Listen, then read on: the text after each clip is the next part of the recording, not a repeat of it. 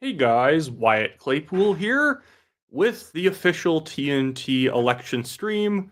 My goodness, I am anxious, and I get anxious around literally every election. I actually do feel sick, like Jerry here. I'm just not the type of person who likes election results like this, in the sense that the slow rollout always screws with my stomach a little bit, and probably a lot of you guys too. Trying to pull up an election map here just so we can follow along. Obviously, we're currently in the Maritimes, so you're going to see a lot of not fantastic looking stuff right away, simply because it's the Maritimes, and that's just how the Maritimes are. It's going to generally lean pretty default liberal.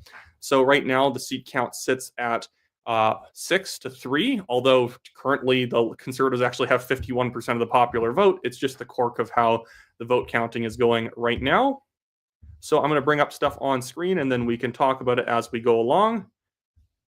Hope for Bluefenland, guys, because it actually currently is sitting pretty blue at the moment. So, guys, cheer on old Bluefenland. Okay, I'm bringing this up here. I'm using global news, so you know I don't like them, but I'll use their map because I'm broke. But yeah, so this is pretty good. Not too shabby so far. Obviously, Malpeque is going to go probably liberal. A lot of these places, like I'm not sure about Sydney actually, but Terra Nova, I believe, was supposed to go liberal. Long Range Mountain, I always heard like Long Range Mountain and Central Newfoundland were like big bellwether places that if the Conservatives hold on to these, they're doing pretty well. But other than that, how's everyone currently doing when it comes to the election? I'm going to be joined here in a little bit by Mr. Daniel Boardman. He's actually just going out and getting himself sustenance before he ends up jumping on stream. But I noticed that Canada they started counting votes early, and in previous elections they usually waited until things were done in BC. And honestly, I think that's kind of wrong. You should be probably waiting to count ballots when Canada has crazy time zones. Like, imagine living in BC and seeing Atlantic results coming out that might even be really good for the Conservatives, but you're like, oh my goodness, the Liberals are leading. And you don't understand, like, yeah, it's because it's the Maritimes that the Conservatives grab up like 9, 10 seats. They're actually doing fantastic. Um, Holly Ginger once says, why, if it's not a sweeping majority, is our next best case scenario liberal minority government? No, I think the best case scenario is a big conservative minority. I don't think it's very likely conservatives will win a majority. You never know. Again, it depends on how wrong the polls are, because the polls are obviously never 100% correct.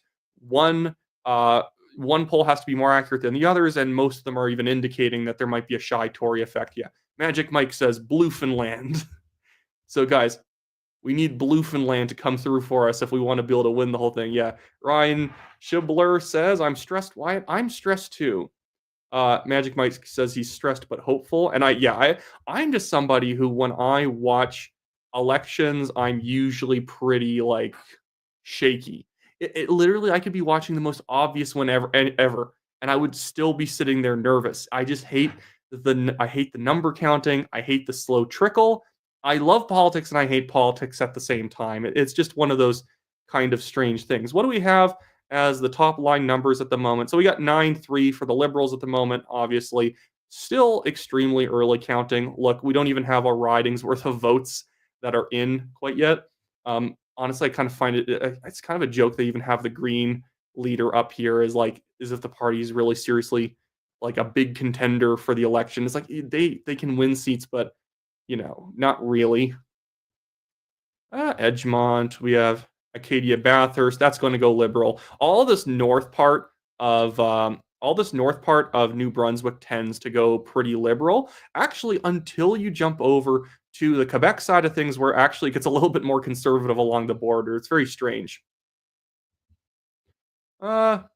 Braden says, subscribing your line yesterday stating you will engage with opposing views to challenge your own sold the channel to me. This is what political discourse should look like. And obviously, someone could say I'm picking easy targets in a certain sense when I'm making fun of like the points that Frank Dominic is making. But the thing is that that's a leftist people will listen to. And that's the slightly scary thing is people listen to these people and people buy into their arguments. Hey, it's Arctic Ian from Nunavut as big as it is has 1 seat. Yeah, we need to give Nunavut like 10 seats, and Arctic Ian should be able to choose who gets all of them. Kyle says Newfoundland was polling red, and the popular vote right now is Newfoundland is the opposite of the polls. Yeah, but it's super early going, and you never know if it's smaller polls being counted first in fishing villages where you're going to get tons of conservative votes. Here's a thing that Polyev did that was really smart during the election. He promised to bring back the seal hunt, and he promised to get rid of stupid fishing quotas. Because right now, there's a reason why we had fishermen protesting not Justin Trudeau, blah, Mark Carney's event in Newfoundland at the start of the election in St. John's, because he's been decimating fishermen's abilities to make any money. There is quotas on how much you can fish, and because there is no seal hunt or it's extremely limited, you are actually you're fishing for the scraps that the seals leave for you, or you have to go out even farther and you're wasting a lot of time. So yeah. Yeah, people are saying, come on, blue wave, blue tsunami all the way. Someone said, grr, Atlantic Canada. You never know. Again, Newfoundland actually might go mostly conservative here, just based on how things, tend to go. Obviously, there's St. John's within here, and I think one of the St. John's ridings is super safe liberal. You're going to get a lot of retirees in the area. But again, when you have fishermen coming out to protest the Liberals, that's where I think that they might have a chance, regardless of how the rest of the country goes. They may actually lose an extra Newfoundland seat from just ticking off the wrong people. And what we have Central Nova here. There's only one poll, and there's only like 20 votes counted. Yeah, like things like this, I'm probably not going to read too much into because what's the point? Isn't Central Nova where Mr. Sean Fraser is? Yeah. So there you guys go. First poll out of Central Nova. We have Sean Fraser winning 27 votes to 7 votes. An absolute stomping victory for him. And a lot of the stuff is probably going to go this way. So like 2 polls out here, 59 for the conservative or for the liberal, 31 for the conservative. It's going to be a lot like this for much of the election, just kind of not many votes for a while until they finally come out. Then it's going to, be a big flood. Well, that's good. Central Nova Scotia. I think a lot of people thought Central Nova Scotia might actually go towards the Liberals. This is, I believe, a riding the Conservatives currently hold. Yes, Clifford Small, but that's a good vote share, 64.4%. If that can hold up, that is very, very good. They have the 49 polls out of 233 counting. Let's look up Central Nova Scotia on Wiki. No, so Central Newfoundland. What am I saying? Central Newfoundland. I just want to see what that place usually votes as. So in 2021, Clifford Small won with 46.89% of the vote to the Liberals' 46. So if this starts coming down a little bit, maybe they start counting more granola Liberal municipalities. But if he can stay above 50% or even like in the mid 50s, that's like really good for the Conservatives out there, considering that they usually don't win it. Yeah. So far, this is not that. It's pretty predictable. Labrador is usually Liberal, of course. I'll come back to chat here. Yeah. Eye on Sask and Alberta if Libs win. Absolutely. I don't think anything's going to be that. I don't think anything's going to be that crazy that's going to happen in the aftermath in Saskatchewan, Alberta. But on a provincial level, I think you might see a rise in popularity of separatist type parties. Just how it goes on. Oh my goodness, guys, we have 3,500 people watching this stream already. I should really start putting invites to people that I want to visit later on in the show. Obviously, I'm going to be putting out an invite to Mr. Daniel Boardman because he usually does a lot of these things with me, and I like Daniel a lot, so of course I'm going to have him on. Daniel's the rabble rouser from TNT who's usually doing like real life rabble rousing, where I do a lot of online rabble rousing. So I just sent him the StreamYard's link so he can jump in here a little bit later. Neil, thank you for saying I am informative. What else do we got here? Yeah, if you guys see the camera shaking, I might have to readjust how my camera is sitting on this thing. My camera on this laptop, it's not like a camera on a camera stand. It's like a clip-on camera onto the top of my laptop. So if it's a little shaky, I can try and rectify that and just not touch the computer too much. I'll be careful, especially when I'm in full screen mode. You probably won't be, you won't be that bothered. Yeah, Tatiana says, subscribe to this channel. Yeah, guys, come on, subscribe to the channel. Let's get to, I don't know, some amount of subscribers by the end of the night. We actually crossed the amount of subscribers my mom thought I was going to. I thought she was insane. She says, you're going to get 65,000 subscribers by election day. And at the time we just crossed 60,000, I'm like, that's kind of delusional. Like, you can sometimes have a really good day where you get 1,100 subscribers, but usually it's like, 300, 400 when it's actually going quite well, but you don't get those crazy days. And then the last 4 days were like 1,700, 1,200, 1,100, 1,600, and then we made it very quickly. It was nuts. Hamilton for Pierre from APM. Yeah, I think Hamilton actually does have the capacity in this election to surprise and maybe give a couple of seats to the Conservatives.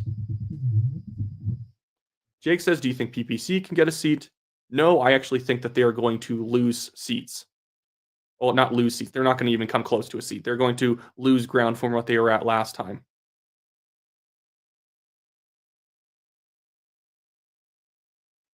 Sorry, someone was trying to call me. And, oh, hey, cool. Oh, wait, we got two I had to go through. Maxime Prezalt says, this Frenchman just voted blue. It's time to end the fascist liberal reign. Let's bring it home. I want my country back. And hopefully there's enough people out there who aren't just going to vote because maybe it will make Donald Trump upset if I vote liberal. The good thing is on Google Trends this morning, I saw that there's tons of people searching the Conservative Party. So hopefully late-breaking voters on election day are heavily leaning towards the Conservatives in case things were leaning the other way. Sorry, just a second here. I will be back after just putting this up on screen. Just a second.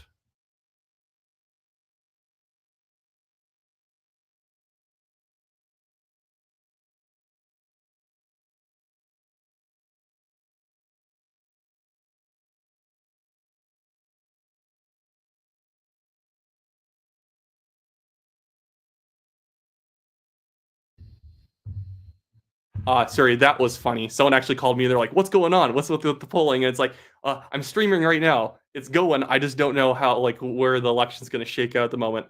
But yeah, I think that if enough people actually vote for policy issues, we will win. If they vote because of Trump or for some abstract notion that we're stopping fascism, then the liberals are going to win. It's a 50-50 election. Ryan Jaeger-Leaner says, make Canada great again. Good luck from America. As a Trump supporter here, I wish Pierre Poilievre luck. Go Conservatives. Well, thank you for the $5 super chat, Brian, and thank you for the $5 super chat, Maxime. Yeah, if only Trump didn't say something today, honestly, he didn't have to talk about the 51st state this morning. But yeah. Kathy Vargas says, I'm moving to Alberta if Conservatives lose. Might not be a bad idea if you're trying to find an affordable house. The harsh truth says Conservatives won the Nova Scotia provincial election in a landslide back in November 2024. What happened? Well, I would just say provincial elections and federal elections are always going to have varying results. I don't think you're going to always, it's not going to be consistent, is I guess how I would say it. It's always going to be kind of all over the place. How people vote provincially as well as federally, because obviously provincially in Alberta, the Alberta NDP do very well. Federally, they have like a seat or two, and that's it. It's just people have different priorities on different levels of government. GI Joe Dave C straight from the pit for $5 says, Wyatt, the super contra tonight for good luck. We got this. Yeah, so the NES game in the background of the video today is Super C, in which he actually did point out, great game, better than normal Contra. I actually do, despite popular belief, although no one's actually ever said this, I actually do play these games. I don't just have them to be a poser and keep them here for show. Patch Dress 27.99 super chat. Wow, thank you. If Carney liberals win tonight, getting the First and Second Amendments doesn't sound too bad. There's a reason why America is still the envy of the world, despite Obama, Biden, and Canada's a laughingstock. Not giving up on Canada, though. Thank you for the 27.99 super chat. And I agree in the sense that like I don't want the 51st state. But the thing is, it's so funny how like all these people are going to be proud if the Liberals win. It's like, but what did you win? But what is going to get better that wasn't already going to? What did you not get in the first 3 terms that you are going to get in this fourth? Matt Gabriel for $20 says, "Keep up the good work, sir." Well, thank you for just sending in $20 for that. You didn't say much, but I'm going to show off proudly my great Barbara Ball piece of lit I got when I was in Nepean. There is actually some good bright spots in Nepean. Do I think Barbara Ball's going to beat Mark Carney tonight? I don't know. I'm probably not. At the same time, I think she gave him a good run for the money. I'm going to get back to regular chat, guys. So don't feel like you actually have to super chat if you want something answered. But obviously I have to prioritize a little bit. Kaleidoscope for $27.99. Thank you for that. That very helpful. You guys have been actually extremely supportive of the channel. Go Blue Tsunami. Great work, Wyatt. Well, thank you. Hopefully I've been entertaining at the very least. Obviously, if the Liberals win, this happened in the BC election. I was like 75% chance the Conservatives are going to win. They lost by literally like 150 votes in a couple of ridings. And someone came back to me like, Wyatt, you were wrong. I'm like, what? Okay, I said a 25 shot that the NDP is going to win, and it was like that. In this race, I've been saying basically 50-50 with a slight gut feeling towards the Conservatives that their polls are wrong. Pastress 279 says also super chat for the progressive algorithm. Well, thank you for that.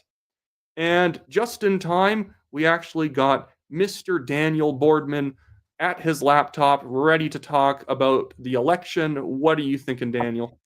Oh, I am nervous. You have kept me. You're my copium. You're going that, but I do not think the Conservatives ran a great campaign. I think the NDP nuked itself, which is our big problem. And the Liberals just have that perfect 2-month Mark Carney facade that will crumble very soon, but I'm not sure if it's crumbled yet. And there's a lot of, I just watched CBC CTV people, and they might just go red. I wouldn't be shocked if the Conservatives win. Like I wouldn't, it wouldn't flabbergast me. But I'm not heavily optimistic. I don't think. Like, listen, I think the polls. I mean, like, ECOS was fake. ECOS was fake news and an absolutely, psyop from the whatever. But there was some. ECOS has this weird thing whenever the Liberals need the polling to look a certain way, suddenly it jumps up. When they need Justin Trudeau, suddenly ECOS gives the biggest lead ever to the Conservatives, even though he's usually the one who only has them at like plus 12 when everyone had plus 20. Yeah, and like Frank Graves openly said, he was here to tank the Conservatives shot the election, and he did pull a psyop. And then, like, this is what I was trying to tell the Conservatives is people vote a lot on image. And one of the biggest mistakes the Liberals made is they were talking about Pierre Poilievre being prime minister in the Trudeau times. And when you incept the idea of Prime Minister Poilievre or Prime Minister anyone, it makes them more palatable.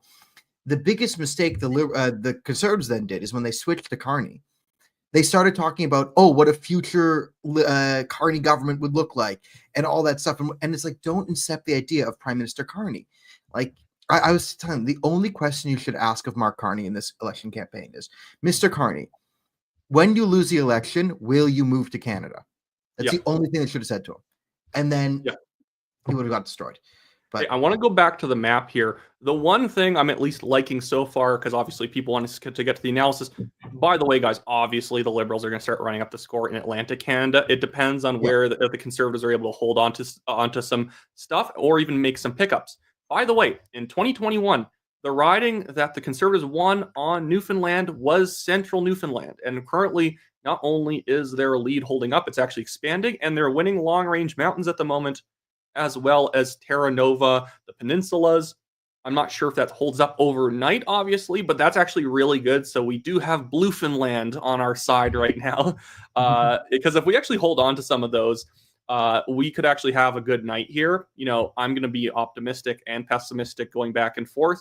I think they always said Miramichi Grand Lake is going to be a big bellwether for the entire province, but a lot of these polls in places like Acadia and Annapolis, this is not going to hold up for the Liberals. I've heard how conservative this area is. It's all like small conservative fishing villages.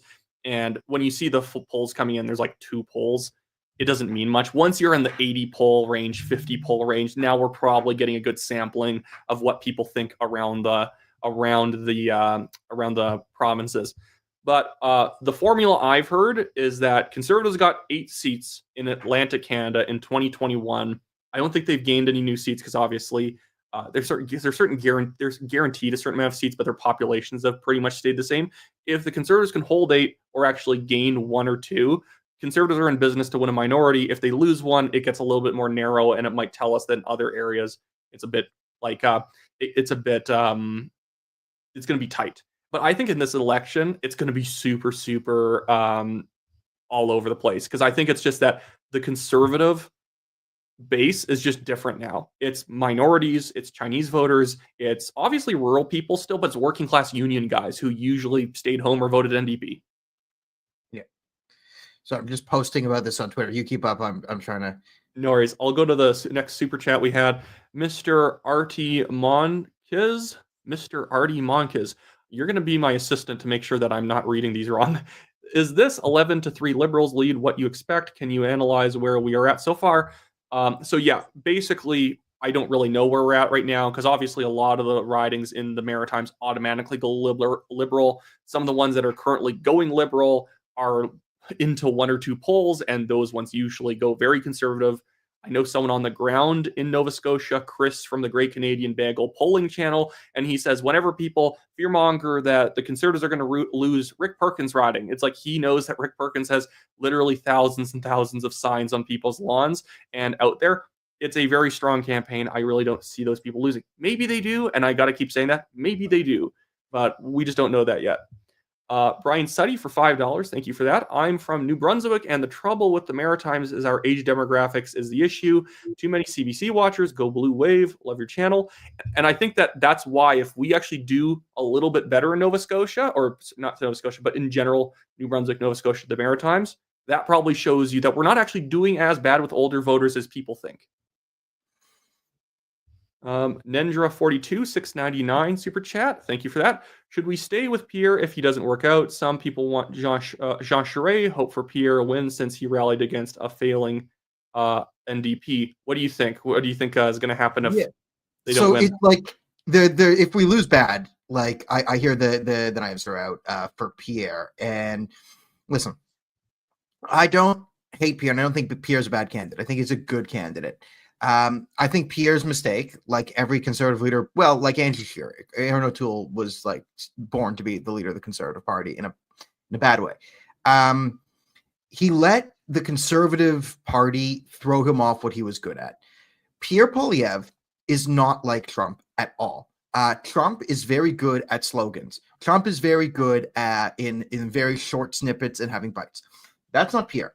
I have covered Pierre's rallies. Pierre is excellent in the 10-minute range. He is excellent at explaining an issue, explaining why it's a problem for Canadians, how we got there, and a coherent solution to get us out of that. That is his bread and butter. But what kind of happened is we all loved Pierre, and Pierre won the base over and had this huge lead, like destroyed Jean Charest. Jean Charest is not going to become the leader of the Conservative Party. If Pierre Poilievre goes down, there's a bunch of other people who will come in. Tim Houston, like Caroline Mulroney types. Caroline Mulroney, Leo Hostakis, I hear is going to do it. Then you might have like no rumors on this, but you might have a Melissa Lantsman. One of the Calistanis will probably run. It will be a whole thing of that. But what Pierre did is I think he let the Jenny Burns of the world say like, okay, go into slogan mode. Like just it's 2006. We have a huge lead. Yeah. And to be clear, because someone said this dude is gloomy. Daniel's not gloomy. Daniel just he just talks this way. There's actually absolutely a lot of like room for winning here. We're just talking about, hey, if it doesn't go well to respond to this comment, what would have been the problems? Because everyone already kind of knows the problems before the election goes down. It's not like you have to poke through the ashes and figure out, oh, did we do that? Usually you knew things that you should have been doing better at the time. Yeah, and my thing is like if you're wanting like will Pierre survive this? It depends really on the results. If like Pierre will survive or not. If he gets obliterated in this election, right? Like and like the seat count is terrible, and he can barely grow the seat count. I don't think he will survive. And it also depends. Like, will it need to be a 4-year in opposition, or is it a minority? Right? All these different things matter. Like, I think you keep Pierre, and the base, and everyone will keep Pierre. Yeah. If the Liberals win a minority. Right off the bat here, I'd rather keep Pierre because I don't want somebody who is propped up by the Doug Ford team coming in, because that's what people can say. You can say what you want about Jenny Byrne. Anyone could say what they want. But do I agree with Corey Tenike? Because I found that the most obnoxious thing throughout the entire election. It was like, oh, do you agree with her or Corey? I don't care. It's like, they made it like this stupid personality battle between two people that nobody cares about them, like, screw you. It's like, no, it doesn't matter. Like, what like, oh, if Jenny's wrong, then Corey Tenike's right. Like, you could actually both be wrong or both be right. It depends on how you play things. Yeah, exactly. Like, Corey Tenike, it wasn't the voice of the criticism of the Conservative Party. Like, listen, there are people who are criticizing, the way Pierre was running, especially in the last couple months. And it wasn't from the Tenike side. Tenike wanted to double down on all the things that the base thinks was failing. And this is sort of the problem with the Conservative Party is they have a fear of their base. They have a fear that if they lean too much into their base, the media will criticize them. To which I say, the media guys criticize you, what you do anyway. You got to, like, energize your base and grow it. Like, that's how you win in politics. You have to grow your base. Yeah. Right. If I'm gonna, and they were trying to. Because we're going to fall behind. But yeah, no, I think you are right. Politics, and I think I've said this in a few videos, it's a game of bases. Can you get your base out? Stop chasing the people in the middle. They don't care. So I'm saying I don't think that Poilievre actually will step down, because I think a lot of people actually genuinely like him, obviously. And I think also people don't really, if Carney and the Liberals win tonight, which again, we don't know at all. It's a giant question mark. In fact, I have some really good data on screen right now where we're doing very well in central Newfoundland, which was apparently potentially going to lose. And now we're winning it by like over 60% at the moment. And everything else is tight. I think people wouldn't blame Poilievre for, frankly, just world politics going insane. Yeah, I mean, listen, I have my criticisms of Poilievre, but Poilievre is so much better than the potential that could come out of an ex-Conservative leader. Like, you could get Aaron O'Toole again. So be careful what you wish for if you just want, like, the perfect guy you're chasing.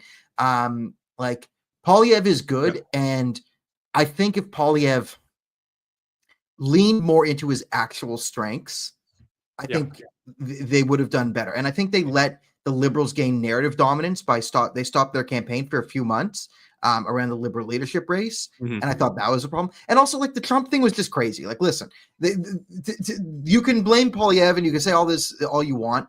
And, listen, I'm going to have some problems here, but, like, at some point, Donald Trump coming in and threatening to annex the country threw an entire wrench into the.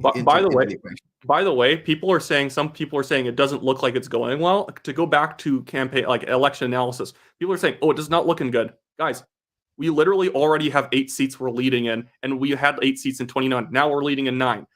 If we can hold up on some of these, some of them will flip back both ways. If we can get 9 or 10 seats, dude, we are flipping in business. We actually just got a call, guys. We won Central Newfoundland. That was supposed to be a Liberal pickup. Look at this. We just potential Liberal pickup. Like, oh, if it's a bad night for the Conservatives, it's going to be tight here. We are currently here. Where are we? Can I get this up? Come on. Yeah. I have to reload the page. I hate this. And it's like people are talking about the scores. The Liberals are winning, but the Liberals are supposed to win Newfoundland, right? If we started counting Alberta first, we'd be up 20-0, right? Yeah, it's like how it works in the United States. The Democrats get up first because it's New England that counts. Then it's Midwest, and it goes super Republican. Then the Democrats come back in the East again. But going to another one, Michael N says, still believe no matter who wins this election, Canada needs some much needed reform, EDA reform, party reform, and MSM reform. Hope for change. Absolutely.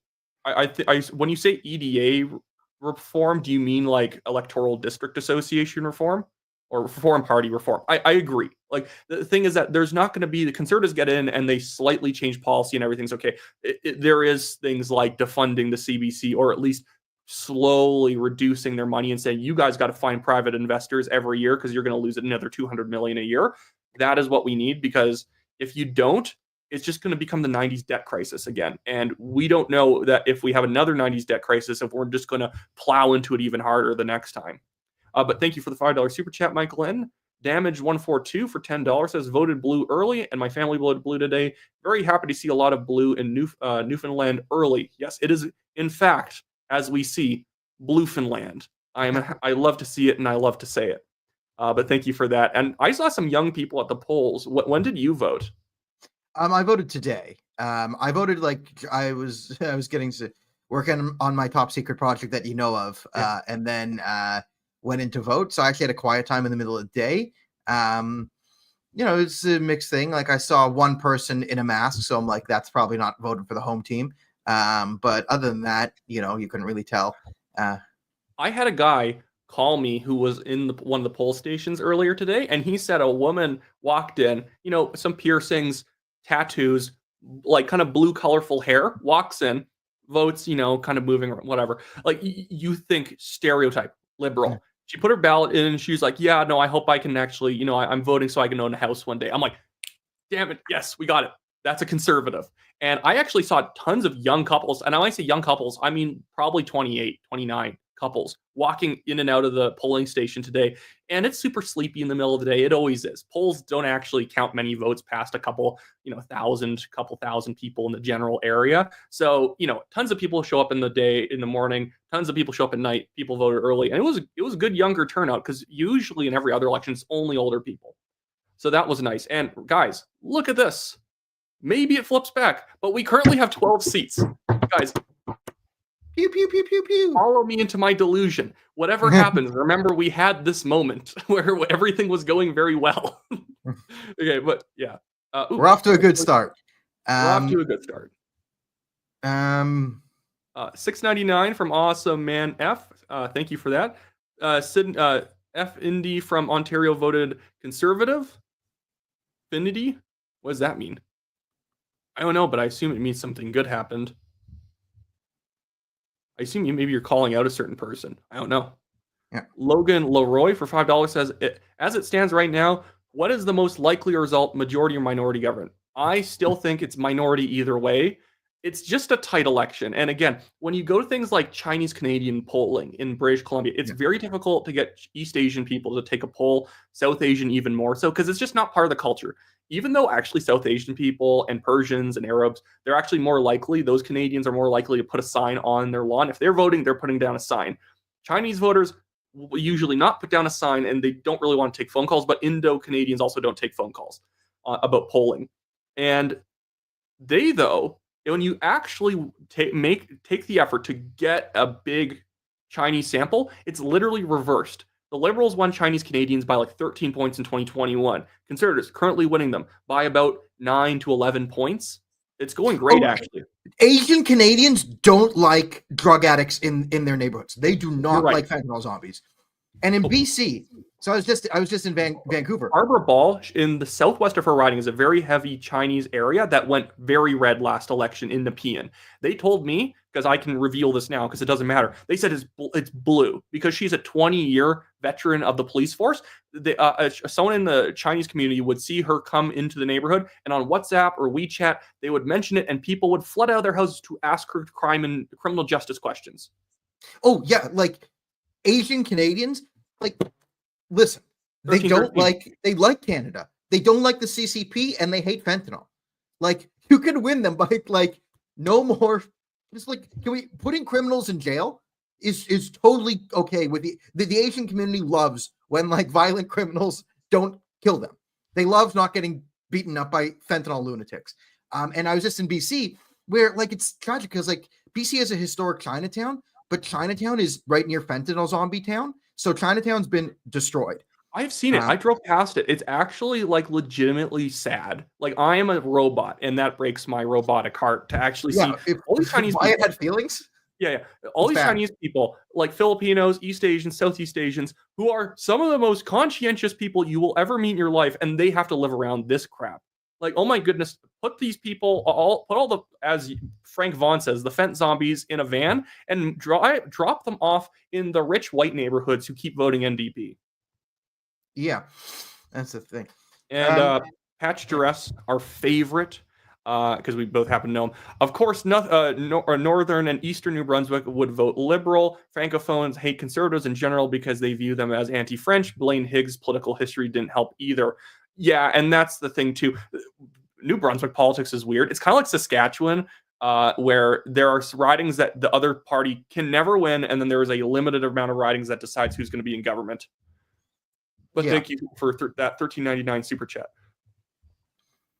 I mean, we could be in for a great night. Like, yeah, 100%. If there's a minority government, Sean Fraser's losing. Yeah, that would be amazing. Gumby. We could lose some crazies. Like Sean Fraser could go down. Some big time liberals could go down. Like we could be laughing at Mark Gerritsen or some other people. Jagmeet could be gone.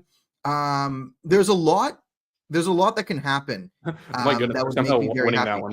And like again, the other thing I'll say is like a minority government either way, I think is really good result for the Conservative Party.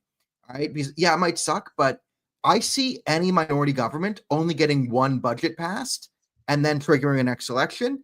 And that would be Conservative because the Liberals are held up by the Carney banker, oh, he's so smart facade. But the more like again, Carney has a very, his radioactive half-life is going to kick in. Eventually, that facade of Carney, like this, oh, he's really smart, he's new, he understands the economy. Like, no. He doesn't. He has been wrong about literally everything he has ever said about the economy over the last 20 years. Mm-hmm. And I want to bring up another piece of good information just for people to digest while we're talking. So, guys, currently in Terra Nova with 100 polls counting out of 270, obviously could go back Liberal, but Conservative Jonathan Rao is leading with 50.3% of the vote compared to the Liberal 45.5%. This is a riding that in last election went Liberal 46-40. So that is good if that can hold up. That means we are into for a very good night if we end up seeing the Conservatives make gains in the Maritimes. I think, who were you talking about, Jagmeet Singh, when I last cut you off? No, I mean, oh yeah, I was talking about, yeah, we could, my thing is, if there's a minority government, I actually think that's going to be fine. Even if it's a liberal minority, it's one budget, and then we'll go to an election where the Carney facade will wear off. And as I said, like Carney only really had a shot if he called a snap election.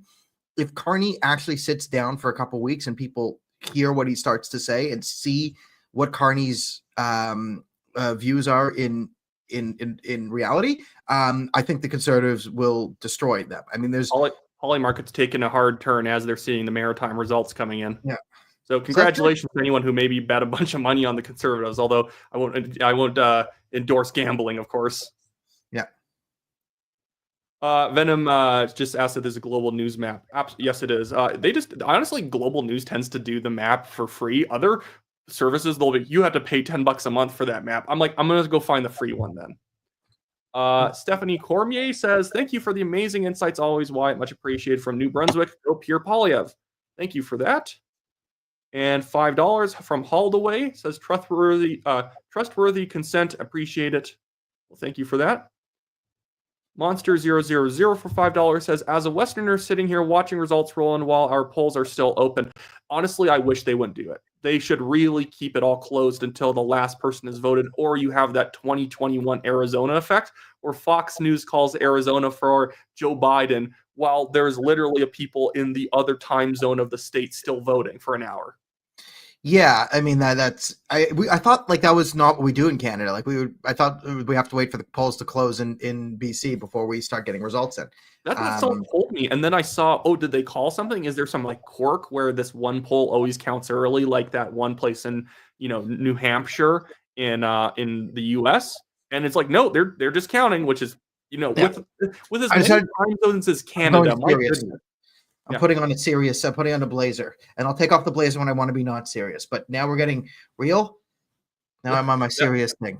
That you look like you're like in Night at the Roxbury, just because of the color of it. I know, and I knew that a flamboyant blazer would not be to Wyatt's liking, which is another reason why. Good. I got the multicolored shirt under my liberal gray sweater. Yeah, and then it'll be I'm going on Indian TV periodically, so they'll like that. That is the most Indian jacket, I know. actually, honestly, when It's you from think India. about it. It's like, however, you notice how Chinese people really like certain colors, and honestly, white people also like certain colors, but Chinese people really like mint green. I find that is an Indian color right there. Oh yeah, What do like white middle class people like? They like pastels in general. the pastels. Yeah, Yeah, it's you know, uh, yeah, like and I'll just jump over to you. 420 hitter for $2 says first seat just called for the Cons, and yes, that was Central Newfoundland. Very good news that the Conservatives win that seat early in the night. 699 from the Diverge. Durievich, 699. Thank you for that. Charest is controlled opposition. He was bad as Quebec premier. Lots of corruption. Very anti-gun. And it was never that shocking when Polyev cleaned his clock. I always love when people kept saying Patrick Brown might be Polyev. Charest might be Polyev. It's like go out to the street and ask people who they recognize out of those three names. Everyone will say Polyev, even though he's never been premier or anything like that or mayor. Yeah, I mean, Polyev is by far the best leader the Conservatives have had since Stephen Harper, and so I hope he does well, and I hope he does well enough to that we don't have to talk about a leadership race, because listen, don't stop. Like, I want to tell, like, Jean Charest is like Andrew. It's only for Andrew Coyne, right? Andrew Coyne. Yeah. If you get Jean Charest, Andrew Coyne won't vote Conservative, but he won't call you fascists. He'll call you right-wing hate mongers. So you'll be downgraded from fascist to like just lunatic or something. And if that's what we're doing, like, we need a leader to have Andrew Coyne stop bullying us so hard, then that's the thing. Mm-hmm. All right, so we're at 21-10. And again, remember, guys, the magic number in Atlantic, Canada for the Conservatives to have at least a pretty good night is 8. They are currently 2 above that. And I think there's some seats that are probably going to flip back Liberal in some of these more French parts of New Brunswick. But there are also places in Nova Scotia, I've been told, there's probably not a good chance of the Conservative losing. So those will flip Liberal back to Conservative. But again, 9-10 seats, that's when the Conservatives, that the effect that the media and the pollsters have played up about how much boomers are going to be voting Liberal is overstated. Hunter for 699 says Pierre is a great candidate. If the knives are out for him, Alberta's are out for the Conservative Party. Even discussing is just doom. Boys, stop. I don't worry. Well, we don't. I don't actually seriously think that Polyev would go down in a leadership review, because again, who is the inspiring opponent of him who is going to push a leadership review against him? I just don't think it would happen if he loses. Right now, things are actually looking really good on the map.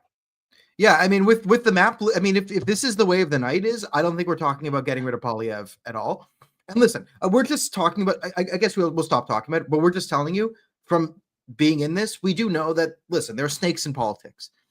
And another thing about politics is a lot of like the people on Pierre's campaign and the other campaigns too. Remember, these people make their money off of political races. So if there's a leadership race in the Conservative Party, all the Conservative staffers and political talking heads and organizers get contracts to run parties. So, it's not, and we're just saying there are people with incentives, even on Polyev's team, and not to sort of either take him down or force a leadership race, because then they make money off of political races. That's kind of the economics of politics and what to keep an eye out for. Yeah, AZ says, is Pierre Polyev going to lose? If you're asking about his own seat, no. I even had someone ask me, and they were being very honest, like very genuine about it. They were like, I was door knocking in his area, because I think they traveled out there for fun, but they're from Calgary, and they're like, it was very 50-50 in some of the suburbs. I'm like, if you go out though to the acreages, it's going to be like dictatorship numbers for Polyev.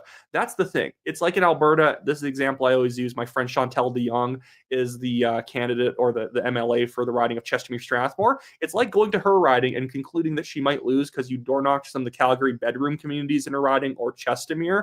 If you go to Strathmore, or you go to Wheatland County, or Rocky Mountain County, or Rocky View County, she's winning by Idi Amin numbers. It's nuts. Probably a 45% on Poly Market. Wow, that is an improvement since I last saw it at 22% this morning. Yeah, I always thought the Poly Market number was insane at 20%. I know people took a good bet on that. Like, I mean, Polymarket could just be. I mean, I don't know exactly how Polymarket works, but like you could just if you dump money into it, right? And how many people are betting in the Canadian election? Like, could foreign actors, like Chinese, just dump money into Polymarket and then as a demoralization op? It's actually an angle I hadn't heard of, and that would actually be smart because what do? Spend $100,000 with some potentially ineffective front groups, or do you throw $100,000 onto Polymarket and look like Carney's super popular and make people financially invested in him winning? Yeah, I mean that's a good I mean there are definitely problems with gambling on politics and gambling on everything. It's that. I mean, I got a text from my dad saying he turned on I think CTV for a bit, and they were saying like the best result for Polyev was that he loses his own seat, so it ends quickly for him. And like that's just the level of insanity that we're dealing with in the mainstream media. Like, was that David Cochran saying that? No, it's David Cochran, CBC. Was he? Oh, you said CTV. CTV, I think. Yeah, so it's just like you don't really know because the mainstream media in Canada is it's a different dimension of reality. So it's really hard to sort of gauge where these people are and how many of them exist in real life. Okay, I'm getting called into India. I thought we were starting at 9, so I said I'd do a media. No worries, you're perfectly fine. I wanted to start early because I saw they're counting up the votes. If you want to even just stop your mic and mute, I can take you off screen. Yeah, I mean, I'll just leave and then come back in, right? Perfect. Yeah, just mute and stop your camera on the bottom, and then I'll just remove you from the stream. But yeah, Daniel will be back later after he's done with his thing. So now I'm just flying solo again. But right now it's legitimately looking quite good, guys. I think I agree with someone right here. Shanky 76 Pure needs 157 to go blue. I got this. And I don't think, again, with a minority government, I think the path is actually quite clear with this. You might not think it, but if the Conservatives can get 8, 9, or 10 seats in the Maritimes, it's going quite well. And again, there's a lot of seats that could flip back Liberal. There's seats that could flip back Conservative. Maybe as the night goes on, it's just going to go all red in the Maritimes. This is an absolute nail biter of an election, and it is stressful, absolutely. So yeah, I will be showing the map in just a second here for people asking about that. So obviously we have had Central Newfoundland called for the Conservatives, and they are winning this seat by far bigger margins than they did in the previous election. Right now, Clifford Small is winning with 59.7% of the vote. If you saw this riding in the last election, I will be bringing it up the result to remind myself. Clifford Small won in 2021 with 46% of the vote. Previously in 2019, the Liberal actually won it with a margin of 13%. So this has been actually getting more conservative over time. This is extremely good news. That means probably even the red areas of the riding are turning blue. Maybe this doesn't hold up. Maybe as they keep counting votes, it's going to get tight. But at the moment, it's looking pretty decent. So yeah, I think this is all decent at the moment. Again, Maritimes are always going to stress you out because it's like if in the U.S. presidential election you counted California first and Washington and Oregon, you'd think, oh my, it's all over. How can we come back? It's like we already knew this was baked in. But thank you, Clark Petrick, for the map link. I'll actually check that one out maybe a bit later. Frank for $5 says, would Bill C-69 and the others get through with a minority Liberal? I don't know. I think that you could get the Bloc to support it. The Bloc's very weird, but I actually don't see the Bloc Québécois wanting to support the Liberals after this election. So let's say the Conservatives and Liberals tie 150 seats to 150 seats. There is a chance, in my opinion, that if the Bloc has the balance of power, like 25 seats, I think they would actually support the Conservatives over the Liberals, because if they support the Liberals again, why even bother voting Bloc? Because you got the same thing that a lot of Canadians didn't want anymore. David Edwards for $2 says, hello, Wyatt and Dan Deep. Yes, Wyatt Daniel does a lot of Indian media, so some people call him Dan Deep. Glazing over Uncle Gary for $2 says all media outlets are predicting Liberal easily win. Well, it's because they're basing it off of, they could still win and maybe they could still easily win, but they're basing it off of polling that frankly is probably not capturing all the Conservatives. Again, we have the Conservatives winning one riding here with 59% of the vote. We have Terra Nova. That margin is falling a bit. but the Conservatives are still ahead. And even if the Liberals win, this is a Liberal riding that they assumed that they were going to win. Long Range Mountain went Liberal in the last election. We are currently leading with 130 polls, more than half the results in, with 54% of the vote. That is fantastic. Maybe it helped the Conservatives here. There was no Liberal incumbent, but that's quite good. What else do we got here? We have some of these ridings are going to go back and forth a little bit more. Yeah, see, as I mentioned at the start, Acadia-Annapolis is a Conservative riding. So when the first poll showed it going Liberal, that was just because it's preemptive. Central Nova Scotia, leaning Conservative. Kings Haunts, I've heard, could go Conservative. I'm not sure if we actually have. It's a current Liberal hold, but it's way too early. Alexander Cargill, Transplender on X ran for the PPC here. That's funny. Do we have any other ones? Yeah, so South Shore St. Margaret's, I think, is also going to stay Conservative. But Miramichi Grand Lake is currently going Liberal by a few hundred votes, but we're still early on into that. And the Conservatives are currently picking up ridings that they did not have in the previous election. Stu Omsen for $20 says, I don't know what's worse, seeing a Liberal lead, I know it's early, or listening to the total dumb MSM commentary. I'd have to say the latter because, the results are just the results, but no one should have to listen to MSM analysis. And I actually do, again, I'm going to keep stating this. At the moment, the results are actually quite good for the Conservatives. In fact, they are currently leading in 11 seats. Not too shabby at all for the Maritimes, where I have heard if the Conservatives could hold 8 seats, it was going to go great. And in fact, I actually want to show this on screen now, but thank you for the $20 super chat, Stu. Take that off screen. I want to bring up this chart I took a screenshot of earlier. This is the Google Trends, and obviously this isn't scientific. This is of the entire country throughout the day, up to about an hour ago. This is what the current Google searching was looking like today. It started shooting off for the Conservatives early and has only increased. And I think we're going to get a lot of people that Ipsos has been pointing out who only make up their minds in the last few days of the election or the day of the election. They're not TDS voters. They're not voting because they think it's going to make Trump mad. They're voting because, they're voting because of policy. Because if you were mad about Trump and you were trying to show him by voting Mark Carney and the Liberals, you'd have made your mind up about that a month ago. You weren't going to suddenly turn TDS today. You were going to just vote. You're going to vote on policy if you're only deciding today. And the good thing is we have it leaning Conservative on that front. If the Google Trends are indicating people looking at the platforms and people wondering what the latest news about the Conservatives is, it tends to be if someone's looking you up, it's not for negative reasons unless the biggest scandal on the planet just dropped on you. And so we got Hunter 279. Pierre is the only reason I'm voting so, and I think that you are representative of a lot of people.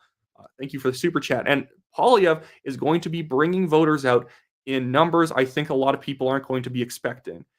Silent voters, not because they're shy, but maybe because they're younger voters who they don't answer polls. They don't go to many events, but, they watch conservative TikTokers or YouTubers or Instagram people, and they decide, I'm actually going to turn out this time. And so young turnout goes from only 43%, like it's been in previous elections, maybe to 55%. If young turnout jumps up that much, it's going very well for the Conservatives, especially if older voter margins that we've seen in the polls for the Liberals don't actually match up with reality and is closer than they're saying. My mouth is going to get very dry throughout the course of this stream. So thank you for being all patient with me. Yes, someone said, Wyatt, pull up Polymarket. Yeah, I'll try and bring up Polymarket. Maybe you are reacting to the thing we already talked about. But yeah, things went from 22% for the Conservatives this morning up to like 44%. So currently the overall, if I can bring this up very briefly,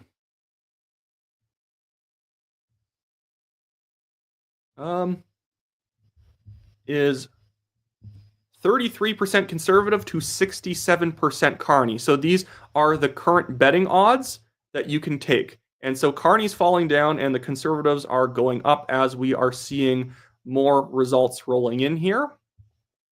So that is good to see. I'm going to take that down. I'm going to bring back up the global news map. Thank you, Global News, for actually putting out this nice map. We are still at 21 and 11 between the parties. And again, this is only the Maritimes, and this is a great result for the Conservatives if this ends up holding up, or even if it falls down to 10 or 9 or even 8. All of those are fine numbers for the Conservatives to get. An 8 would be they hold on to everything. If it's less, it's a little bit more than 8. That means they're actually gaining in a part of the country where some people and some pollsters were expecting a wipeout to the point where the Conservatives may only hold on to 3 seats. So far, so good. Trying to get to new comments. Obviously, it's going to be hard to get to comments because there's so many people here.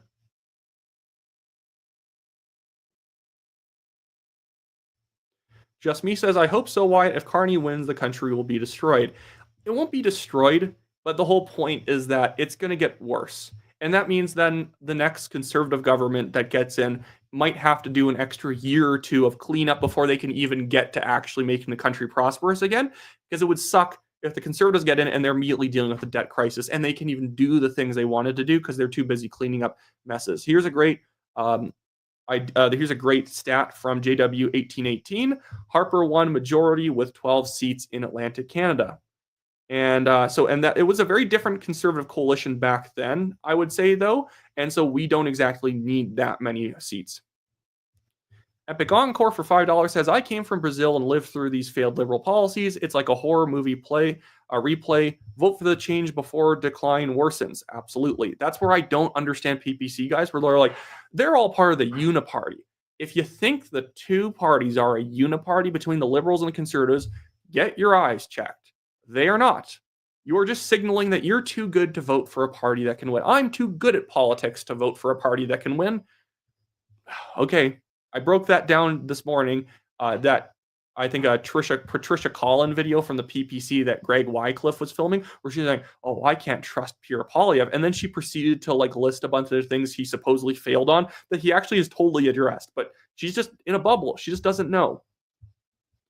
Mike Michelin says electoral district reform.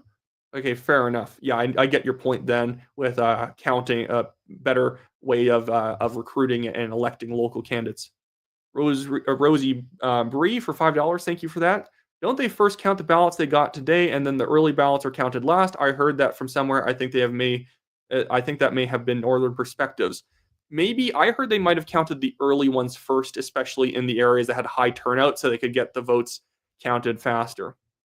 Verinder Sidhu for $2. Karen Mulrooney for CPC leader. I see it already. I just don't see it with her. I think also conservatives would reject her as being like an Ontario PC, and a lot of conservatives nationally don't really like Doug Ford. Joe Rojogan for $5 says, I hope they keep Pierre Poilievre unless the Libs get a majority. I don't think switching leaders over a minority government is a good call. People know Pierre Poilievre, build him up. And again, it wouldn't be a big failure like Aaron O'Toole, where he had made all of the wrong calls and never saw it. I don't think Poilievre has been making all the wrong calls at all. I think he's been mostly making good calls. Yeah, someone says, go Bryce Jenkins. Do we still have Bryce Jenkins up? Oh, hey, we're starting to count in Quebec there. Wow. Hey, actually, no, Jonathan Lowe's margin actually just went up again, so that's good. He is padding his lead now with a less than half of the seats left to count. Long Range Mountain looks like it's going to stay conservative. And then we get to the real slug match. And Miramichi Grand Lake flipped back from liberal to conservative. Conservatives are still leading in central Nova Scotia over Housing Minister Sean Fraser. Actually, it's currently Nate Erskine-Smith. Whoever the conservative candidate is currently leading over failed immigration and failed Housing Minister Sean Fraser. And look, South Shore St. Margaret's just went back conservative. This is going to be very back and forth, but a 21-11 in the Maritimes is a perfectly fine margin, in my opinion. So, yeah, I know someone out there is correcting me. Sorry. Okay. Malcolm Ferguson, Miramichi Grand Lakes. We are all going to say that together. Miramichi Grand Lakes, so I don't forget it. Dabby Dub says, go Bloc go. Absolutely. We want to see the Bloc Québécois above 25 seats in Quebec, if not above 30. because the Bloc don't really compete for seats with the Conservatives outside of a few ridings, and I honestly don't care. If the Conservatives lose some seats to the Bloc, it means that they're not going to the Liberals, at least in my opinion. And I think that most of the Conservative ridings in Canada actually tend to be pretty stable. The Fixer says, Wyatt, are you going to jump into someone else's stream? Collides. I may jump onto the Juno news stream at some point, in which case I'm going to have probably Daniel take over for me for 15 minutes, and then I will come back when all that is over. So if you see me go, it's not because Daniel has murdered me and usurped me on the channel. But yeah, Miramichi. Yes, everyone is saying Miramichi now in chat. Miramichi. There we go. Okay. Starred. Okay, let's go back to Jesse Thomas. $5. Older voters rally to libs. If we are annexable by U.S., it's because we have strong fundamentals but weak leadership. Conservative missed on this. I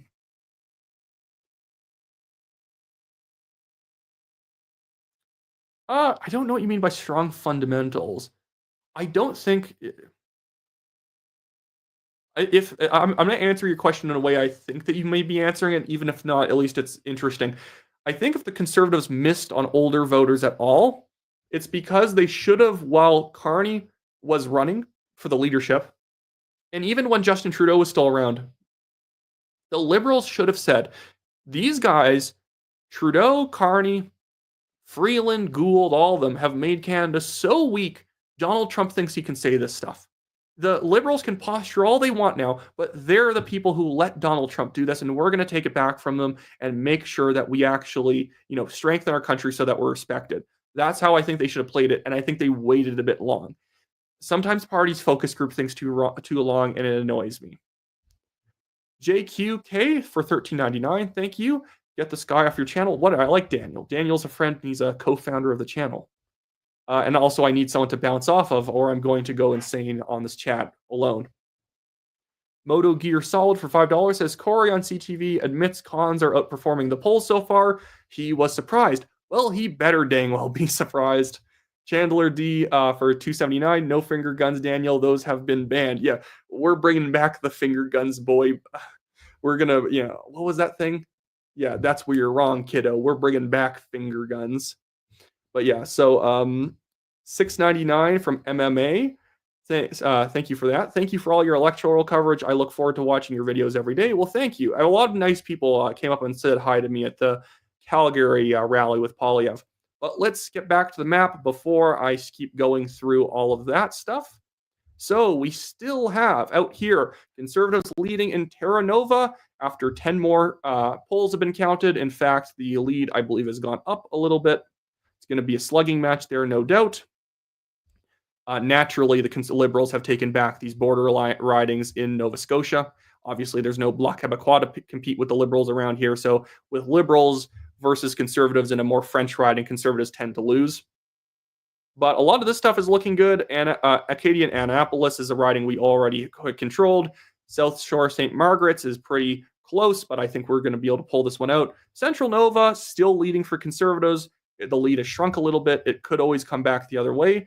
But at the moment, with Miramichi Grand Lake, I'm saying it correctly this time, currently up for the Conservatives. No, it's up for the Liberals now. It's basically a slugging match. I actually want to go quickly check what the map looked like overall in this area, but it's currently 22, 10, and 1. That is a perfectly fine result for the Conservatives. Let's look at what the 2021 results looks like overall, because I think this is going to be very instructive for how we digest this information coming in. So in 2021, obviously the Conservatives did pretty well in New Brunswick, but it looks like, from what I'm seeing, Conservatives, by winning Bluefenland, by winning those 3 Newfoundland seats, they can afford to lose a seat in New Brunswick or Nova Scotia, but it even looks like they may be able to pick one up in Nova Scotia. So overall, things look like we are going to be able to offset any losses in the Maritimes, if not pick up seats. And right now, even the popular vote margin is currently quite favorable towards the Conservatives, because look at this. 50% for the Liberals, 43 0.1 for the Conservatives.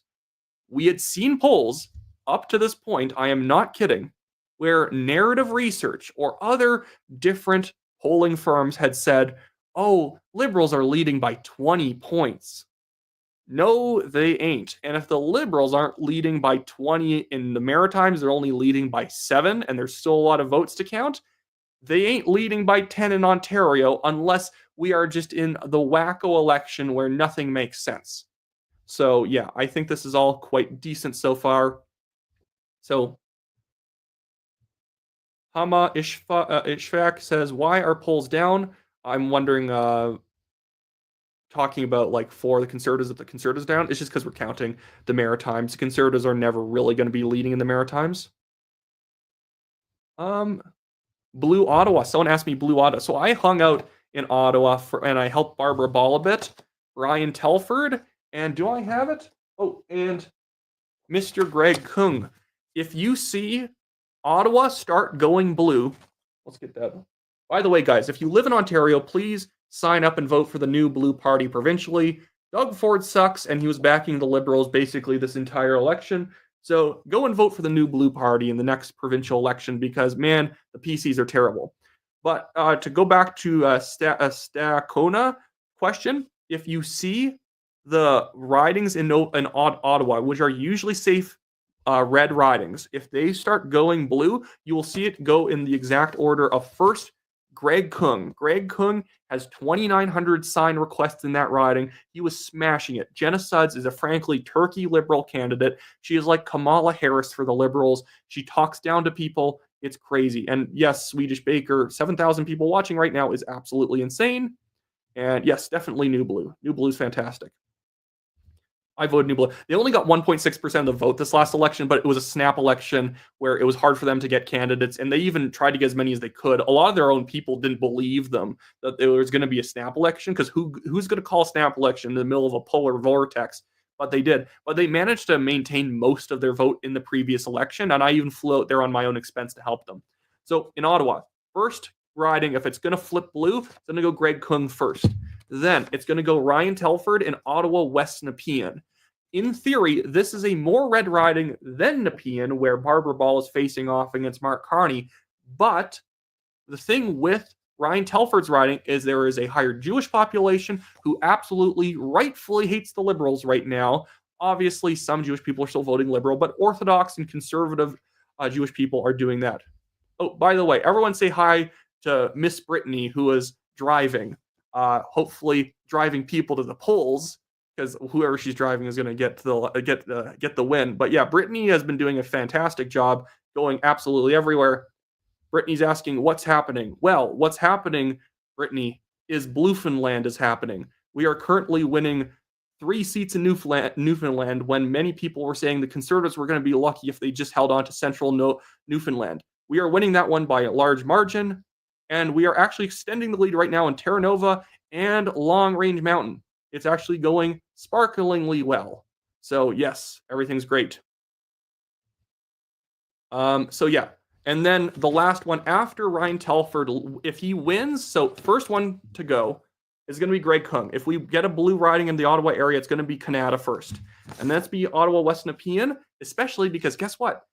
Carney running in Nepean has been like stealing people from his fellow Liberal candidates.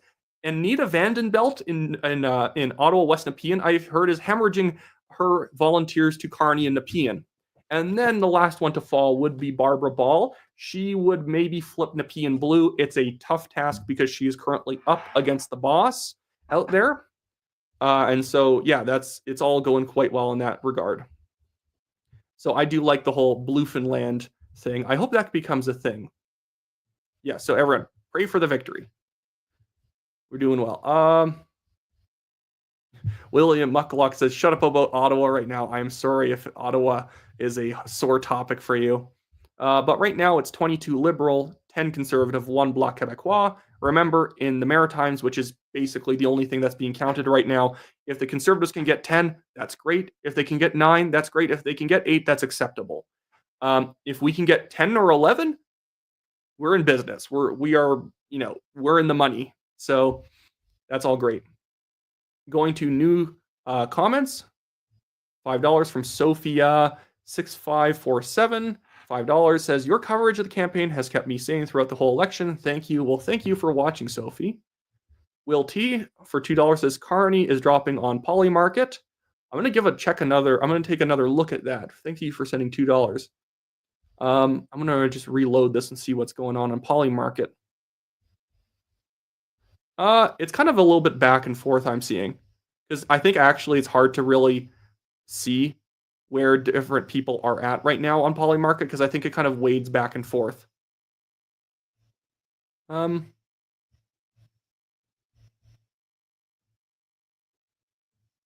Polymarket is still rated at a liberal majority, but that's just based on bets previously, and obviously it's going to bake in all the bets when people were very down on the conservatives. Chris C. was $6.99. Can you comment on the Rebel News CBC situation at the debate? It sounds like Ezra just tried to ask them a question, and CBC called him a terrorist. Well, they didn't call him a terrorist, but CBC was just being really petty. They were attacking him on their cover, like during their coverage of the debates. He walked over to them, asked them, "Hey, can I sit on your panel and respond to some of the things you're saying?" And they're like, "No, we're currently on air," and they obviously weren't. And they've been attacking him since then and blaming him for the the Q&A being canceled for the English debate. You can think what you want about Ezra Levant and Rebel News. I tend to like them. They were not the reason the Q&A was canceled. If anything, I think the main reason was because Carney had a bad night. Nancy for $13.99 says, and thank you for that, love your poll education from you, Wyatt. Come on, blue baby all the way. Well, thank you, and I hope I am there hoping with you. Nausicaa for $2 says, me, my parents, and even my grandfather voted blue. Fantastic. $5 from super duper popular YouTuber says, if CPC wins the majority, I'll tattoo, hey guys, Wyatt Claypool here, Wyatt Claypool on my leg. Don't do that. Please don't do that. Please don't put my name on your leg. I don't want you to be embarrassed. JQK for $27.99 says, get him off. Well, there's nothing wrong with Daniel, guys. I like to bounce off of someone on my show. Cooper2012 says, nothing for $6.99. Well, thank you for contributing to the campaign, or to the show. I'm wondering if is there anything I can even show here from the thing? Well, I put up the change things on my set. Usually I try and show things from my set, but I don't really have anything around today. MIH3504 for $10 says, thanks, Wyatt. Well, thank you for watching. Yo Ams for $10 says, Terra Nova is my riding. It's all been an uphill battle, convincing people not to trust CBC. We will stay blue. Thanks, Wyatt. Well, actually, Terra Nova. Oh, okay, Terra Nova. I was thinking of oh, no, wait. Isn't Terra Nova the one in Newfoundland? Because if you're winning Terra Nova, no, yeah, you're in Newfoundland. It wasn't an uphill battle to hold the riding. We actually always, the Liberals had the riding, and now we're taking it back. So if you are going around hitting doors and this is the result of it, you've been doing very good work. Ian Bruce for $13.99 says, current Fort McMurray, Alberta resident, formerly from Miramichi. I think I'm saying that right. I might keep devolving into what I said before. I can say that the conservative support from Miramichi, Grand Lake, on social media and on the ground is massive. Very confident. Go Pure Polyev. I was always a little bit skeptical because of what happened provincially there. That the PCs lost both Blaine Higgs as well as Fatine Garisetti. Doodlebug for $2 says, I am not optimistic about the current results. Again, remember that we are currently looking at what is not a very good area for the Conservatives, and they're doing absolutely fine. They're, in fact, doing way better in the popular vote than people expected. The results are still 22 Liberal, 10 Conservative, 1 Bloc Québécois, because only one bloc riding had started counting. And again, this is all perfectly fine. Miramichi, Grand Lake, is actually now up for the Conservatives quite a bit. And we have South Shore St. Margaret's currently leaning Liberal, which would be a pickup for the Liberals, which sucks for us, but we are actually ahead in 2 other ridings that we didn't win last time. So everything is just completely up in the air. And of course, we have blue Finland to lean on over here. Ooh, this is actually a decently close riding. Look at that. So we have the Liberal incumbent only at 52.7% in this riding to 35.4 for the Conservative. I expect they're going to hold this one. But I actually would like to see how they usually do in this riding. St. John's East. Let's go check out what St. John's East is usually like.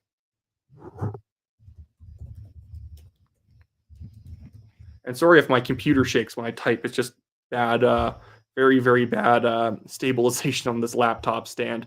I have been through 3 laptop stands up to this point. It's pathetic. I cannot find one that isn't too narrow, that doesn't bounce a lot, or it's too low and doesn't actually help me in any way. Oh my goodness, everyone's texting me. And by the way, everyone, since there's 7,200 of you watching, if you are not yet currently a subscriber, please go hit the subscribe button, hit the like button on the video, do all that fantastic stuff. We're trying to reach 100,000 subscribers by the end of the year. And if I don't, I owe all my friends dinner. And if I win, they just owe me dinner, which means like they give me $50. I deliberately made a stupid bet to motivate myself. But we got St. John's East. Last election, what, 45 Liberal, 34 NDP, 18 Conservative. So the Conservatives are way up in St. John's East comparatively.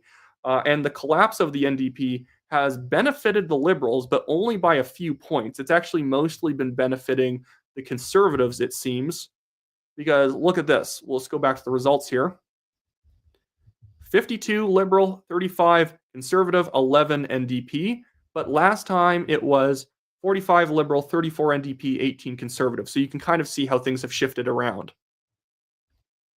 Okay, I'm going to keep going around. So it's still 22-10-1. Not much to report there at the moment. But yeah, I think this is all going pretty well for the Conservative so far. Thanks for everyone watching along. $1 from Ghost Plays. Thank you for the $1. 420 hitter for $5 says second seat called for Conservatives. Yes, I think that was... Which one has been called for the Conservatives now? I only know of Central Nova at the moment, and maybe it's a little bit different elsewhere. Oh, no, you're right. Long Range Mountain is now called for the Conservatives, as well as Tobiac, Mackamack, Quack. I don't even know that riding name. I can't say it at all. But that's going well. Central Nova is still up for the Conservatives, but the Liberals are up in South Shore St. Margaret's. That would kind of be funny if it's a bit of a flip-flop. The safe Conservative riding goes red, and the safe Liberal riding goes blue. So who knows how that's going to shake out as time goes on. -1-2 for $5 says we're going to be stuck looking at Jenny Petipas, Taylor Stupid Bull cut for another 4 years. Jeanette. Okay, I don't know who that is. I assume that's the Liberal candidate in your riding or somewhere like that. Benzu Bean for $5 says any possible chance to have vote counter up. I can probably maybe can do that a little bit here as I'm talking, and then just have it sat here like this.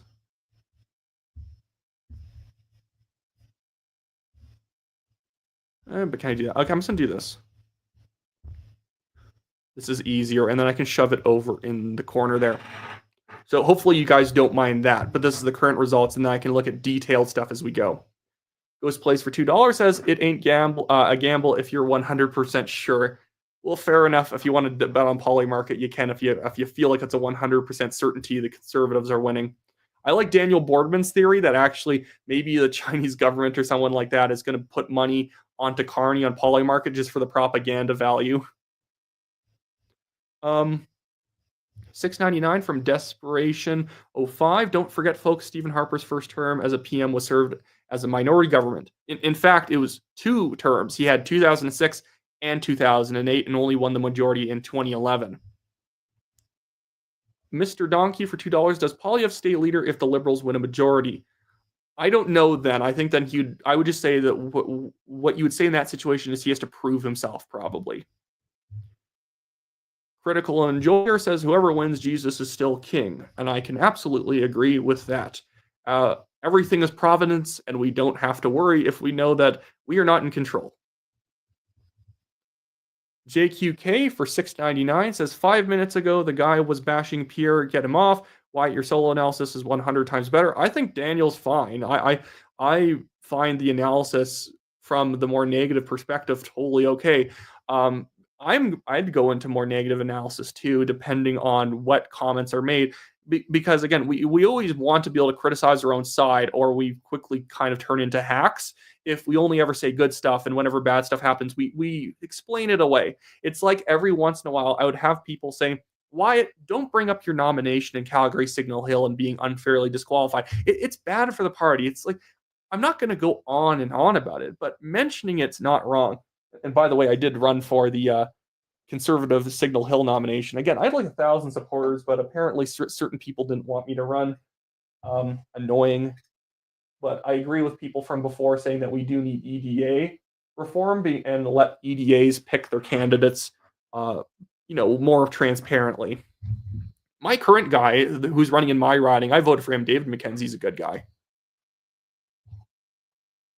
But for any of you filtering in, because it's a couple hundred new people every few minutes, by the way, this is currently a very, very, very good result for the Liberals. The Liberals at one point thought that they were going to be able to extract 27 seats out of the Maritimes. They're currently getting 22, and the Conservatives are overperforming by a couple seats.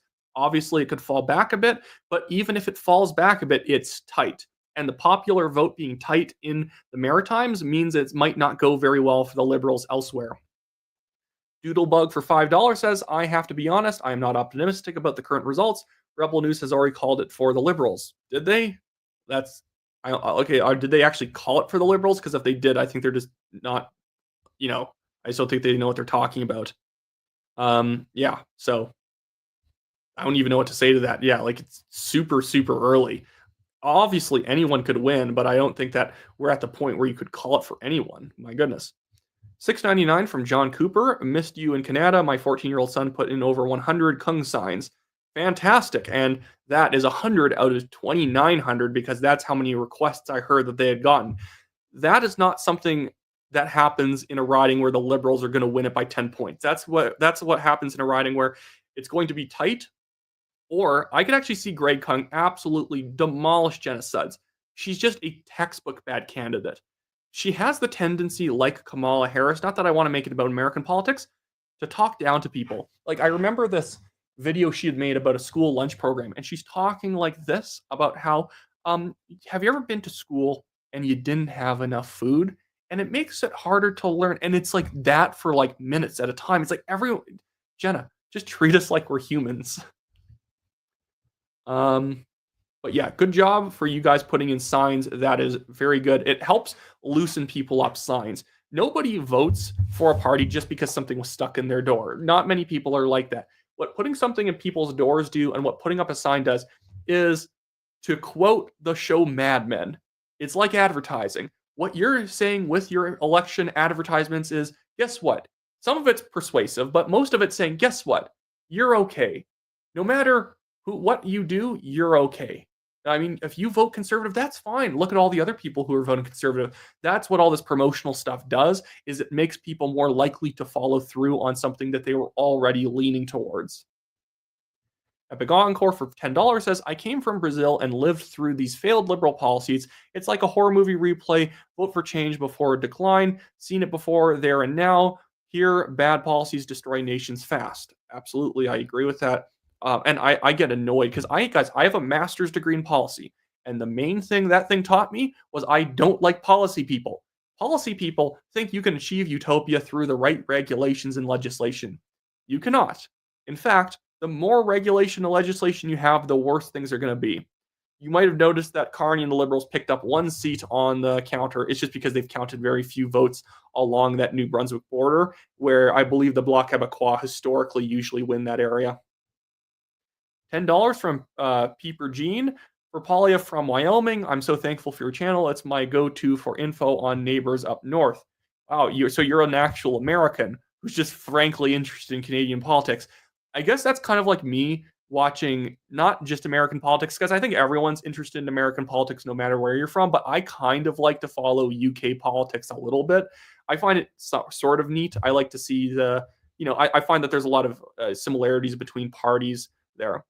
Well, look, speak of the devil. I actually didn't bring him up that recently, but speak of the devil anyways. Daniel Boardman is back. Why is this so small? There we go. Hello. Yeah, things are going really well so far. Dash 1 Dash 2 says long range mountain Newfoundland riding is at 54% CPC. 338 Canada has it at 47%. So we're seeing over performances all over the place at the moment. Obviously, it could switch out, but 23-10, that one extra seat for the Liberals coming from the bloc in Quebec, where they really haven't counted any votes at all yet. But Bibliothèque. it's been holding up. This is a happy drink then. Yeah, fair enough. You're having one for me, go. Daniel. We do. I need as much coffee as I can get. Yeah. Like what I'm actually kind of impressed by is like you look at some of these ridings that were supposed to close. These aren't like nail biters in some of them. Like there's some real like push. But I haven't. Again, I was stuck in India and not able to look at the data for the last half an hour. Yeah, what were they asking you about over there? General election questions. What's the frame? This and that. How's it going on? How's Mark Carney trying to sell it? I told them my theory on, this election is basically a question of who do you hate more, Donald Trump or Justin Trudeau? And neither is on the ballot. And that's kind of what the question is about. You weren't here for this, but I was looking at St. John's East when you were off. Right now it's 54-33 for the Liberals. This was a predictable one to go for the Liberals, but right now what's so impressive about it is the Conservatives only got 18% of the vote in that riding last time, and the NDP was at 34%, which demonstrates NDP collapse does not necessarily benefit the Liberals. In working class parts of the country, you're going to see NDP splitting Conservative. Downtown Toronto, Parkdale High Park, University Rosedale, yeah, NDP is probably going to just be going progressive and going liberal, but in Hamilton, in southwestern Ontario, you're going to see a lot of NDP actually splitting towards Conservatives.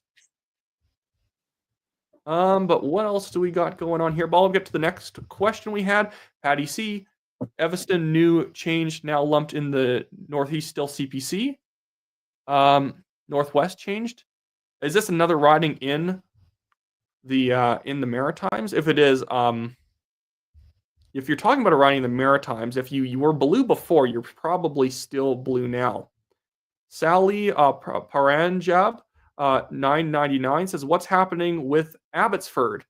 Well, Abbotsford is a very interesting riding in this election, and we will be getting to that one later as the counting starts, and we will be following those results very closely, specifically the riding of Abbotsford South Langley, where Mike de Jong, the former BC Liberal and United MLA, remember the BC Liberals used to be the kind of big tent party, he ran for the Conservative nomination and was kicked out. And then this guy, Sukhman Gill, who is a 24-year-old, basically co-blueberry farmer with his dad, became the candidate in a circumstance I would say is less than up and up. And Mike de Jong decided, with all of his clout and his name recognition, to run as an independent. And based off of the internal polls he's been releasing, maybe it's all made up and it's all vaporware, but I don't think he would really do that and embarrass herself if he knew you were down. It's actually showing that Mike de Jong, as the independent in that riding, might beat Sukhman Gill, which is kind of a repudiation of the party for choosing candidates in the way they have in certain ridings. I'll text you how much it was. It's alleged within the inner circles that his dad has spent on the surrounding ridings to buy his seat. Well, I am not expecting. I'm not expecting less than 100,000. Yeah, it's not less than that, but this is how much apparently was spent to get him into the party in total. Okay. Well, that was a number I just saw. Miguel Jackson says for $2, Carney went from 80% to 53% on Poly Market in 1 hour. Is it still like that? I think you have to look at the up-to-date stuff, not just the overall. But right now it says 26 to 74 for me. But I think I need to look at the instant one. I'm not sure if I can actually do that, but I'll just leave that for now. I don't care too much about the Poly Market, but Old Man for $50 says, thank you very much for that. I appreciate your coverage, Wyatt. My turn to show the better YouTubers some support. Go blue. Well, thank you for that, and thank you for all the support. By the way, for anyone supporting the channel right now, we actually just got into a really good place in the lawsuit that I haven't mentioned in a while. The guy who was suing me, and I'm free and safe to mention this in the middle of the video, his entire legal team quit on him. Oh, nice. And so we're filing whatever. We're just going to keep proceeding Yeah, we're just going to keep proceeding because I don't care about that. I don't care that you potentially ticked off all your lawyers and they don't want to work for you anymore. There you Uh, go. JQK, some people don't like you. 13.99. Thanks for getting Dan off. Well, Dan's back, so you have to deal with it. I need someone to bounce off of, or I'm going to go insane here. But I will be bringing the map back up. Hey, wow. Okay, are things actually tight on? Oh, wait, Edgemont's actually kind of tight. 489 votes. I don't suspect the Conservatives are going to win this one, but I'd almost like to see how the Conservatives did in Edgemont in 2021. Because this is kind of like what you do when you're watching an American election. And you're seeing like, oh, Coffee County. How's Coffee County doing in Georgia? How is Fulton County doing? And it kind of gives you a taste for really where is the national mood at. If this riding or this county went from +7 liberal and it's now +7 conservative, you're probably not going to have that be a fairly localized thing. It's probably going to be more broad. But I have right here, we have Edgemont. I'm not bringing it on screen, but I'm just going to tell you what it was in 21. So the redistributed results based on the new area says that riding in 2021 was 45 liberal, 31 conservative. That is crazy that it's that tight. Absolutely nuts that we have an election that's that tight in the riding like Edgemont. Omar for 279 says, let's go. Let's go. Frankie Burnell just says nothing for 279 because he just wants to help out the show.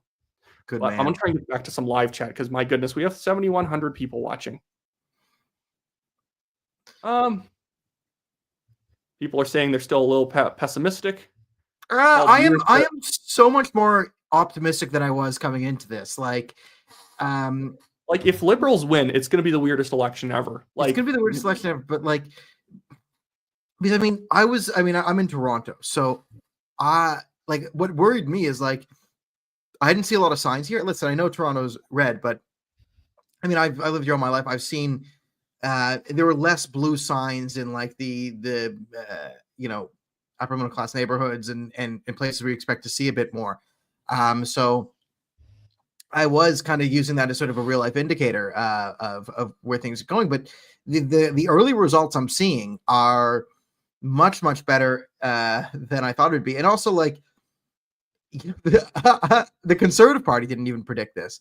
The Conservative Party itself, if you talk to some of their insiders, they were doom and gloom the last few days. So I heard that too. At the same time, it's not because they have. Oftentimes, people inside parties do not have a better inside track on what's going on than anyone else. Oftentimes, they're also freaking out about polls that, if they just visited some of their ridings, they're like, "This is actually going great." And what I've heard throughout the campaign that's going very well, outside of maybe some messaging failures I would have mentioned, or I think missed opportunities here and there, the thing that's been good is ground game. In most of the ridings, I've heard the ground game is fantastic. I was saying this, I'm going to run through it very quickly here. I was in Ottawa not long ago, and like legitimately, if it goes blue, we're going to see probably Canada go blue first with Greg, and then we're going to see Ottawa West Nepean go blue with Ryan Telford, and then Nepean, because Carney has been poaching volunteers from those two ridings, and many people are sick of the incumbents. Yeah, I mean, this might be the story of that, and I thought that would be the kind of story that hurt the Conservatives, is sort of the dropping people into ridings and the poaching and not that. But if it comes back to hurt the Liberals, hey, I'd rather have the cautionary tale about respecting grassroots politics be at the expense of the Liberal Party and Mark Carney than at the Conservatives. Yeah. So looks like I can still have that rant tomorrow. But if I get to rant and yell at Mark Carney tomorrow for being an idiot, I'll take it. Fair enough. Red Wine here says, downtown Toronto last week, I saw more lineups for the food bank than signs. And he's pointing to something I think is actually really important here. And that's where I think that people, if they're not just, and the thing is, it looks like actually older voters are actually more conservative than the polls are showing. But unless you're sat at home just watching legacy media all day, you don't need to really leave the house unless you're, just getting groceries. You can live in a world where nothing's wrong. But most people, especially middle-aged people and younger people going to work every day, you eventually see how bad things are. Like, and I'm not trying to, I don't want to bring this up rudely, but with that attack or ramming that happened at the Lapu Lapu Festival in Vancouver, it wasn't a terrorist. It seems like it was like a guy who's extremely mentally unwell. Just someone who should have been in jail or an asylum, like very clearly, like Someone who probably should have had their driver's license taken away. If it's somebody who's seeing aliens, not to be too rude about it, but like in terms of like people died, but not to be rude about it, but like if someone's insane, you should probably be taking away the driver's license if you don't trust them with a motor vehicle. But I'm not trying to exploit this, but a lot of people probably saw that and thought, my goodness, everything sucks. I mean, really, this is just becoming a city of chaos.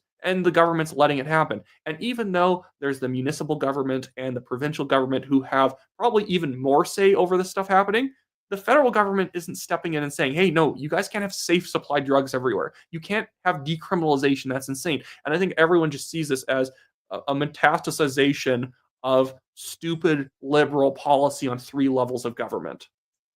Yeah, that's good. And I like how the people in the chat think I'm drunk already, which is a good sign for the Conservative Party, because I literally just opened my first beer to celebrate, and you can tell I guess I'm looking happy. It's happy, Daniel, because I thought this would be a disaster of a night. Yeah. So just naturally exuding so much joy. Don't worry, guys. I'll get hammered, but by the end of this, we'll have Tipsy Daniel. And when you get Tipsy Daniel, then we'll get some good analysis. But right now, we're in pleasantly surprised Daniel mode. Yeah, Daniel's gonna put a lampshade on his head to show that things are good later on.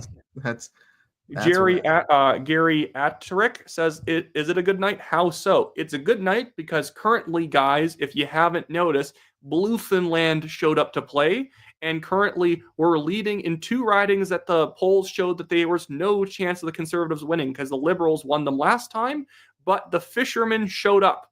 If you saw, it was a bigger indicator than any poll. In fact, all the polling in the Maritimes looked like complete garbage now. That when you see fishermen, and this is why I basically ignored most of the Atlantic numbers every time I did polling, because I just didn't trust it. If fishermen are leaving work at night and deciding, instead of going out with some friends, instead of going to home to see the wife and kids, I'm going to go and show up and protest a Mark Carney campaign launch event in St. John's, that means something. That's not just people, they usually do that. No, they do not. These are guys in their 20s, 30s, and 40s deciding to do this. Yeah, I mean, yeah, when it's like a professional protester, 20 years old with the purple, you go to that. But yeah, when working class employed people come out and coordinate it, yeah, that's a completely different game than. I know they don't want the comparison, but because there's still polls open and maybe the media's going to clip this, but Pierre Poilievre, if you were to compare him to Donald Trump in any way, he has a unique way of getting working class men out to vote. And that's probably just saying anyone who has a little bit more of a populist style tends to get working class men out, and that is the formula for winning. I think it was always overstated how much older voters didn't like Pierre Poilievre and how much women didn't like Poilievre, because there's always been the shy conservative. There's always been a shy conservative effect in the polls where it's always considered the American choice. So are you really going to tell a pollster you're voting for the Conservative Party? Even though pollsters have privacy regulations they follow, and they cannot leak who you told them that you're voting for, whether it's online or on the phone. A lot of people don't know that, and they don't want to say anything. Yeah, it's a scary thing. This is why we always talk about, like, be proud conservatives if you want to drive up the poll numbers. Like, if you're trying to play defense on the conservative policy, it will sort of bring out this. But if you're a strong leader and like just put forward, and that was like pure strength, right? Those rallies where you, again, like I remember writing the article to defend Pierre Poilievre when they were calling him a populist, and I said he's not a populist, he's popular. Yeah, I was actually thinking of that as soon as I called him a populist was that article. Yeah, like he's popular, and the reasons why he's popular is because if you listen to Pierre break down an issue, like those videos he would do on like, this is why Canada loves Wilfrid Laurier. Here's how you build a house. And here's why lumber is important. And just talking about things like that, that was his real strength. And I think he kind of went away from that for a little bit and started with like, just axe attacks and carbon tax Carney and carbon tax Christia. And then Mark Carney pulled the whole carbon tax thing. And that caused a bit of a problem at Conservative HQ. But, Polyev is really good in that medium 5 to 10 minute range where he can really reach people and explaining on issues. And I just hope that's enough to carry him here tonight. But it's listen. I do believe a lot of people can be fooled by the Trudeau. Now it's Carney. Trump. Yeah, that can work. But at the end of the day, like, it is really hard to get people to ignore the last 10 years of liberal failures. And at some point that's got to play, because not everyone is watching online media and is hating on not everyone's like a political nerd watching, True North, watching National Telegraph, watching Rebel News, watching all these things on Twitter, whatever. And not everyone is just watching CBC and CTV all day. There's a lot of people who just barely engage with any of it. Yeah. Here's proof of it. This is Google Trends today. All the colors match the parties. The Conservatives had a lot of people searching them up, probably because, as Ipsos points out, even though I think they're off on the national numbers, they've showed for decades that there's a large portion, half of voters don't even make up their minds until the last 3 days. And if you're only making up your minds in the last 3 days, I don't think you're a TDS voter. Yeah, that is. You're not like, now I'm going to engage in the election. Grr, Trump. You were grr Trump 2 months ago. Yeah, exactly. A lot of people the undecided, like Canada's undecideds are a very funny bit. Like, I kind of like, these are the people who go, oh, we don't actually vote for the prime minister. We vote for a local representative. Fair enough. But also, no, but like these people, like there's a lot of people take the time and to do, like, I'll read their platforms, I'll listen to the debate, and then I'll make up my mind. You kind of have those people. And I think, I thought Polyev had a good debate. I think he got stronger as the night went on. And my thing on the debate is, I think Carney kind of started out a bit stronger. Had an equally good debate, if not a better debate overall, when you average the performances between French and English. I think that's actually, it was like the ideal outcome. Both of them got the shots they needed in, and I think that Carney looked befuddled a little bit. Yeah. At the beginning in the English debate, I think Carney actually looked kind of good. He wasn't winning, but I think Carney did a good job of not losing, which kind of concerned me. But you're right. You're right in the polling, because if people only watched a little bit of the debate, it was a little more 50-50 between who was winning. It might have been his opening statement was okay, and then people log off. Yeah, and that's it. But you're right. Like the real interesting thing, like the next interesting thing is like, okay, Atlantic Canada goes Liberal. How does the Bloc do? That's the interesting question. It's like, what the hell is happening in Quebec? Like that no one can ever predict. Will Quebec be Bloc? Will it be Liberal? Here is the secret of Quebec, is that Quebec is kind of actually a little bit like Saskatchewan or something like that. In order for the Liberals to jump from the island of Montreal to winning seats out there, I've been comparing this election in a few videos to, if you like World War II analogies, Operation Market Garden. The Conservatives need to go and take a bunch of bridges, and they need to get to Arnhem in like 5 days or whatever. And the thing is, the Liberals also need to break out of Montreal if they want to raise up they got to break out of the Corlin pocket, I guess. We're comparing Liberals to Nazis here unintentionally. I'm just using World War II analogies. They had to break out of this pocket, or they're not going to be able to run up the score. And right now, the Bloc at 30%, 29%, probably holding that donut around Montreal, where the Liberals can't do well. Because the Liberal gains in Quebec, much like Liberal gains elsewhere, are in the metropolitan areas they were already popular, or places they were never going to win. Yeah, because it's interesting with Quebec, because does like the threat of annexation like make them more Canadian nationalists or French nationalists to protect the French or the Can? Like we've never seen anything like this type of election. So someone says, is that dark-haired stud Italian? What are you talking about? This is the most Jewish man who's ever existed.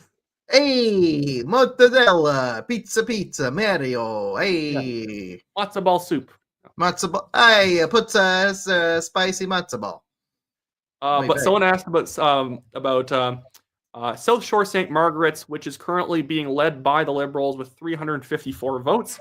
I have heard at the moment that that one is actually pretty likely to come back conservative. Who knows? Because there's a lot of very remote parts of the riding where counting is going to be a bit slower.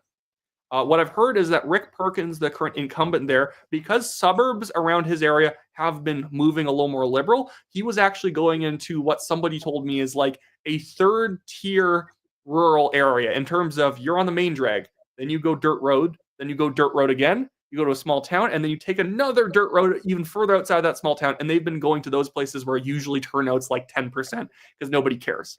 And that they've been getting really good support out there from people shocked that they even came up to try and encourage people to get out there. But the good thing, though, on this map, guys, is currently central Nova Scotia, held by the worst immigration minister we've ever had in Canada, Mr. Sean Fraser, and housing minister, is currently being led by Bryce Jenkins by 104 votes, which is higher than the South Shore Liberal lead. So that's great. In Miramichi, Grand Lake is currently still with a 493 vote lead for the Liberals, or the Conservatives, with less than half the polls left to count. All going quite well. Matthew Koulis says PPC splitting South Shore St. Margaret's. Yeah, kind of. At the end of the day, I think the sort of people voting PPC still, not to be rude, it's people who think they're too good to vote for a mainstream party. If there wasn't a PPC candidate, many of those people probably would not be voting. But that is the thing that drives me up a wall. When I see people, Mr. Malcolm is correcting me a bit. Miramichi, emphasize the last syllable. Say it with me, Daniel. Miramichi. Miramichi. It's me, Miramichi. I'm going to get that right. How are you? Why you know pronounce Miramichi? Come on. We're just going to keep comparing very Jewish and very waspy things to Italians for no reason. But right now, that's looking good. That was considered a bellwether. If that went liberal, it's going to be a bad night. But the Conservatives keep it. It's going to be a good night. And right now, it is going well. Thank you for everyone trying to correct my Miramichi still. Now, Daniel's probably solved my problem by associating it with Mario. B. Dyke says, thank you for your coverage of this election. Thank you for the $10 super chat supporting the show. 420 hitter for $2 says, the Star now showing 6 called for Liberals, 2 Conservative. I know I'm a little bit behind, but yeah, they're going to come in a little slower for the Conservatives because these are considered unpredicted wins for the Conservatives. So they're probably their decision desks are probably going to hold up on it a bit more. Reinhardt for $13.99 said, listening while's running polls with my wife in Langley, she got a call on an illegally hung from a worker that she said had to win. Thank you. What? Am I reading this wrong? Listening while running polls with my wife in Langley. She just got an illegal hug from a worker that said we have to win. Thank you. Oh, okay. Like I guess one of the poll workers gave her a hug because he's a conservative. Don't note the poll worker. And so they're running polls by getting people out to vote. Very good work, guys. That is absolutely what we need to do to win. Because if you have 5 teams of people doing that in the areas, you're probably going to be encouraging another per vehicle of people. You're probably encouraging another 25 people each to get out there. And that can absolutely make up the difference. Miguel Jackson for $2 says, last time CPC hit 11 in Atlantic and for the Harper majority. Yes, I think someone also said 12. It may have been 11. Who knows? But things have shifted. We don't need 10 or 11 or 12. We needed 8 to keep it at even. And right now, if I can check in on things, we are currently 22-10 still, which means the Conservatives are overperforming their last election by 2 in a region where even when people were talking about a Conservative minority, it was basically, can you make up for the losses you're going to suffer in the Maritimes? So yeah, it's all been very good. Boris Sobolev for $27.99. Thank you. Just to support this channel. Well, you're amazing and fantastic. And I want to get back to live chat. I want to kind of jump back and forth. Shimu is Brookfield losing? Well, I hope they're losing tonight. Someone just said chicken jockey. But we're not going to throw around popcorn. Okay.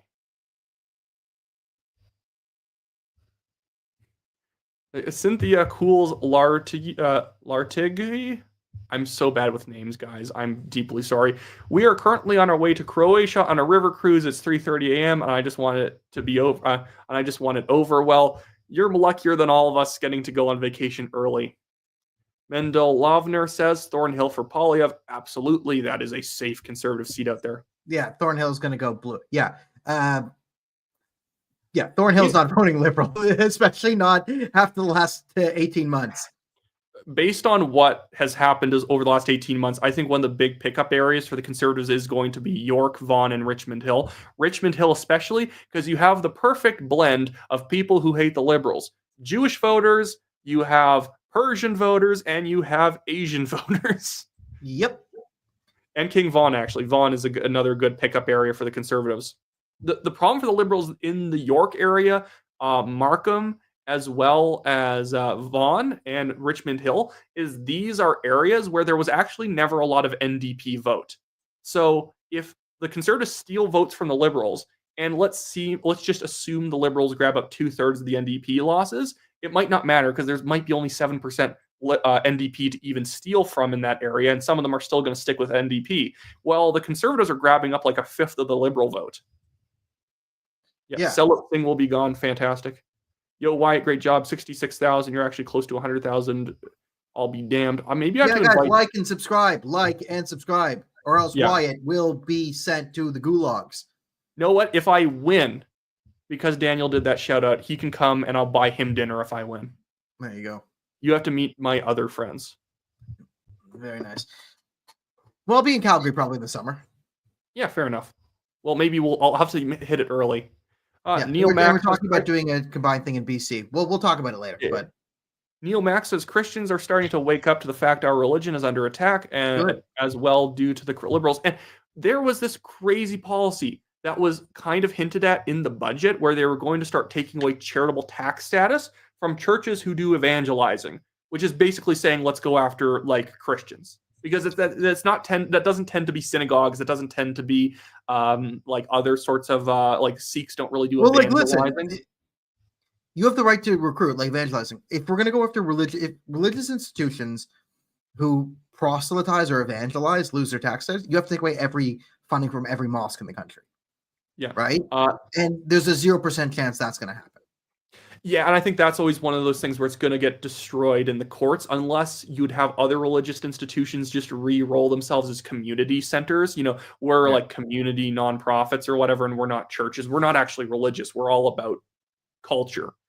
And I actually think the real like Christianity actually is under attack. Like the churches are being vandalized and burned like that. Oh, hey, things are being counted elsewhere. We will get to the map in just a second. I just want to actually talk about this thing that Doot said. YouTuber business low-key cheering for Carney so their business model continues. And yeah, I actually kind of agree with that. I think there are probably some YouTubers out there who want the Liberals to win so then they can keep being like, I'm fighting the good fight against the Liberal government. I think people need a break, and I don't think our channel is going to become any more boring if the Conservatives win. If anything, it's actually going to be very exciting if a minority government happens because it's going to be constant fighting all the time with Liberals whining at everything that the Conservatives are doing. So, guys, this is Canada. We're always going to be doing something crazy that we can criticize. So let's jump over to some other numbers. We are starting to get into Les Québécois and also this area, Halderman, Norfolk. Obviously, we're going to have Leslie and Lewis probably win this riding. That's an easy pickup. We have Ottawa South with one poll. Wow, that's a lot of votes in one poll. That must be early votes if it's just one poll. And right now it's going very liberal in Quebec, but we are literally within a few votes at the moment. And I'm not that as well versed with where the liberal ridings are in Quebec. I actually want to pull up my map again and just see where we're going. But at the moment, everything's still pretty good for the Conservatives. I don't see the Liberals doing badly, or the Bloc Québécois doing badly when all is said and done, but we will keep monitoring that. Maybe that would be the funniest thing of the night. The Conservatives do well everywhere that they're not supposed to do well, but then the Bloc let us down and they fall apart. But the Bloc have seemed very confident overall. Sorry, I want to go back to the Canada 2021 election. Yeah, some of the ones that are actually being called right now or being counted right now, those were actually Liberal in 21. So none of this is that shocking. There are some of these slightly rural ridings that go Liberal. Okay, we're getting big results now. We are up to actually 17 to 26. I'm going to bring this up. Yeah, bring it up on people like seeing the map and the numbers. So 26, 17, 5. But we have not started counting in the GTA really outside of Halderman, Norfolk, and Essex. I think Essex. Where did Essex go last time? Essex, if I can see it. Essex went conservative last time. Okay, that would just be a hold. But it would be, if they can actually expand their lead in Essex, I believe that's a good thing, since they did not actually have that great of a showing last time. I always hate when the riding's named something like Essex and you look it up and it's like telling you somewhere in England. Yeah, in 2021, Conservatives won at 41% of the vote to 31% for the New Democrats, and the Liberals only got 13% of the vote. I wonder if that's going to advantage them heavily there, with a lot of people not used to voting Liberal at all.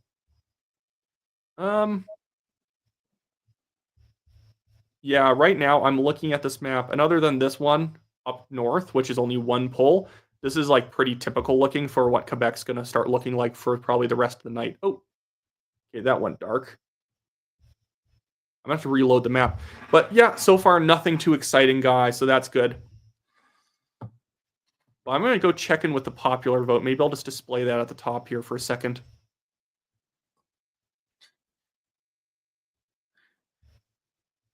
I mean, the other thing to go with it's a very interesting election, because any other election where the Conservatives get around 40% of the vote, that's a supermajority.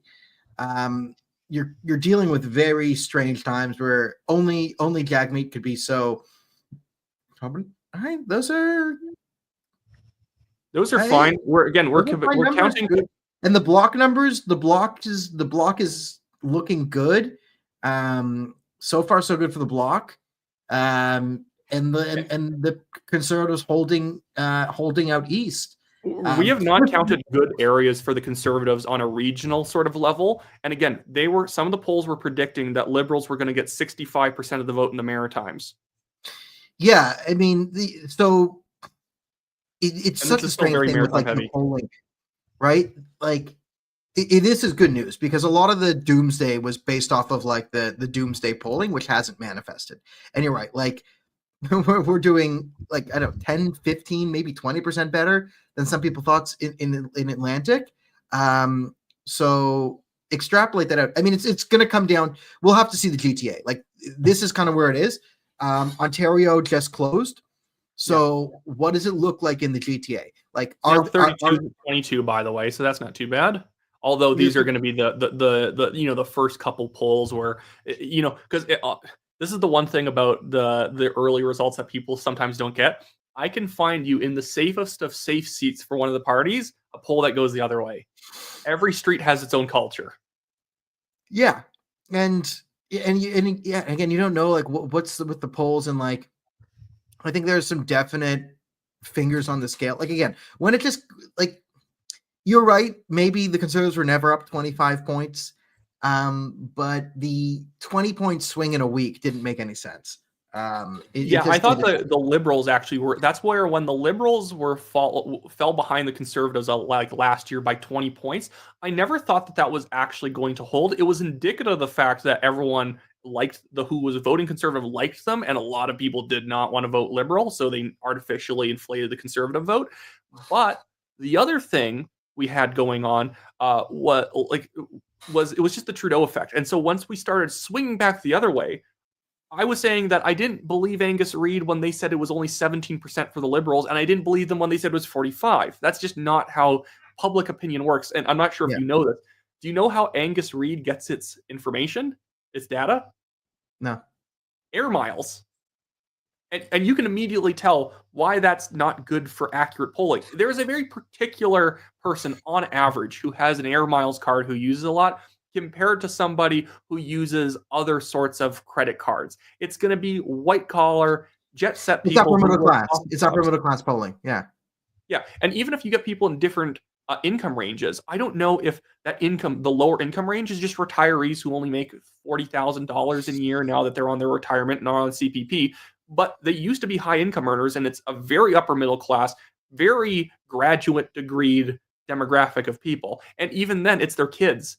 Because a lot of kids, like myself, get an Air Miles card because one of your parents wants you to help them collect stuff if you're already going around paying for things anyways. Just scan it when you go to the grocery store kind of stuff. But let's bring this back up on screen. Guys, it's going well. 37 Liberal, 26 Conservative, 9 Bloc, 1 New Democrat. And again, we are currently in the bad place in Canada for the Conservatives. This is currently the bad numbers that we're in. This is actually going quite well. Yeah, so just if this is your first Canadian election, you're getting really into it. East Coast goes Liberal. Like, that's the Maritimes of the Liberal stronghold. When Trudeau came in 2015, they swept the Maritimes. Swept. It was clean red in 2015. So this is actually a good start. Maybe if Justin Trudeau was still prime minister, we'd be winning right now, because it'd be so bad. But no one expects the Conservatives to be win the vote count coming out, because the East Coast is the Liberal stronghold. It will get Quebec. We'll see how the Bloc does. And then when we get into central Canada, then there'll be a huge push to the Conservatives. And then we'll see in British Columbia what happens in these different swing ridings in the Lower Mainland might decide it. G-Dog here points out, and this is a very good note, that Conservatives got 10 seats in Quebec back in 2021.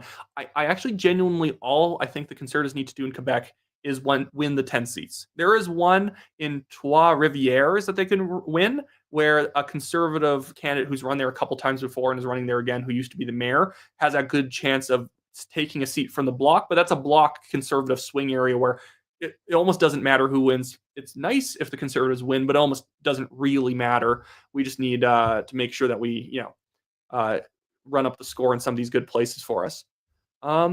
Yeah, if I see people spamming, I definitely will put people in timeout.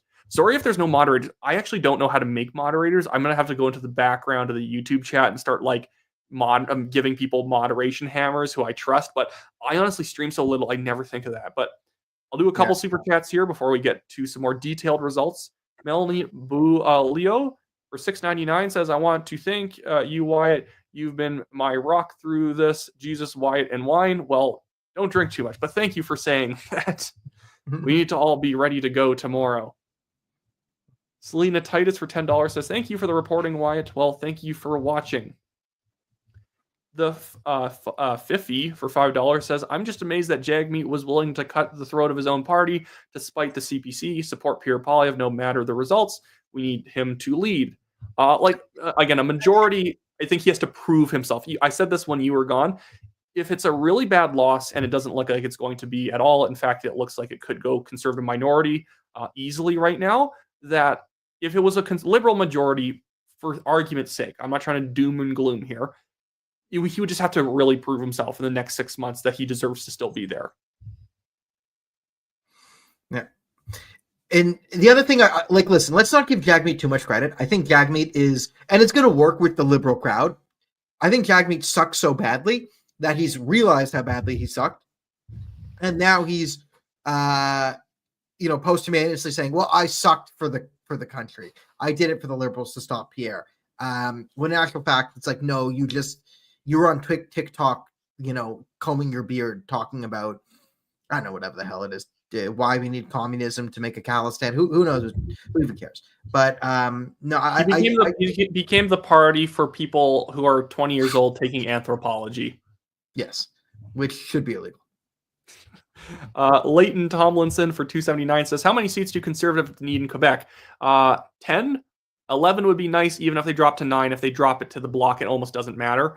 You want enough that they still win the plurality, because Canadian elections, or the way Parliament works with the Governor General, is there is a bias towards whoever has the plurality of seats, where in like the UK and other parliaments, you have to form a coalition, whereas in Canada, they say, okay, whoever won the most gets to try and govern for as long as possible." Yeah. Let's pull up some numbers. People want numbers. Things are changing. Let's have the number count so people can look at it. Right here we are. Jagmeet! 2 Jagmeets! Oh, we got 2 Jaggers. Let's go down and see what's going on. Okay, so lots being counted now around the country, but let's focus in on, frankly, what matters, and that is the GTA area here. Here is a very, that's Wellington Halton Hills. I think that went conservative last time, if I'm looking at it. Yeah, that was conservative last time. I'm wondering what Kitchener-Conestoga over here is going to be like. But York Center with one poll in, we have Mr. Roman Baber leading Yahara Sachs. So that is a vacation in itself to think about. Yahara Sachs, who actually assaulted Daniel here, is potentially going to lose her riding. That would be so nice. Oh, Yara. You should go and visit her before she has to pack up her office if she loses. Oh, I'm so excited. I think she'd appreciate that. Oh, if Yara Markham Stouffville is currently leading a little bit conservative, but super early polls. Let's not read into this stuff too much. All this is going to be pretty predictable at the moment. Or not unpredictable. We're going to get a conservative majority, and Mike DeYoung is going to defeat Sukhman Gill. You heard it here first. Everyone's going to be happy. Mike DeYoung's going to win. Sukhman Gill's going to lose. Conservatives are going to have a majority, and then we're going to stop selling ridings to Calistanis, and then the world will be a better place. Wow, these two ridings in South Shore St. Margaret's might end up going completely opposite ways. So South Shore St. Margaret's might go from Rick Perkins to Jessica Fancy Laundry, and then we have Central Nova, which may go from what is his name, Sean Fraser to Bryce Jenkins here. That'd be very funny. That's kind of funny too. That he comes out, he retires, Mr. Fraser, and then comes out of retirement to run for the Liberals again, and then might just get stomped out, and then loses his ability to ever run for like Nova Scotia provincial Liberal leader, something like that, because he's a loser. Leighton Tomlinson says, how many seats do Conservatives need in Ontario? That's getting into the numbers where I actually don't know how well the Conservatives did last time. I will bring up the 2021 results, and forgive me because the numbers are going to be a bit off since we have added some more seats since last time. I want to see if I can get some regional results here. Can I get some? Okay, in Ontario, in the last election, Liberals won 78 seats, Conservatives won 37 seats, NDP 5, and then the Greens have 1. And that's Kitchener Center, which I don't believe is going to be moving away from the Greens. That's the thing with the Green Party and with like Elizabeth May, and actually a lot of NDP, is that they have like, I said this when I was on Sean Newman's stream today, they actually are parties that tend to be made up of characters in terms of people who have big personalities, and either you like them or you hate them. But the people who like them locally really like them, and they'll always show up to vote for them. But overall, guys, we owe a debt of gratitude, no matter what this election turns out to be, to those who are living in Bluefenland, because they got the ball rolling by making sure that it was going to be tight in this region. We could actually even lose Terra Nova. It's not going to matter, but we're still up 306 votes with not many polls left to count. Now let's just go to the island of Montreal, where it's not too exciting, because obviously we're going to see the Liberals sweep basically the entire thing. The one we want to hone in on here, which one is it? I actually don't know where things are. Mount Royal. Mount Royal is actually going to be a battleground, and I want you, Danny Boy, to explain it. Mount Royal. Okay, so that's Anthony Housefather. This is let's be honest, it's a Jewish majority riding. And the Liberal candidate there is Anthony Housefather. And Anthony Housefather is not as hated in the Jewish community as Yara Sachs. So the Jews hate Yara Sachs. They're both Jewish. Yara is a classic far-left anti-Semitic Jew. She'll support terrorism. She's the type of Jewish person we all hate, because she goes, oh, as a Jew, I think I can negotiate with the terrorists at the expense of everyone else. Whereas Anthony Housefather is much more, that's the sort of slightly delusional liberal Jew.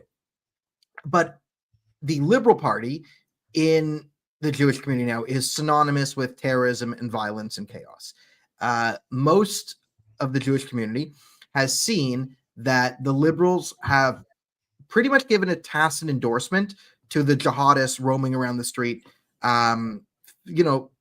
Most Jewish small businesses in Toronto have been vandalized at least once over the last 18 months.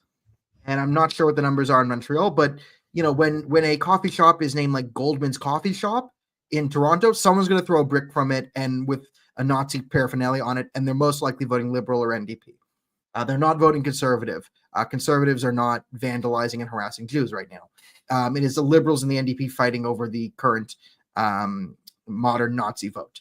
So prior to, Justin Trudeau's retirement might have helped Housefather here, but if Anthony Housefather loses, this would be a clear indication that the Jewish community is done with the Liberal Party and sees the Liberal Party as a nest of anti-Semites and radicals. So if they can't hold Mount Royal, and listen, for Quebec Anglophone Jews, they're different than those in the GTA here, but voting Liberal is sort of a culture for them, okay?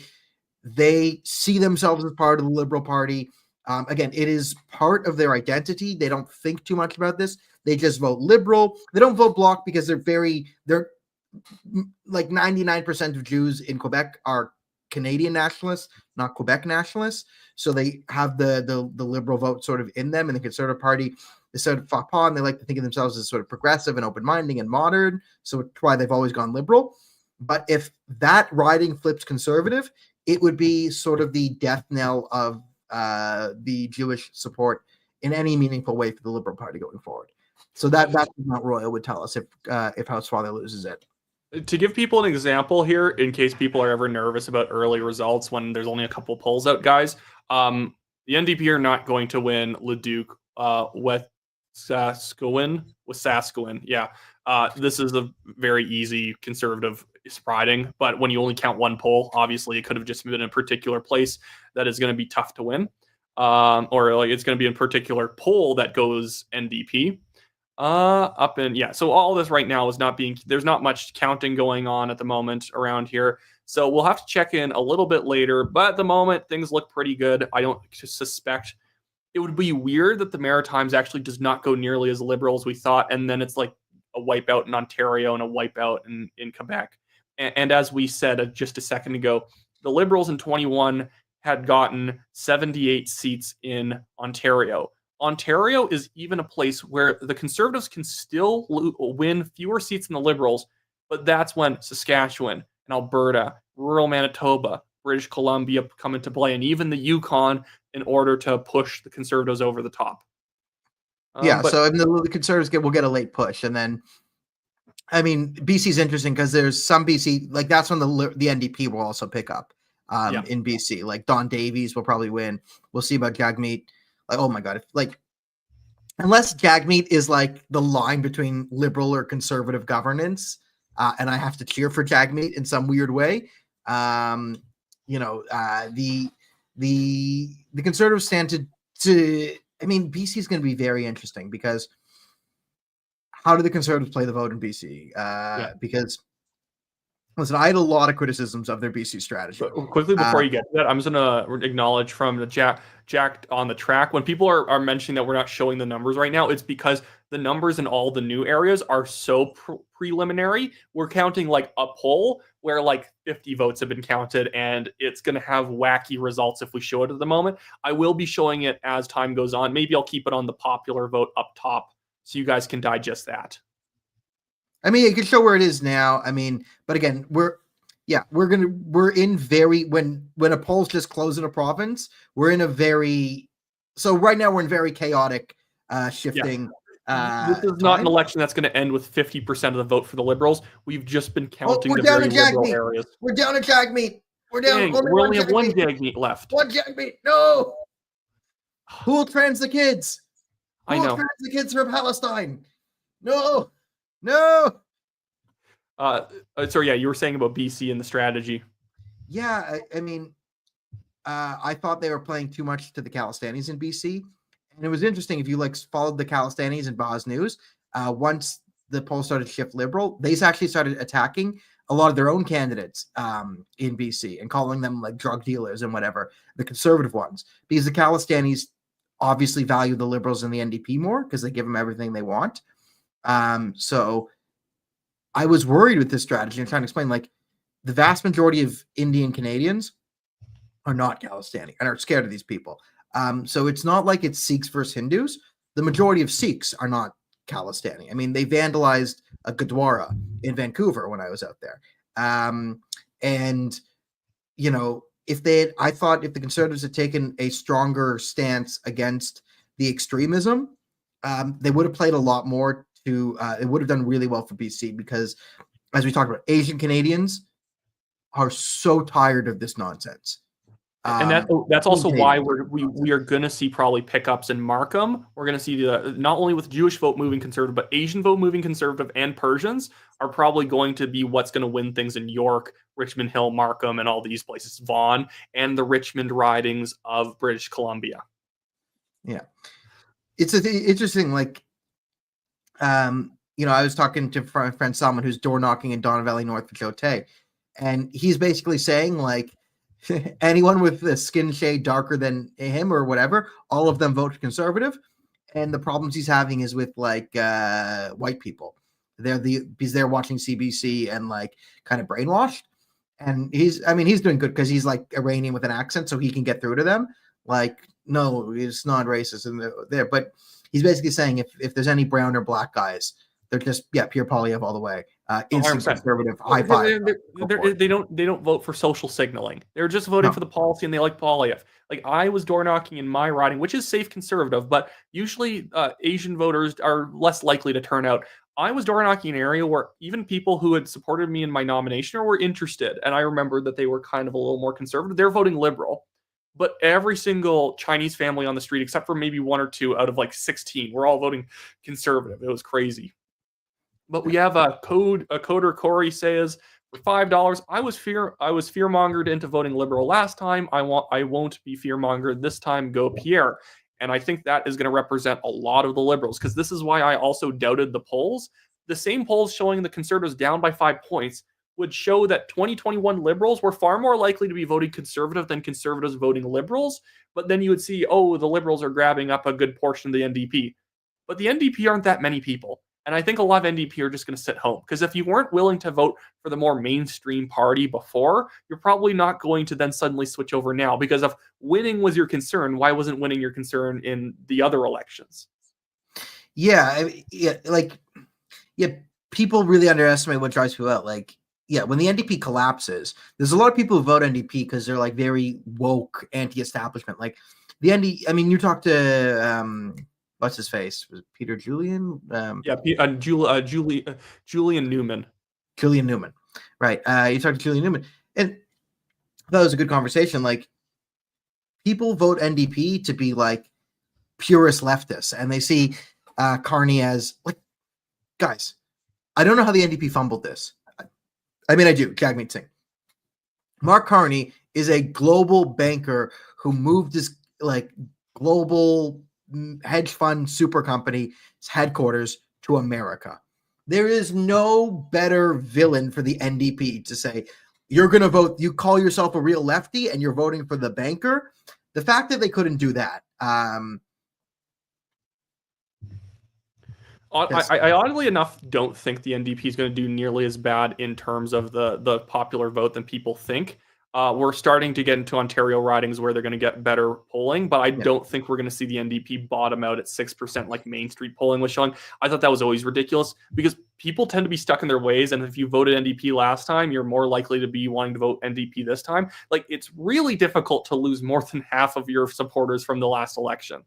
But we have Maritime Morris saying, a good name for what he's about to tell us for $2.79. Thank you. Says, my riding of Acadianapolis was called for the cons.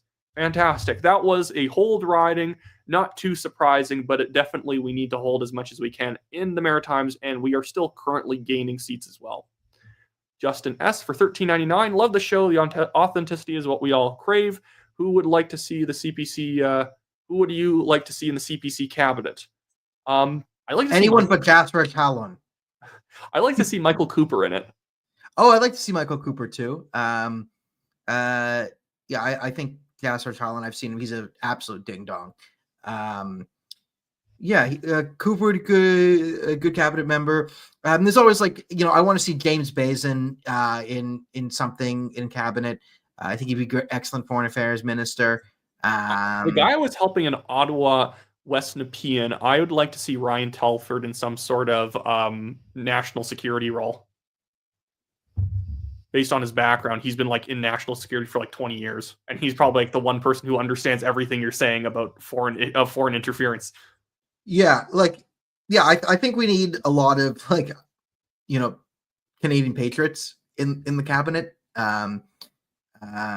Minimal Calistanis is all I'm hoping for. It's just I have a list of people I don't want to see in cabinet. I don't want to see Tim Upple's going to be there, deputy leader. I want Joshua Challen kicked out. I think he's an idiot. And whatever. Subman Gill, Parm Gill. All the jagmeets. I don't want to see any jagmeets in the Conservative cabinet. That's my only wish. Anyone but the jagmeets. And for context, for people who are then going to call him racist after this, he's talking about people who are sympathetic to Sikh separatism. Yeah, the Calistanis, all the Calistanis. Yeah, all the Calistanis who pushed their way into the party. I don't want to see any of them in cabinet. Yeah, that's my thing. So we have Rick Palfy for $27.99 says, I'm a 50-year-old and I have never been so anxious, but I'm also optimistic. I've been watching you for a while, Wyatt, and you are a beauty. My 8-year-old daughter is cheering and screaming at the TV as the colors change. Well, hopefully it's going to end as a good night. So far, it's a good night. Again, if it goes the other way, it's going to be the most topsy-turvy election ever, where the Conservatives overperform in Maritimes and they underperform in Ontario, but then they overperform in BC. It's going to be weird. Mike Stewart for $13.99 says, thank you for that first. Unsure of what the CCP really is and what is influence in our country. Unsure of what the CCP really is and what its influence in our country means. Invest an hour of your time to watch a Frank Dicker lecture. Your children and grandchildren freedom will thank you. I assume you're talking about CCP influence over media and whatnot when you're talking about your children will thank you with things like TikTok and trying to undermine the West. But yeah, I think that if the Conservatives get into government, if they want to stay in government, they have to crack down hard on CCP police stations in the country and whatnot, because if you want people to keep winning elections, you have to keep the people from interfering them out. Yeah, and it's a great sort of it's a good thing for the country. Like, the Conservatives need to position themselves as anti-extremists to sort of be the party of normal, because I think everyone wants that. Everyone knows there's a general feel that we're losing Canada to hostile foreign powers, and this influence. And if the Conservatives can just show that they can take some action on this, because all you need is just a little bit of action to push the momentum out the other way. And that's all I want to see from the Conservatives. Is just, everyone feels like we're going further and further this way off the cliff of losing the country to hostile foreign powers. I just want to see the car go in the other direction. Yeah. At any speed. And by the way, everyone, this is currently based on what's going on right now is actually a pretty good result for the Conservatives. Remember, the Liberals in 2021 in Ontario alone got 78 seats, and right now they're going to start running up the numbers once we start counting Toronto, but at the moment they are being kept away from these big numbers that they need in order to offset the Conservatives in the West. And whenever people say that, I kind of get annoyed by that truism that the election's already over after it's let past the East. I'm like, well, the Conservatives are only in the game because they have the West. I mean, if you just inverted the country, people would just say it backwards whenever the Conservatives win. Once you get past the West, it's all over once we get to the East, if somehow time went the opposite direction.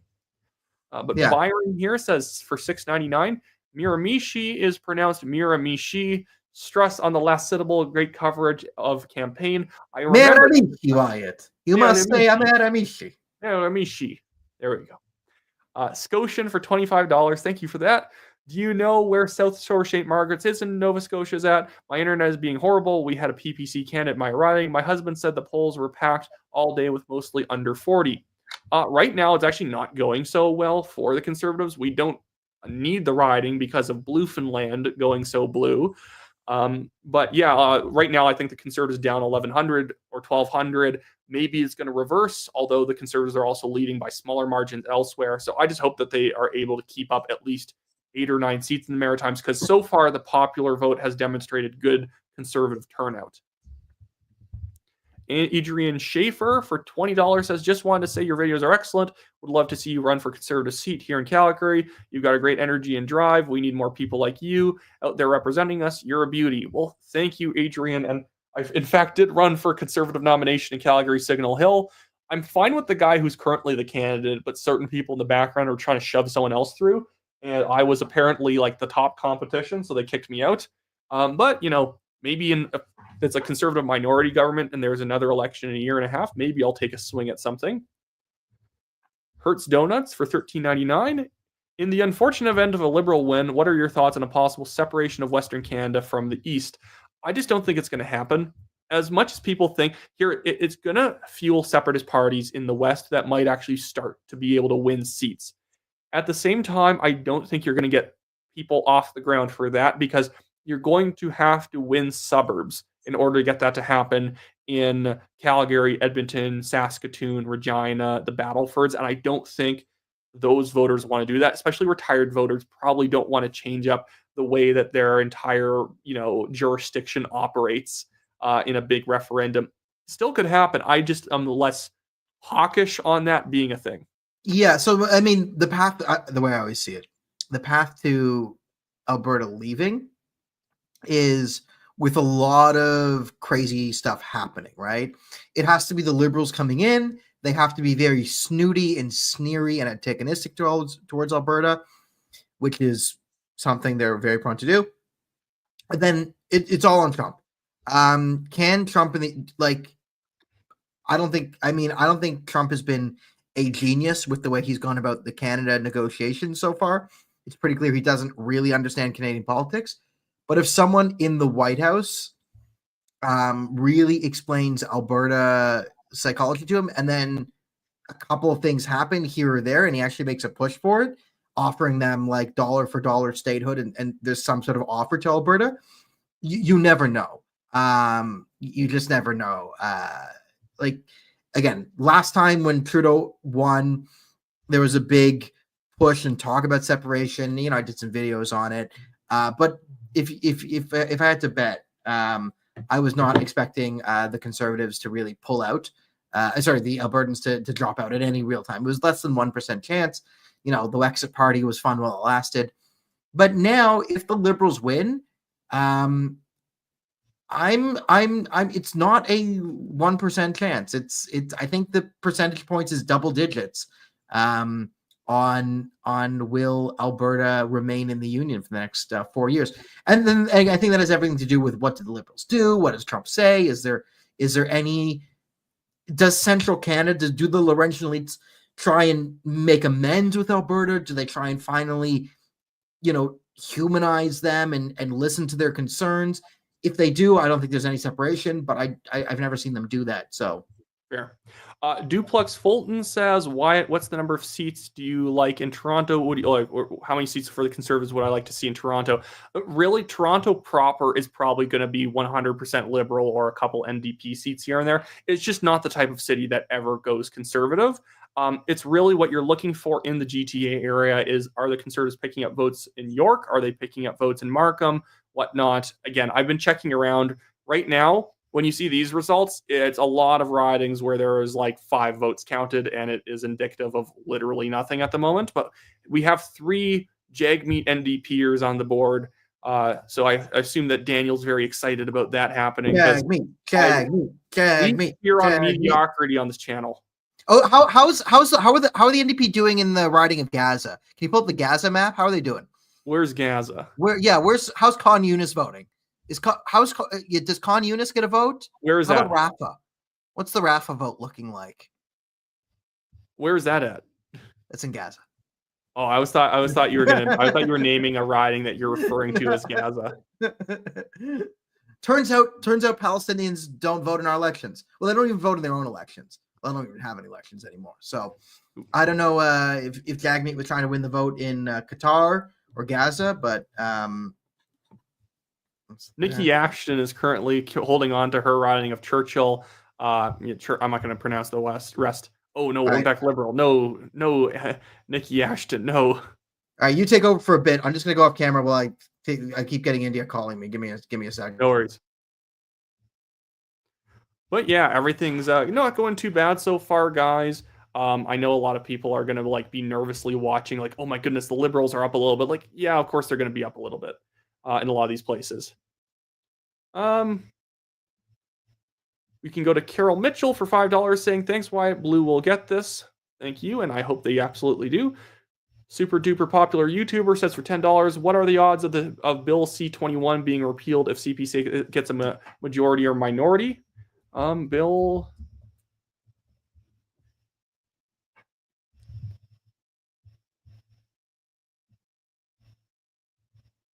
The handgun freeze and whatnot, that's going to probably go out the window in seconds. I think that is definitely going to be something that the Conservatives will tackle hard. I even think they could get Bloc buy-in on it, because think about how many rural Quebec farmers the Bloc Québécois rely on for votes. George Pasofmis for $10 says, if Doug Ford has anything to do with the CBC going forward, I'm going to be voting Libertarian. I do not like Doug Ford. He is barely conservative in any way. Colin Van Delden for $5 says, the seats in and around Brampton and south of the GTA are so tight and should be exciting to watch. Should be huge if the Conservatives win lots of those. And that's the thing. Ontario is mostly can-be land for the Conservatives, because I don't think there's going to be a lot of seats the Conservatives once held in Ontario that are going to be won by the Liberals. We're mostly just seeing, do Conservatives pick up Liberal seats? And I can't even say so far so good. We literally have just so little data to go off of.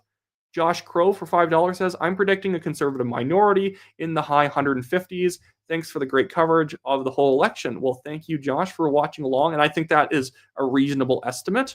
It might end up even being tighter than that. We really don't know at this point. I'm going to see if I can. Has there been any major update? No, not really. Okay. Well, let's go and see what's going on in some of these ridings in the GTA, if we've actually started counting any of them seriously. No, everything is still pretty boring at the moment. And yes, and Daniel is back from his call with India. Adam Murray for $50. Well, thank you for that, Adam. Let's go. What are your thoughts on claims of polymarket foreign interference? Well, that was a theory that Daniel floated that was interesting. I think someone else in the comments that polymarket might just have a bunch of foreign people just dumping money into it just to make the Liberals look good for propaganda purposes. And if they win, you make money. Yeah, it's not the worst foreign interference op I've heard of. But like again, I have no evidence of this. It's just the polymarket numbers were always a bit ridiculous. Like Mark Carney at 80%, I always thought was a bit rich for betting odds. But oh, I hear the pleb is melting down. Yeah, but the pleb is not. This is his first election. I did see Global News saying it's going to be more likely to be a Liberal government now, so that would suck if that's true. My goodness. And I'm wondering if it's just based on the Bloc maybe not doing well enough in Quebec here. I'd like to see what happens from now on. Okay, well, I'll just keep tracking this because I don't really know what's happening at the moment. Yeah, I mean, $13.99 from Alex Pittman. If we don't win tonight, we all have to band together to figure out how to fix the mainstream media problem. Until it's dealt with, Conservatives may never win. It's the number one issue. I would agree that there is a lot of the propaganda from the mainstream media is a big problem, because although not many people watch them, those who do show up and vote Liberal, and then it ends up creating what I would consider inaccessible voters. Because if you think what you're being told is true, and if you change the channel, it's another mainstream media outlet, obviously you're never really going to hear the other side of the story unless someone comes in, like, intervention to come and say, hey, did you see this YouTube channel? Have you seen this article in the National Post that you probably haven't read? You should check it out. Right. Soxy says, Hope Levis, Luttenberg keeps CPC, vote for them. I don't know what that riding is. Levis Lottenbiner. Probably a Quebec riding that I'm butchering the name of. I'm very sorry. Kelly Harris, $5. Hey, Wyatt, can you turn off the watch live bar on the map? Appreciate what you do. I actually don't think you can turn off the watch live thing. Let's jump back over to the map. I'm just curious where we're at right now, because they do say Liberal government here. At the same time, it's not been going too bad in the Maritimes, so maybe we are in the weirdo election time. Central Nova flipped back Liberal, but again, this is still the Conservatives, I think, even gaining a seat, or at least holding what they had back in 2021. So if so, well, that's weird.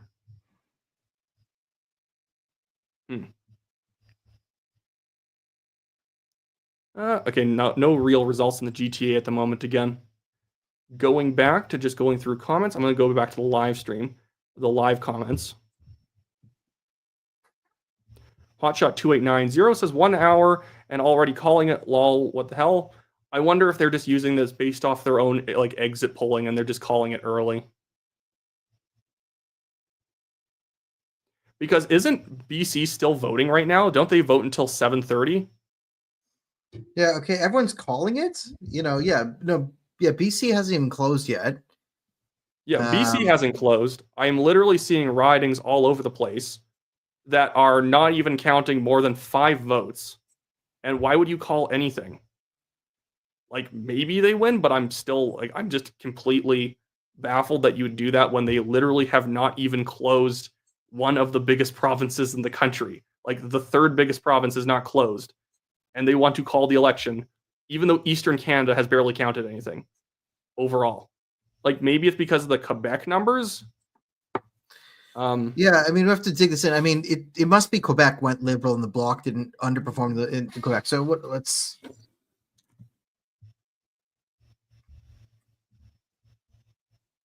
Because right now I'm not seeing anything that even indicates around here that the Bloc are collapsing. Because a lot of these ridings where the Bloc might win, it's like one poll, 2 polls, and it's like the Liberals might be up by a few, and then the Bloc are way up in the ones that they do have. See, one even just flipped over again.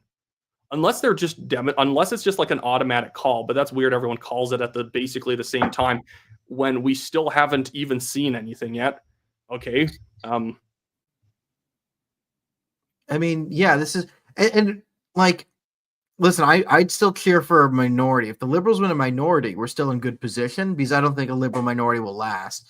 A majority Liberal would be, let's all drink our sorrows and Yeah,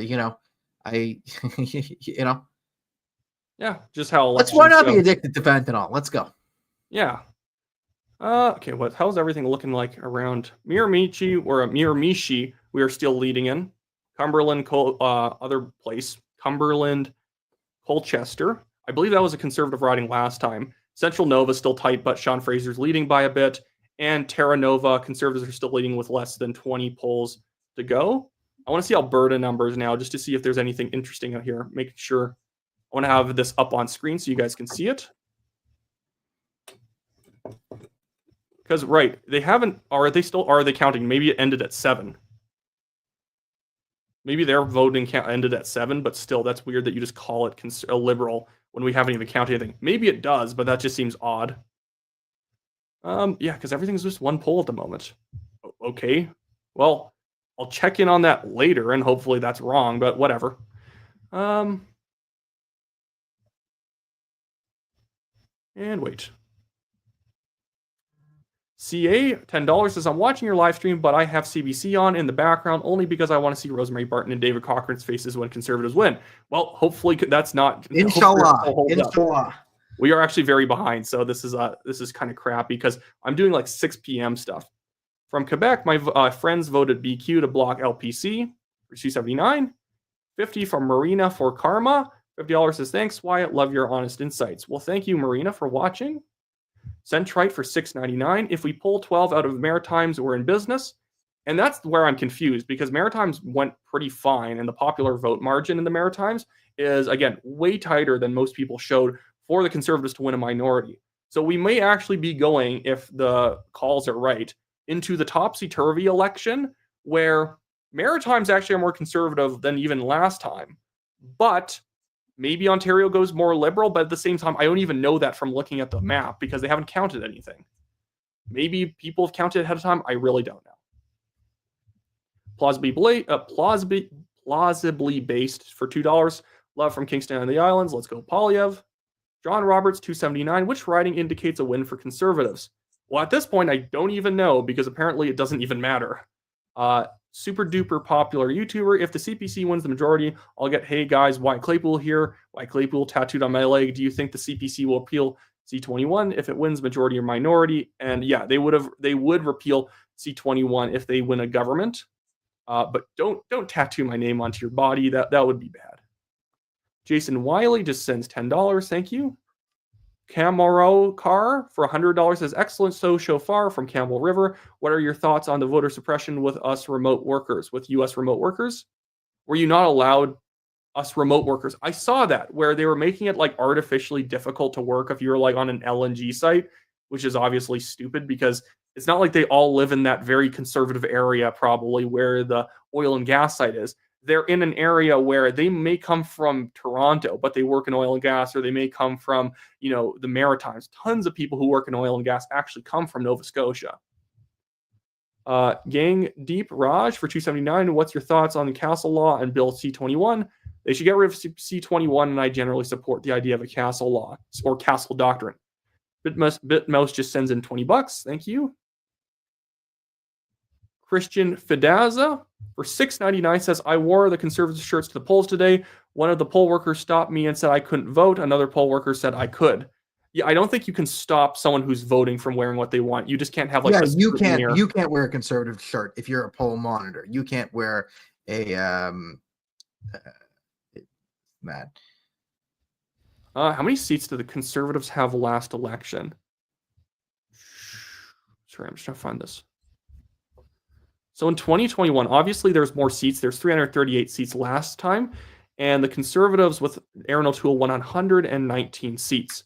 So right now they're already on track to win more seats. So even if the Liberals win, we might be in a scenario. And again, I don't know why they call it so early, because I legitimately can't see anything on the map that would indicate to me that you would call it that way. Right now, even if it becomes a Liberal minority, it might be so tight, we might be back at the polls within a year, because the Liberals are like a majority of 150 or something like that. That doesn't feel very sustainable. I'll just quickly show what the popular vote margin up here looks like. We have Liberals at 49, Conservatives 38.8, but obviously we have just left the Maritimes where the Liberals are always slated to do well. Bloc at 5.6, going to 5.8, and NDP at 4.4. But again, we have not actually counted any of the big NDP strongholds yet. And I mean, the NDP at 4.4 might not be the indicator. In order for the Conservatives to win, I think the NDP need to be around closer to 10%. Yeah. To be honest, maybe they're calling it because they think the NDP in some of the areas has underperformed enough that they're just automatically assuming a bunch of these ridings. Maybe that's a fine assumption, but still. Ron W for $5 says, thanks to you for all your work, Wyatt. Well, thank you for watching. Myrtle Turtle says for $13.99. Bill and I say thank you for all your great work. Well, thank you again for watching and subscribing. Jim L for $25 says the polls were fake. Again, I've been watching your channel and others for the last year. You can't get accurate info from most MSM. Blue wave incoming. Well, I don't know now. But at the same time, I think that polls can be instructive. I would say polls are often not accurate, which is what we're seeing in Maritimes, is that Maritimes, when pollsters showed the Liberals at 65%, that obviously wasn't true. That was not even close to being accurate. But then in other areas, it might be accurate. In other areas that it might be close. It just depends. I would always say be skeptical of top line numbers that don't feel like what the election is at. And don't tell yourself, I'm voting conservative, so other people are probably voting conservative. You never know how irrational other people are. Heidi Martin for $39.9 says, thank you for your hard work, Wyatt. And thank you for that, Heidi. And thank you for your super chat. Chad Martin Harris says for $5, good to see you at the rally, Wyatt. Fingers crossed for Polyev. Here, the Conservatives in Canada praying for change. Thank you for that. And Jesse Thomas, so I'm trying to burn through some of these guys just because I'm a bit behind. Jesse Thomas says, you're awesome. On boomer lib problem, rallying to government in times of crisis may be natural, but irrational when they are to blame for the weakness. And that is why it would be maddening if the Liberals end up pulling it out without really having done anything to say, okay, we're going to change on this or that. There's literally been nothing that the Liberals have changed on under Carney. Again, they're saying how many actual seats have they called it for? So they've only even called 21 seats for the Liberals and 6 for the Conservatives, but apparently because they're leading, they're saying government. Again, is it because Montreal's going a certain way? Yeah. I'm just looking at this. Okay, I just checked. Roman Baber's leading Yara Sachs by 1.5%. That's good. Neil Oberman's leading Anthony Father by 167 in Mount Royal, but that's extremely early going. Yeah. Those would be nice. I'd be happy with those two gone. Okay, well. Do we have anything new? Kitchener-Conestoga, very new, very recent. They haven't counted basically anything. Richmond Hill South. Yeah, and it's still early in a lot of these other ones. Don't know what to think. Yeah, I mean, let's hold on to the optimism here. I'm not going to be delusional, but yeah, it's from the numbers I see. It's not. Again, I don't know how you call it this early. Even if they're right, I just still find that odd. You think you'd give it a little bit of time? I see it as it's an odd early call. Then listen, when one person does it, it starts a cavalcade of the rest. But well, we will see. I mean, listen, I still think a minority is going to be like. I actually think a minority would be fine. Because listen, the Liberals get one budget. You might have another year of Liberals, which you're going to have kind of till October anyway. But if the Liberals get a minority, I think the odds of a Conservative supermajority coming in after them. I think if we get a Liberal minority, Mark Carney will eventually become Justin Trudeau in everyone's minds, doing the same Trudeau thing. That you could then flip it. But a strong Liberal majority would be a disaster. So we'll have to wait and see. Definitely.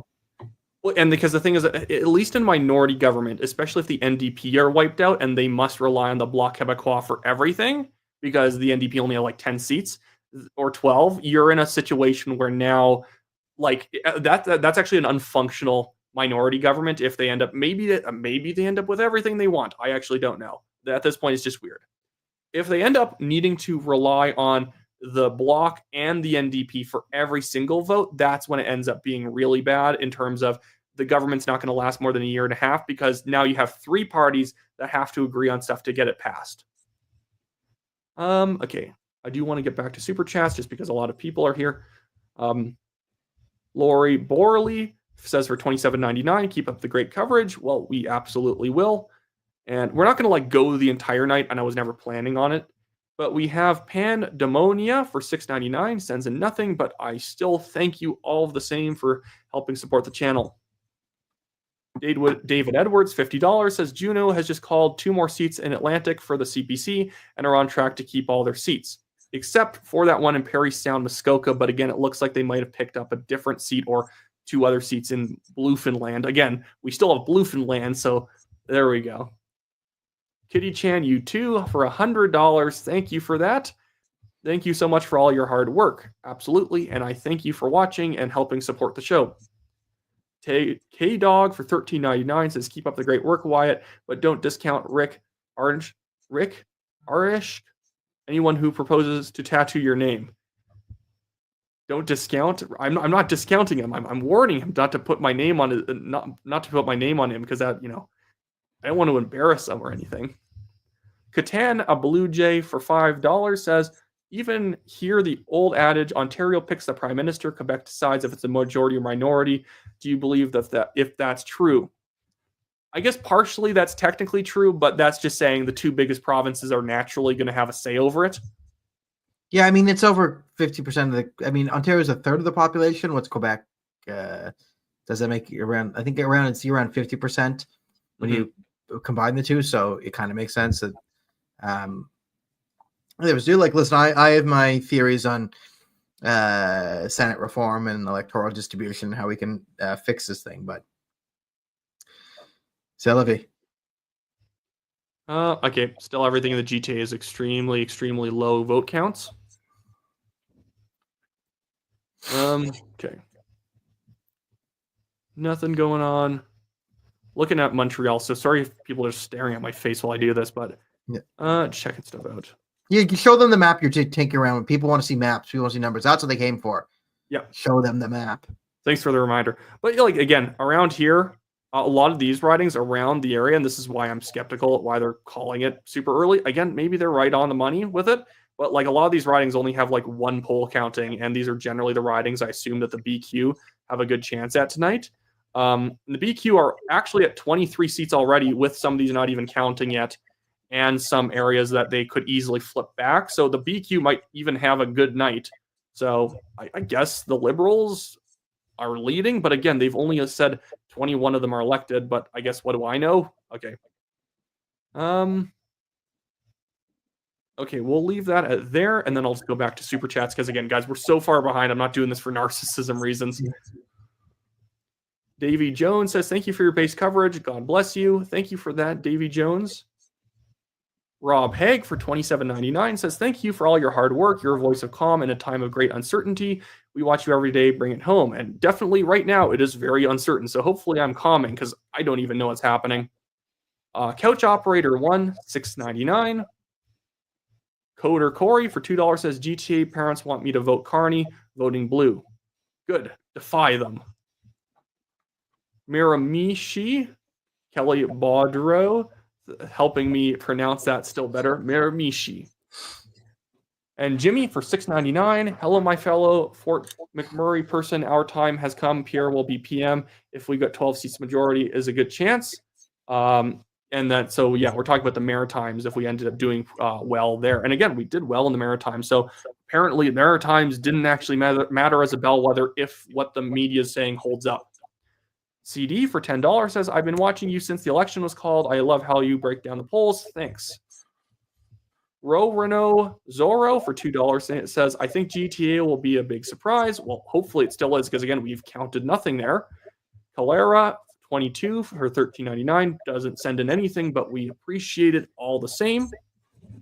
Caleb McKenzie for $3 says, former NDP turned con here. I voted early. Fantastic. And Laura Christie just sends in $27.99. Thank you for that, Laura Christie. Paul for $6.99.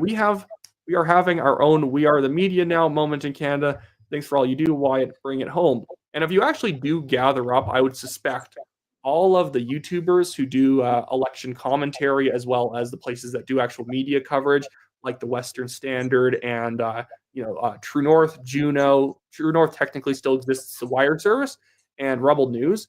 I guarantee most of those places have more viewers in a day than the mainstream media does on certain channels. Obviously, the national is where you're going to get like 200,000 people watching all at once.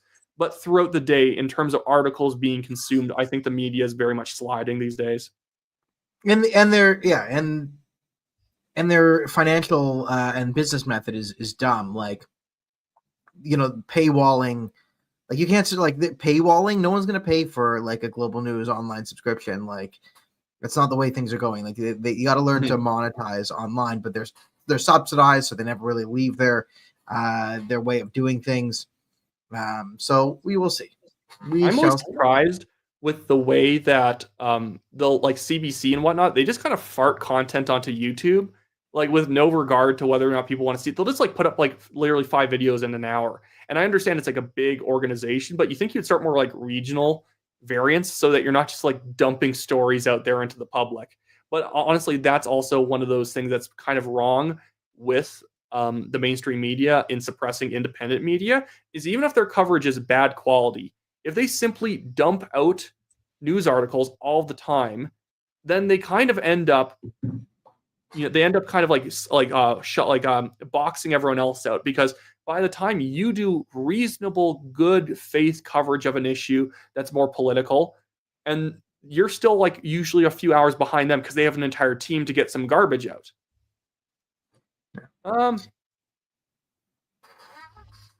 David Ford says, I can see why the West feels like it's pointless. Like, well, hopefully hopefully the call is wrong.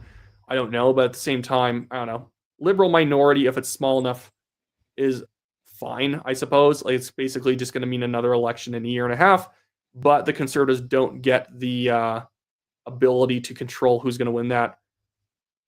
Who's going to, like, it doesn't, they're not going to benefit as much from it. The Windsor area is actually going well for the Conservatives, but it's still early. All right. Can we start Jagmeet watching now? I'm going to check. Okay, guys, we're going to go to Burnaby Center to see how Jagmeet Singh is doing. Do you think if he wins the seat, there's going to be enough people masochistic enough inside the NDP to keep him on? No, I think he's done. I think he's done the NDP. No numbers for the Jagmeet so far. Like, I think Jagmeet's done.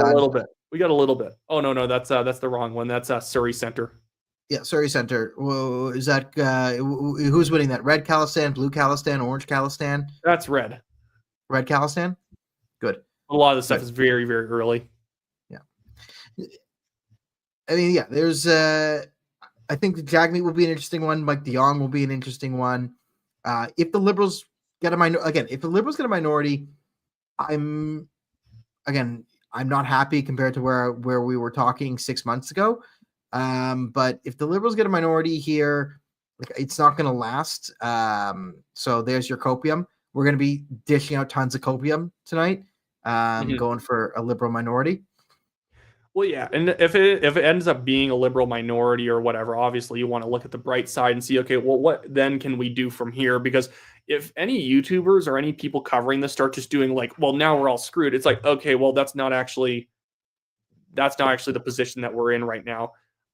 Sorry, I have to go back to this. Christina Malay says, for $10, I was born in Newfoundland and sister and I in Ontario. My father is in Newfoundland and brother in Alberta. Go Bluefoundland, rocking Gen X.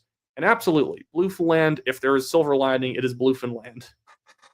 VSK for $2.79. Any hope for cons yet? I don't even know still. I guess the media called it. But again, I'm still looking at a chart where they haven't basically called more than 30 ridings between all the parties. Dret for $20 says, I love you, Wyatt. I love you too. Carly Hosenberg just sends in $1. Thank you for that. Michael Stevenson sends in $6.99. Thank you, Michael. And FreezerMan71 for $10 says, Wyatt, thank you for standing up for Trevor Tombe. He does my family proud. I vote for Conservative Zach Siegel and my riding of Stevenson and Richmond East, but I am not hopeful for BC. Keep up the great work. Yeah, I would kind of stood up for Trevor Tombe in the sense that Mark Carney was like running down him for not having as much experience as he does in terms of public finance when all of his experience has been in monetary policy and private sector in finance, whereas Mr. What's his name? Like Trevor Tombe is all public finance. He in fact was one of my professors when I was taking my master's. $5 from Michael Kovacs says, thanks for the keep up the great work, Wyatt. David Edwards for $2 says, Wyatt Jr. has its 2111. That was, I think, the previous numbers we had before we ended up moving into the other provinces. K-Dog just sends in $13.99. Thank you for that. John Roberts sends in $2.79 and says, which areas are the most important for cons? Teach me. GTA, Southwest. Really, I would say the conservative path to victory, regardless of the election, is always kind of, obviously you do well in the West, and then you just need a smattering of everything. You don't need to outright win the GTA. You don't need to outright win many areas, but if you do well in the Maritimes, if you keep Ontario at 50-50, and you keep the NDP or the Bloc keeps the Liberals hemmed in Quebec, then if the Conservatives do well in Manitoba, Saskatchewan, in Alberta, and BC, that's usually the path to victory for a Conservative government. I'm just looking at the scores now again. Like the popular vote's starting to come back down to where we were expecting it. So again, that's where I'm still just waiting for anything actually major to happen to see where, if we lose, where was the screw up, because I don't even know right now. That's what we're seeing. 46 Liberal, 39 Conservative, 7 Bloc, 4.7 NDP, and 0.2 or 0.9 Green. But again, a lot of West hasn't been counted, and basically still nothing in the GTA. Yeah. Yeah, Conservatives elected leading 130. Okay, Bloc is at 7%. That's not bad numbers from the Bloc. I mean, the story here on the numbers is the collapse of the NDP. Yeah, 4.7%. It's the collapse of the NDP. Obviously, the Bloc's vote will go down as they count more of the rest of Canada. But again, we haven't even counted that much of Quebec yet either. CG for $6.99 says, do you think that early vote is stronger for Liberals in general, Conservatives voting less early? In this election, I would say that early vote was probably more Liberal. And I would have said that regardless of what's happening right now, just because I think that if you are a Trump derangement syndrome Liberal voter, you are there on day one to vote. Whereas Conservative voters were voting, at least in their minds, in a more normal election. They're voting for policy reasons. They want change. And it's younger, middle-aged voters who don't have as much time on their hands to go out and vote right away.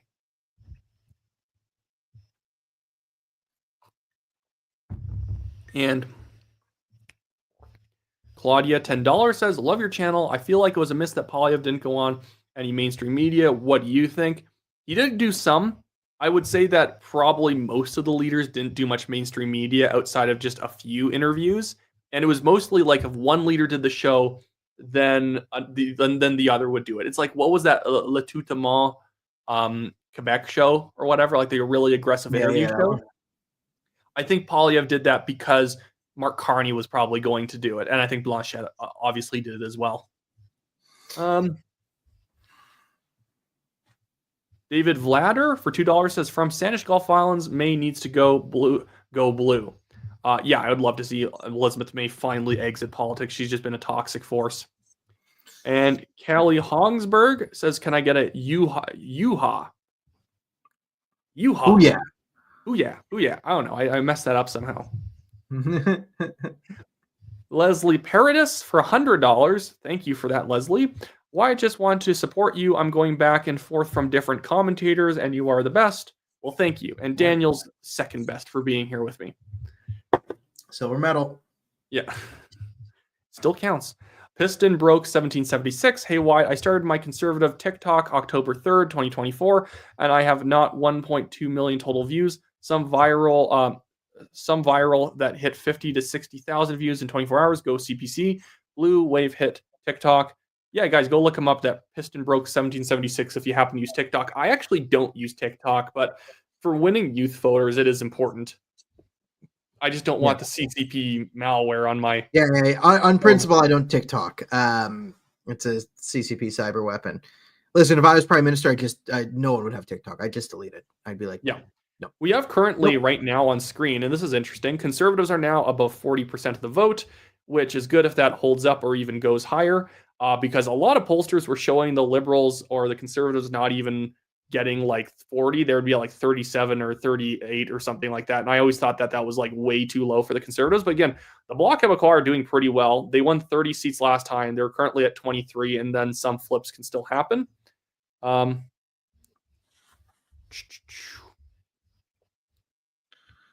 looking for any interesting ones we can check back in on. Mount Royal's still going conservative a bit, but it's pretty close. Neil Olbermann and Anthony Housefather. That's a micro race where that race only has to do with things going on locally, and that's it. Yeah. Canada is within 9-10, but we still have a lot of vote to count. And Carleton is actually leaning a liberal, but that is with a single poll. And what else do we have here? Oh goodness, come on. Okay, I'm gonna have to resort out the map here. Yeah, I'm looking for any interesting ridings in BC. None of the ones that I care about right now. Let's check it on York Sax. How's she doing? You go to York Center. York Center actually is doing better now. So 39 polls counted of 172, and Roman Baber is currently leading with 853 votes. Oh, okay. Roman Baber's pulling away from York Sax. Okay, this is very good. This is a micro victory for me. Yes, and we have some Milton and Brampton ridings currently going conservative with some decent amount of polls being counted, so that's good. Do we have anything else that's interesting? Vaughan's going conservative. Thornhill obviously is conservative. Melissa Lanceman up. Vaughan Woodbridge is currently conservative. I'm going to put this back on screen because it's decently interesting. So this is the area a lot of people are saying where there's going to be a lot of pickups. So York Center currently leading Roman Baber with a lot of vote. Obviously, Melissa Lanceman's going to keep her seat. Richmond Hill South with Vincent Ho has a 515 lead. That is a pickup from, I believe, isn't that? Vincent Ho? That might be good because that's Majid Johari's right. Sorry, what do you say? Richmond Hill? Yeah, Majid Johari. I was wondering if Kostas Menegakis was running against him again. This is a great pickup if we win it, because Majid Johari is a flat-out Iranian government asset, Iranian regime asset. Vincent Ho winning. Okay, that's good. If Majid Johari loses a seat, that's very good for Canada. Listen, in the 11 MPs named in the Norset report, I am 95% confident that Majid Johari is one of the ones connected to China. And I know it just called him an Iranian asset, but generally how it works is anyone who's in bed with Iran or China or Khalistan or the Muslim or any of these things, it's all the same networks. And a lot of the Iranian foreign influence is laundered through China, which is their ally. So like Russia, China, Iran sort of has an access, and a lot of it in Canada is funneled through the Chinese because they kind of have the freest reign in Canada. So a lot of MPs will go to China and then come back with a bit of a bag. Yeah. And sorry, I'm just gonna sorry, I just put every time people are spamming, I just had to put someone in timeout. You gotta throw down the ban hammer, make them sit in the corner with the hat of shame. Start. I'm gonna go back to some of this stuff because again, you guys are extremely hyper generous. Thank you for actually making this one of the most watched election live streams currently on YouTube after Rebel News and Juno News. Anita Davis says, I've been enjoying your daily videos all campaign wide. Your breakdown of the numbers and humor puts a smile on my face. Pure Poly for PM. Yes, and I think here's the thing. I've been predicting it's like a 50-50 coin toss between the conservatives and the liberals, and I think that with a slight edge towards the conservatives, I think that this is effectively vindicating that the polls were wrong, but the liberals still might win, but they're going to win in a way that the polls didn't actually predict at all. David Shearer just sends in 99 cents. Thank you for that. Mark sends in $2. We've enjoyed your polling analysis so far. Well, thank you. And I'm definitely going to be keeping it up because, again, I think the polling analysis has been generally pretty accurate about the mood. Polling can only tell you possibilities. It's never going to be able to tell you who is actually going to be able to win. It's basically like we are reading tea leaves a little bit, but it can be indicative because sometimes when people say, well, I know a bunch of people in this riding and it's going, and I think it's like, it's going to go liberal because I know a lot of liberal people, or it's going to go conservative because I know a lot of conservative people. Sometimes the regional polling, if it's done well, will tell you, you might just be in a conservative poll. That riding's probably going to stay conservative. Carly Hansberg says, my grandma died. Can I get a hoo-ya? Well, that's really tragic. Hoo-ya? Sorry for your loss. Yeah, like sorry for your loss. That's terrible. Yeah, so prayers for your family. England DDG for $5 says, I'm an undocumented Canadian. I'm going to vote for whomever offers me free Tim Hortons and poutine. That's what a world-class economy requires. Well, absolutely, you're right. Isn't that what Canada needs? Just more warm bodies in the country. We just need more immigration, and somehow we're going to fix our economic problems. Yeah, we'll immigration our way through it, and then send direct flights to Amritsar. So, yeah, that's what's going to fix things. Yep. Young Guns Canada says, I volunteered with the CBC Canada doing data entry. Can you explain the benefit of the benefit to the campaign? I'm from Calgary and would love to meet up sometime. Love your commentary. Well, the data entry, and are you talking about, and thank you for the $20, Young Gun. The benefit to the campaign for data entry is simply the campaign needs a coherent view of the riding. If you don't have a coherent view and it's getting tight, you might be door knocking and lit dropping and doing stuff in all of the wrong parts of the riding where people are decidedly liberal in that area. So why even bother showing up and reminding them in elections going on?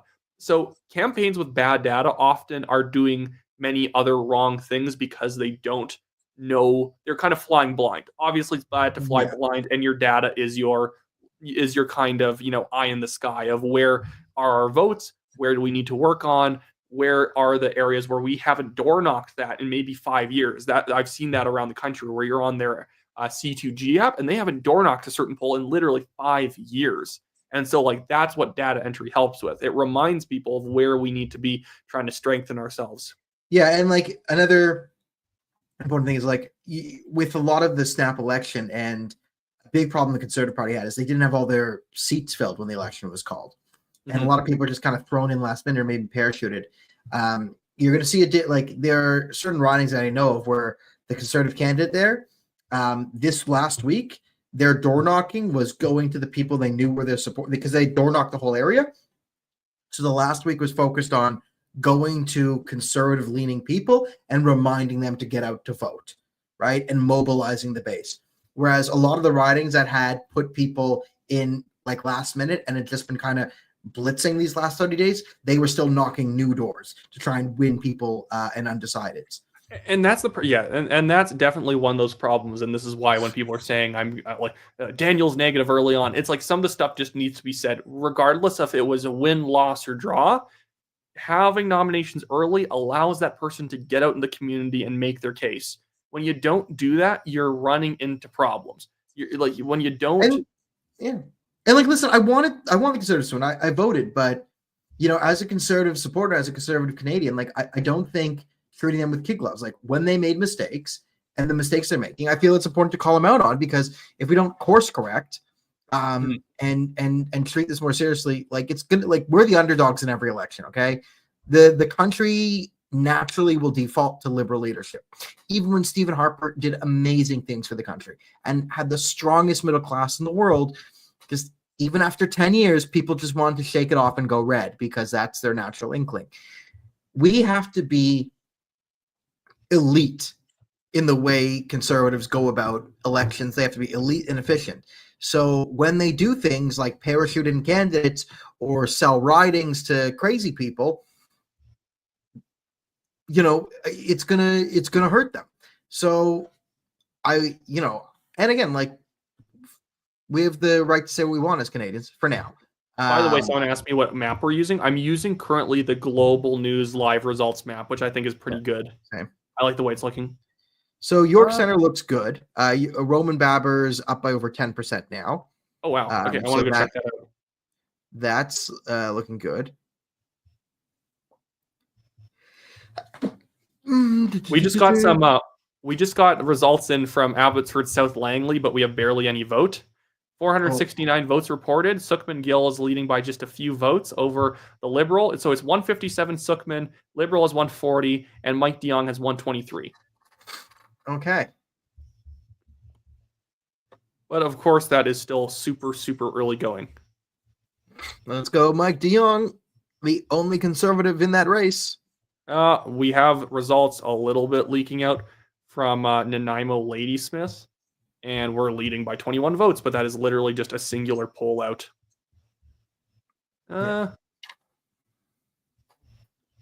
else do we got here? And again, they've only called 24 ridings in favor of the Liberals, 17 for the Conservatives, and 3 for the Bloc. So again, regardless of what happens, I'm just still kind of amazed that they even bothered calling stuff this fast. Yeah, I don't know. I'm just annoyed. I don't like when I hate when people do that. Maybe they win, but like, oh my goodness, let me have some flipping suspense for a bit rather than calling it. And then if they're wrong, then they look really stupid. David Shearer, your coverage makes the way this way less successful. This way less successful. I don't know what that means. Stressful. Making it less stressful. Yes. And again, even if it's a loss, I can make that less stressful because my goodness, if it's really tight, the government's not going to hold very long because like Carney needs to get within like a few seats of winning a majority to have a functional minority government because if the Bloc Québécois and the NDP are required to hold up the government, that's really bad for them. But thank you for the $27.99 from Gunther Kruger. Gunter Kruger. There you go. Broken Country for $20 as Wyatt Claypool here. Burnaby Central. One poll reported. Jagmeet Singh down 9 votes. Jagmeet Singh is losing. It's the end of Jagmeet. Who's he losing to? Oh, too bad he's losing to the to the Liberal, but that's only in our first poll. But yeah, that's going to be silver lining if we see Mr. Singh losing that seat. Oh, someone just said CTV projects a minority. If this is minority government, I'm going to bed fine. I'm going to bed fine in a minority. And listen, am I afraid for the country? Yes. Will there be more fentanyl? Yes. Will Mark Carney print $1 bajillion and then give it to Brookfield? Yes. But at least I know Mark Carney's veneer is going to wear off soon. And then when it does, we can properly eviscerate the Liberals. And hopefully, I just want the Conservatives, please stop pandering to the people who hate you. We don't need radical leftists. We need to grow the Conservative base. And you cannot do that with a bunch of Khalistanis. Okay, they're backing the Liberals right now. If we could just ditch our crazies, I'm telling you, Conservatives, you don't need to pander to minorities. You don't. Do you want to get minorities to vote for you? Just look them in the eye, speak English, and treat them like everyone else. Just pretend everyone's a bunch of white dudes. If you treat Asians and Indians like they're just Canadians and no pandering. You don't need to bibbity bobbity bibbity boo. Just say everyone's Canada. You came to Canada to be Canadian, you'll win them, right? But the problem with the conservative, like the problem with the pandering approach is, I get it when minority communities get into two modes where it's like either there's racism and like, oh, I hate brown people and the minorities ruin the country, white power, right? That's scary. And if the other option is we love all minorities, DEI, ethnic diversity, blah, blah, blah, blah, blah. Yeah, okay, of course they're going to go that way. But the real pathway for Canadian conservatives to win is you don't need to pander. Just look everyone in the eyes and treat them like a normal person, and you'll kill it with the Asians and the Indians. Yeah. Hey, I want to quickly just bring it back to the macro results because, again, a lot of these areas I'm looking at, it's just not much to tell people. So what we see right here, bringing it back up on screen, is currently 160 for the Liberals, 139 for the Conservatives, which is actually gains for them, 25 for the Bloc, 10 for the NDP, and 0 for the Greens. But again, we've only called 28 for the Liberals and 18 for the Conservatives, and there's mostly just counting leading ridings. So I don't actually know. And again, the Liberal vote margin keeps decreasing as time goes on here. This actually is hilarious. It would actually be hilarious if the NDP comes in with like 6% of the vote, but then they actually hold on to a official party status. That would actually be hilarious. Yeah.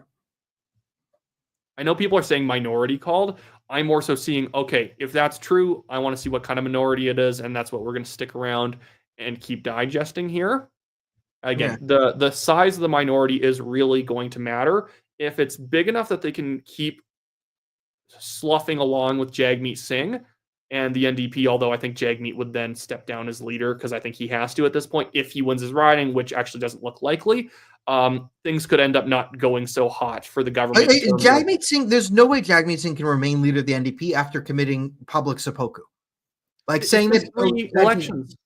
Like saying that, I killed the party to help the Liberals. You can't be the NDP leader. And I already know there are people, I've heard rumors of people inside the NDP mobilizing to try and take the leadership. Like, I know Heather McPherson. Looks, I'm going to bring up this. So this is good news. Neil Oberman Mount Royal increasing his lead. Montreal getting a CPC seat. Yes. I think that's a newer one. I have to go to the old comments here. Wyatt Claypool here. I like the intro too. I hope Pierre wins. And by the way, thank you, Broken Country, the $20. I hope Pierre wins this. We need to see improvements in Canada. We cannot stand and watch Canada get taxed into oblivion. Let's get her done. RN for $5 says, if Carney wins tonight, should Canadians who value their freedom and basic dignity start preparing their exit plan? I don't think so. I don't think the Liberal government will last very long. And it's unfortunate if the Conservatives don't win, but if the Liberals just get a small minority, it's basically they get to limp along for one more year. And the next election, my goodness, is probably not going to have to do with Donald Trump. Yeah, that trick only works for about a few months. And here's the thing. Here's a law I would love to pass. Make the elections 45 days at least. 50 days. 37 days is a complete joke. Who can actually even digest? A normal person who's not a political junkie, who can digest the issues of an election in 37 days when most of the parties are still trying to get the signatures for their candidates? Yeah. And I would say, a lot of people are saying, like, don't lose hope. Definitely don't lose hope. The thing is that, again, this is going to be a gain election for the Conservatives. This isn't like the Liberals gained a bunch of new seats. So Sandy Demand says, for $2, so what will you cover after the election, Wyatt? Everything, because it's going to stay chaotic. I'm going to try and do longer form edited content. I'll still make daily videos, but I want to do longer form edited content projects. Hertz Donuts for $13.99 says, even in event of Liberal win, your thoughts about possibilities of Western separating from the East? I don't think it's actually that likely. I think it's going to get bad, but I don't think it's going to separate. Although I think separatist parties could maybe in provincial by-elections or general elections actually start winning seats. But I actually think a new federal election is going to come before an even Alberta provincial election. $10 from Green Cat Kid says, appreciate your content and coverage. Well, thank you for watching. JQK says, I live in Halto and it's about 20-1 conservative to liberal signs. I live in Holton and it's about 20-1 conservatives to liberal signs. Somehow the Liberals are supposed to win my riding. Well, yeah, and maybe it's one of those things where a bunch of people put up signs, but it's just there's like this kind of slow trudge to go vote Liberal, even I when mean, they didn't have much there investment. are certain areas where there's like concentrations of like apartment buildings here and there that you might not see, like that have higher density that might vote Liberal. Okay, sorry. Some of the people are texting me. Yeah. Let's look into Brampton. I think Brampton is going to be an interesting indicator of a few things. Yeah, I can bring up Brampton right here. I'll get to it. I'm not sure if it's too early, but there are at least some conservative gains in this area. Milton, Okay. East Halton Hills. We have Mississauga Streetsville, but it's very tight. Brampton South, which is actually a pretty decent lead for the conservative Sukdeep Khan, 409 votes, and then Brampton West. The interesting thing is Center is actually expanding more for Roman Baber, so it's going to be amazing to see Yahara Sachs go. Yeah, the biggest vote for like on the Khalistan issue is of course Abbotsford, South Langley, but Brampton East will have also a very interesting indicator. Jeff Lawal was disqualified by the Conservative Party. Just another, in their sort of Hindu purge. But Jeff Lawal's actually like a good community organizer and like well respected in the community who defected to the PPC after all this. So it will be interesting to see if the purge of Hindu Canadians from the Conservatives comes back to bite them in Brampton East. That will be. I just wanted to notice that Markham Unionville is currently has Michael Ma for the Conservatives leading over the replacement, who's also connected with the CCP for the Liberals. I forget what his name is, but the guy who replaced Paul Chang, who is also in bed with the CCP, it looked like, is that guy's losing, so that's good. Allahu Akbar. Right now, they still have basically counted nothing in Carleton. And Mount Royal, Neil Oberman is still leading, and they've only counted a few more polls. But again, we'll come back to all that later. Is there anything else interesting going on? Grant Cool is currently winning in Sanik Suk.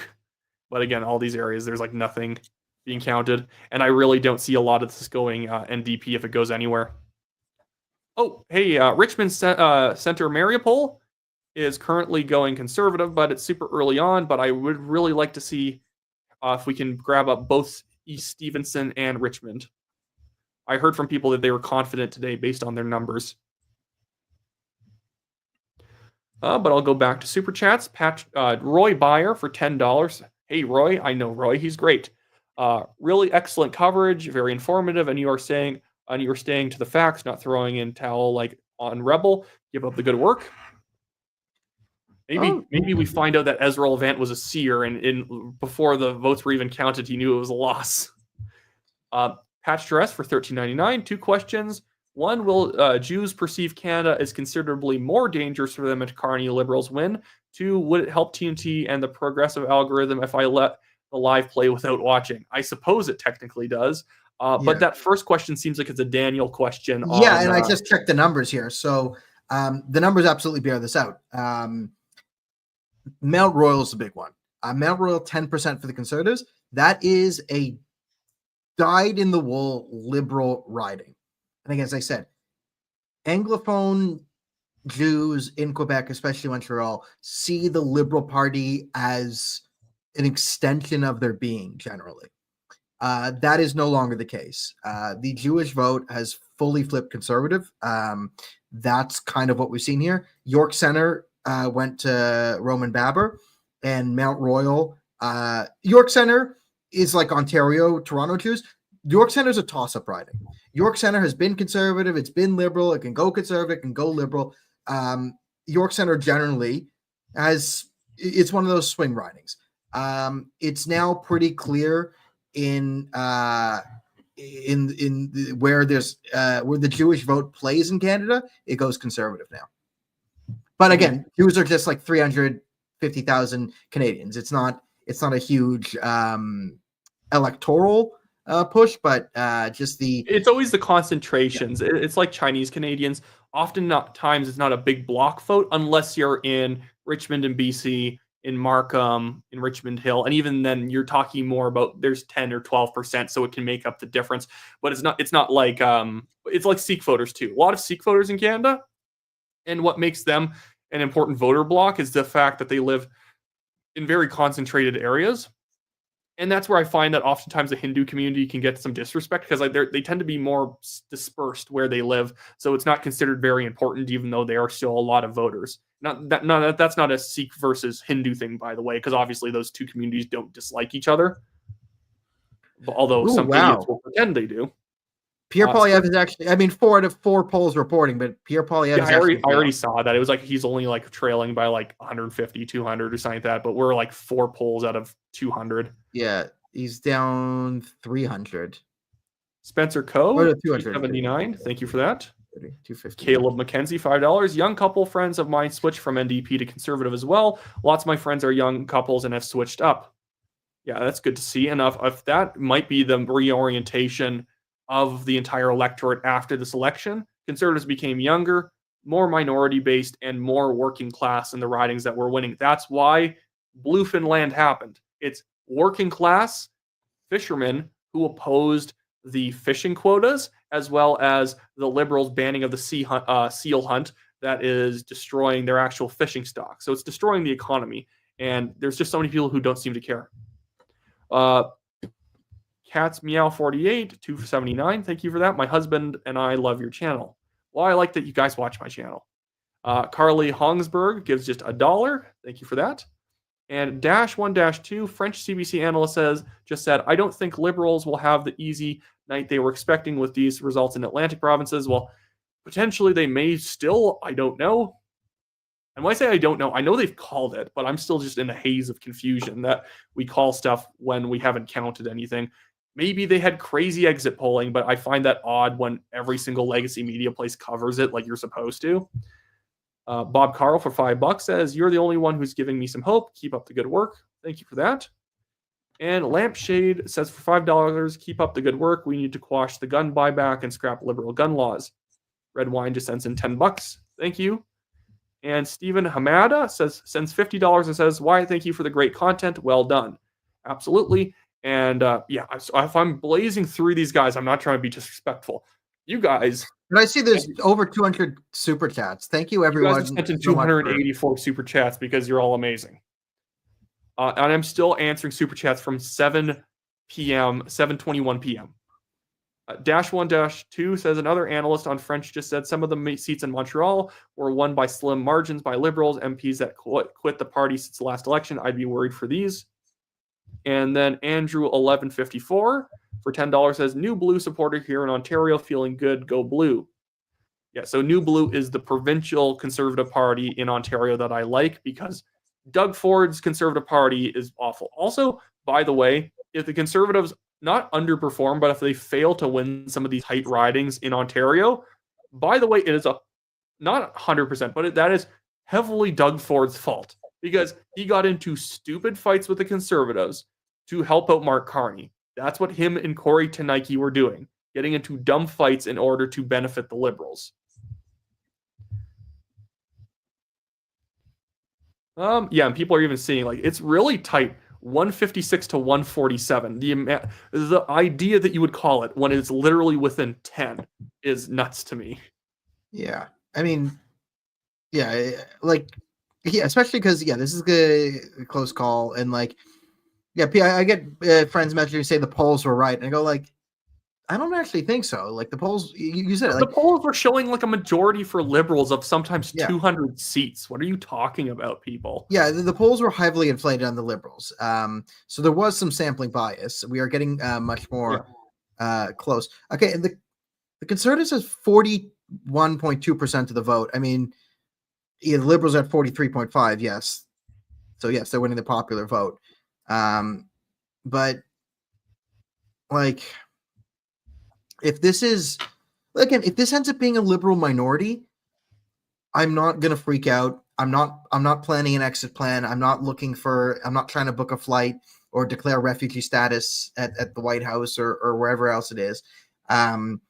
Like let's sniff some copium, guys. Okay, Liberals get a minority. Jagmeet's gone. Okay, Jagmeet's gone, which means the NDP will go back up. And then, like, I mean, this is the story. I mean, look at the numbers. The story is the NDP collapse here. Like, the NDP collapse was real. That's what the only thing I think the polls were right about is the NDP collapse. Everything else was sort of overinflated. But I think the NDP collapse is enough to push them over. And the fascinating thing is, I think the country hates Justin Trudeau. We saw there's a very much of an anti-Trudeau thing. And it's fascinating that I think Jagmeet Singh took more of the anti-Trudeau hate than Mark Carney did, because Jagmeet was more closely tied with Justin Trudeau because of their coalition they formed together. Yeah. Hey, thanks for saving me there. I think for some reason my chat died. Okay. Everything's back? Okay. You can hear me, right? Yeah, I can hear you. Am I on the right microphone? Sorry, that was weird. Everything started slowing down. I think it's because so many people are watching that did that. Yeah. Yeah, and people are saying we're literally within 6 seats by some of the counts. Yeah, it's a 6 seat. Yeah, I don't know how they called this so early. Even from a viewing, guys, don't you want to keep people glued to the TV? Think of the ratings. Guys, show your bias that you wanted the Liberals to win, because unless you have the secret, super duper secret exit polling, no, settle down. Call it later. My goodness, because now, if it was within 6 seats when they did, I think we'd all call them idiots for calling it this early, because we actually legitimately in many of the GTA ridings up for grabs, that's where the ones that they haven't really counted anything. Yeah, well, I mean Mike de Jong's doing okay, but he's it looks like Sukhman Gill's pulling away in Abbotsford. That's too bad. The thing I think that if Sukhman Gill wins that one, it's going to be things like young voters who probably aren't connected to the sort of nomination politics end up just showing up and voting Conservative, which I understand. They're not going to. Jagmeet Singh is losing his riding, and he's one vote up on the Conservative for second place. So by the way, Mount Royal is still going Conservative.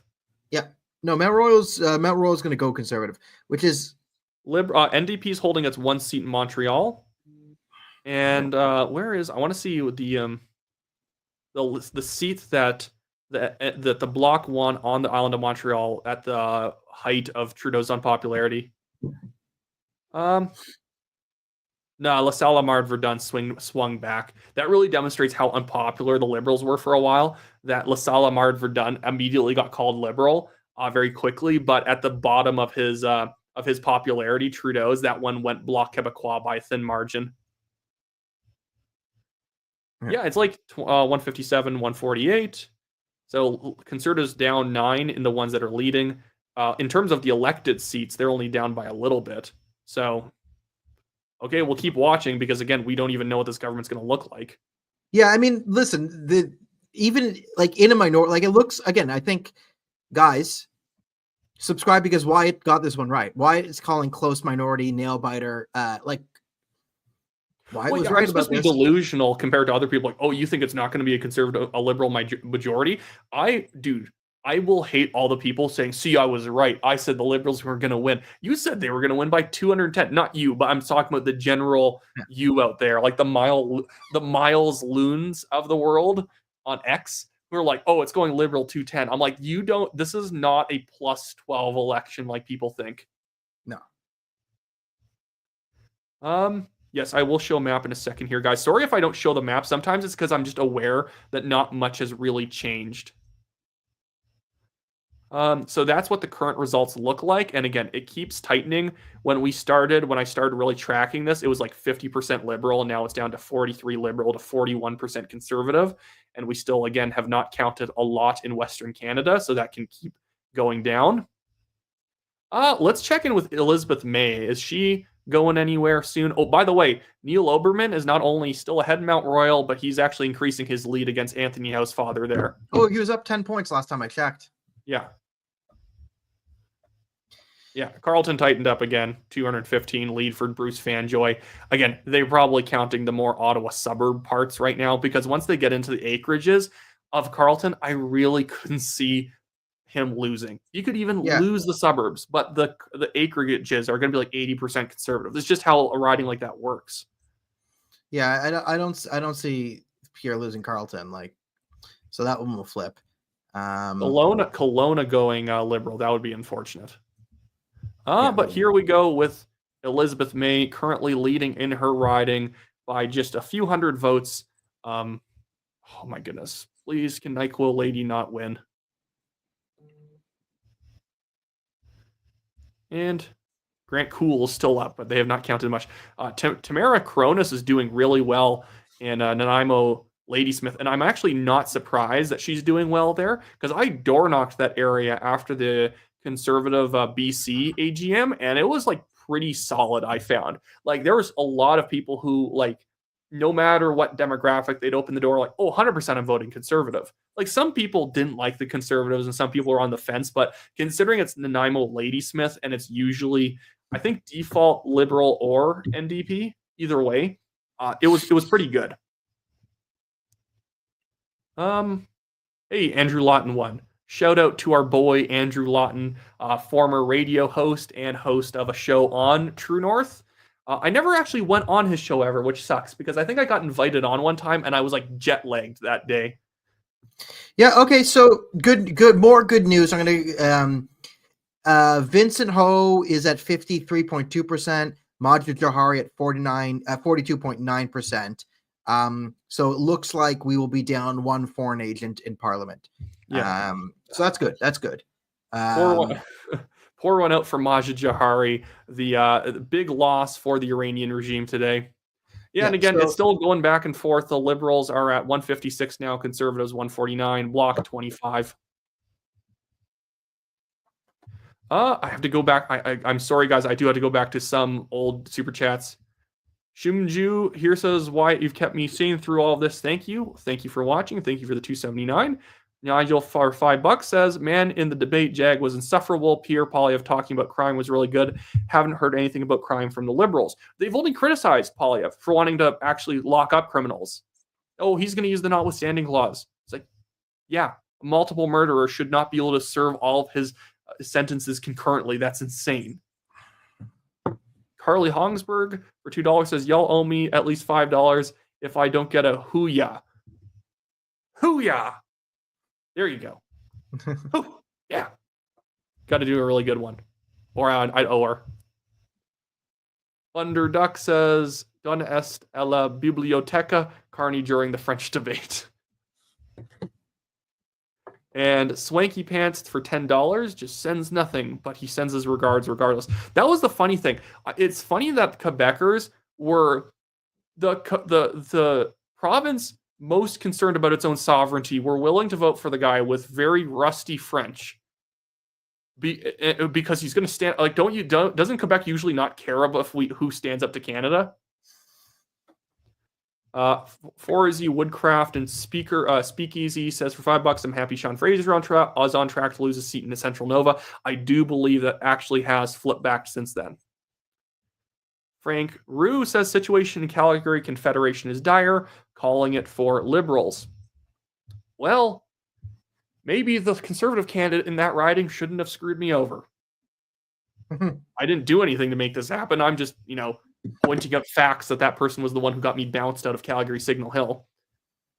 Melanie Abulio says for $2.79, too much emphasis on second Miramichi. We're still at this. Miramichi.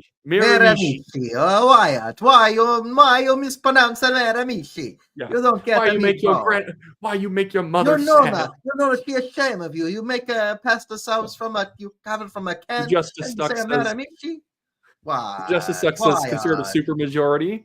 Benzie Bean says settling this now. It's Miramichi. See, everyone's obsessed with this. Miramichi. Maybe I should sell t-shirts with my face just looking confused with Miramichi underneath it. Darcy Holt says, What's the deal with counting the early vote? Are they counted first, last? Neither. Early votes might be strong for CPC. I'm not sure if they were actually going to be strong for the CPC. Honestly, I think they'd be more liberal. At the same time, I actually don't know that either, because I had even heard that you're not even supposed to start counting votes in any part of the country until every single poll has closed. But Atlantic Canada started counting like way before BC had even stopped. Yeah, I remember that. Like, it's a big deal BC made because there were some elections that were called before BC finished voting, and then they made it a thing.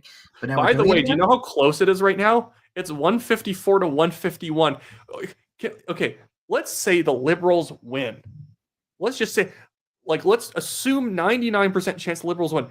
Who is the decision desk people who are like, oh, five seat lead for the Liberals? Just call it for them. Just call it. This is a complete clown show that you would do that. Broken Piston 1776. Daniel, I love your Bronx tail, bro. Lol. You make a fun of my accent, eh? You make a fun of me. You make fun of the family. You need to switchblade with a comb. You make a fun of a National Telegraph. I come and break your knees. I don't even know what accent that was. The Polypam for $20 says, Wyatt, I've been watching your videos religiously over the past month or so. You're a highlight of the campaign, and I have a bright future ahead of you. Thank you for your reporting. Well, thank you for watching and following along. Melissa Naria for $6.99 says, will Mark Carney stay on as Liberal leader if he loses? Apparently, no, he'll still ahead, but he wouldn't stay on. Yeah, it's 155 to 150 now. Ash K. Sharma for $13.99 says, first-time voter, immigrated from India in 2018 because became citizen in 2022. I love your analysis in Brampton South. Looks like a blue wave. I was one of the first to put up a conservative sign. I saw others. And this is something that people should realize. This is the funny thing about immigration. So I really shook the camera there. So many new immigrants are super conservative people. Obviously, too much immigration is not great for the country. A guy who's watching political analysis and following on Canadian elections is the ideal immigrant because you're someone who cares about the country, who's engaging in the issues. But just dumping people into the country is not good for the GDP, and I'm not arguing that, obviously. But that's the funny thing about it. The Liberals may have had this backfire on themselves in the long run, where many of these new immigrants from different countries in Southeast Asia, from China, from India, are actually all going to be future conservative voters instead of liberal. Just because someone brought you into the country doesn't mean that you're going to like them once you see their policies. It's 156 to 149 right now for who's leading. Although, again, they still haven't called many of the seats, so we don't know what the government's going to look like. JQK, hey, Daniel, you out of a job now, you're an antagonist for no reason. He's not an antagonist, he's a realist. No, I'm the villain. That would actually be funny if people start like blaming you for being negative at the start of the stream for why we start dropping seats. If I'm not being blamed for something, then I'm not doing it right. Yeah. CG for $13.99 says, I'm a French Quebecer, first-time CPC voter. I know a lot of Quebec, like me, in Quebec, fear made people vote Liberal, wokeness, NDP, and hope for CPC. Bring it home here, Polly. I appreciate your channel. Good job. Well, thank you for watching. Christine Hazel for $69.99. Thank you for that. Very generous of you.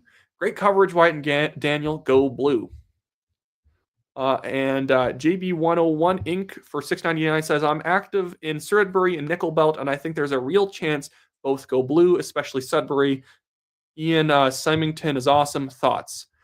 Let's go check out Sudbury. I actually haven't been checking in on it. Maybe it's one of those places that's lost and it's just an old comment, but let's hope that that's actually true. I assume that you're talking about like Sudbury proper here. Ugh, come on. I'm fighting with the map. Yeah, it looks like the Liberals going to be winning that one, but it is much closer than you would have probably expected based on previous election results, and there are still more polls to call, so it could end up tightening up more. Holy I'm not sure. Shit. What? Look at the Carleton numbers. Okay. I know it's 10 of 266, but Listen, unless it's again, you know the makeup of that riding, but Yeah. If that is how it's going to go down, that's insane. And that's going to be not a very good night. And maybe I'm going to have to eat my hat over Polyev not winning his riding. But I'd heard the same things about Nepean, where Mr. Carney had been poaching people from other ridings around him to try and help himself out. Unfortunately, it looks like Canada's going Liberal and Ottawa South and Nepean and Ottawa West Nepean. Whoever was out there still put in a good effort, so thanks, guys. We'll definitely check back in Carleton in a bit. And if that swings, that's a really weird swing since other things have swung blue that we did not expect. Yeah, once we saw those, I mean, I didn't think for a second that there'd be any story in Carleton tonight after seeing those Atlantic Canada results, because yeah, people asking how Pierre's doing. Pierre's not doing good in his riding. He is doing very badly to start. Yeah, that's early. Still with only in the first 10 polls, so who knows? And like I expect Pierre to still win this, but there. And then. Well, here, look at this. I have to do a different media hit. I'll be back in 15. Okay. I see you around. This is a bit of a weird riding right here. Kitchener, I think it's just Kitchener Center is actually going conservative by 425 votes at the moment. It could always change, but that's pretty good considering that it was Green incumbent Mike Morris who held this riding. And I had seen that if it was going to go to another candidate, or if it was going to go to another party, they thought it was going to be more likely to switch Liberal, but it looks like the Conservative might pull it out in this area. So that's a good gain right there. Kitchener-Conestoga is still pretty tight with 316. And Kitchener South Hesper, Matt Strauss is doing very well. He was a doctor that during COVID had opposed lockdowns and mandates, so that's great to see. I think that Matt Strauss is a fantastic candidate. And, friend of the show. I think he watches the show. I actually don't know. Haldermore Norfolk, obviously Leslie Lewis got reelected. Chadden Kent Leamington, obviously we have David Eap getting reelected. And we actually look like we're going to win Windsor West. And I don't believe we had that one last time. I'm trying to look at the map from last time. Yeah, we didn't. In Windsor, it actually went Liberal in Windsor West last time, but now it looks like we have a very solid lead of 1,617 votes. St. Catharines is probably going to stay Liberal based on that margin right there. But we are picking up a Hamilton riding on Hamilton East Stony Creek that, based on the 338 numbers, actually said that was going to be a safe, I think, Liberal or NDP riding. But it looks like the Conservatives is going to be actually taking that by a pretty good margin unless something big changes quickly. Is there anything else interesting going on? Bay of Quinte is kind of in the margin where I could see it going the other way. York Center is expanding its lead for Roman Baber still, so that is very good to see. And we are expanding leads in Brampton West. Brampton South is tight, and Milton East Halton Hills South is also very conservative at the moment how it's leaning. And then Mount Royal, with 50 polls, we still have Neil Oberman winning that riding, and that would be great to see.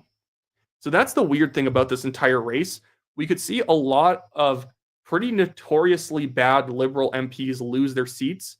The Conservatives gain a lot, but then we end up losing really odd ridings. At the same time, we did well in the Maritimes, and especially, as I keep calling it, Bluefinland, because we ended up actually taking half the Newfoundland seats in areas where they assumed that it's just a holdout operation for the Conservatives. Can the Conservatives hold on to central Newfoundland?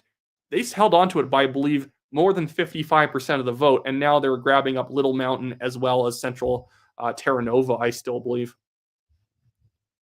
Yeah, people are saying that currently Polyev is behind, although, again, I need to see a little bit more of the polls in that riding because we've counted 10 polls, and if they're the polls around the Ottawa area, like the Ottawa metro area, I think those ones always naturally lean Liberal, because you have to realize about Polyev's riding. Polyev, since 2004, has always won that riding like 50 to 40. 50%, 40% for the Liberals, and Greens, NDP, PPC are all in the middle there. And so right now, if it's tight and the Liberals are leading, it could just be that we haven't counted all the acreages. Maybe we have, and if we have, then he's screwed, but you never know. Oh, hey, Elgin Lawrence flipped. Who did it flip for? I'll check that in a second. But right now, I just want to look at the general numbers on top.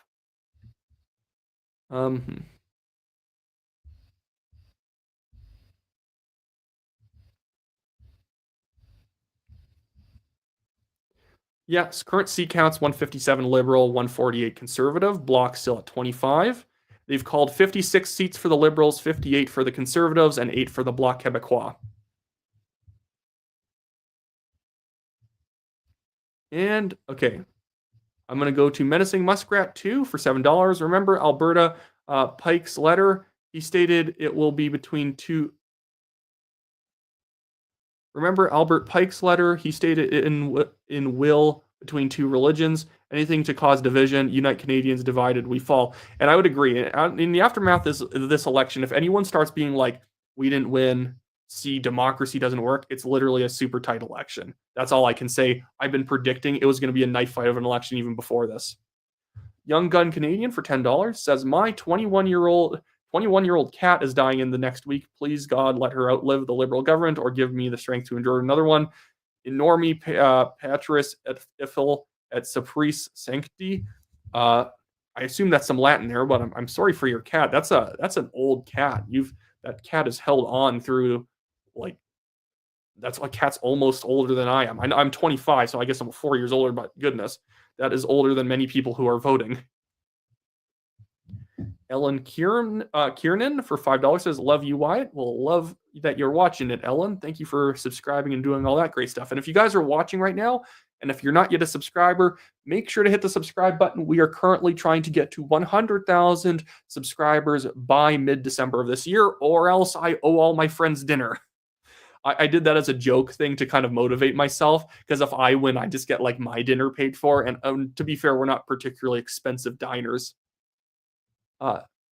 Gazalarian says, I don't know why the NDP is around. Under Jagmeet, I don't know why they're around. I actually had an interesting conversation with someone from the NDP where I was suggesting if you guys want to survive, they should almost become the infrastructure party. Stop being the woke party who constantly talks about how Canada is corrupted with colonialism and whatnot, and we need to do things. We need to promote equity and DEI and whatnot. How would just become the party that's like, what is his name?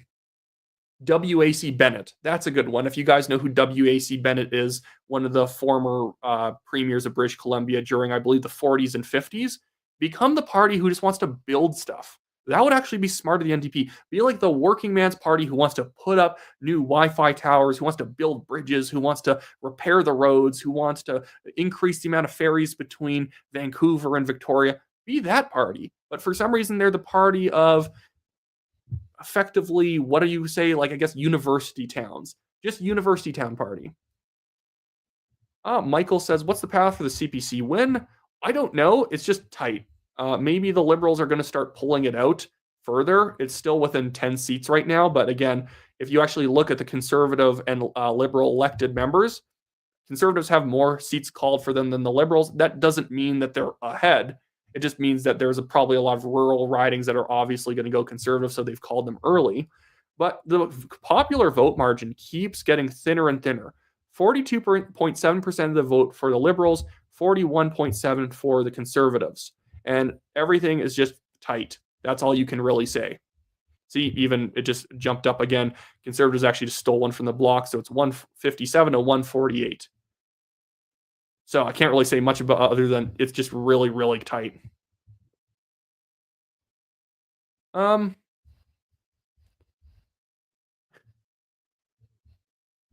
iBroke says Maritimes should know better. The one thing is the Maritimes were the part of Canada you could say learned the most because they actually kept it way tighter than all the polling had predicted.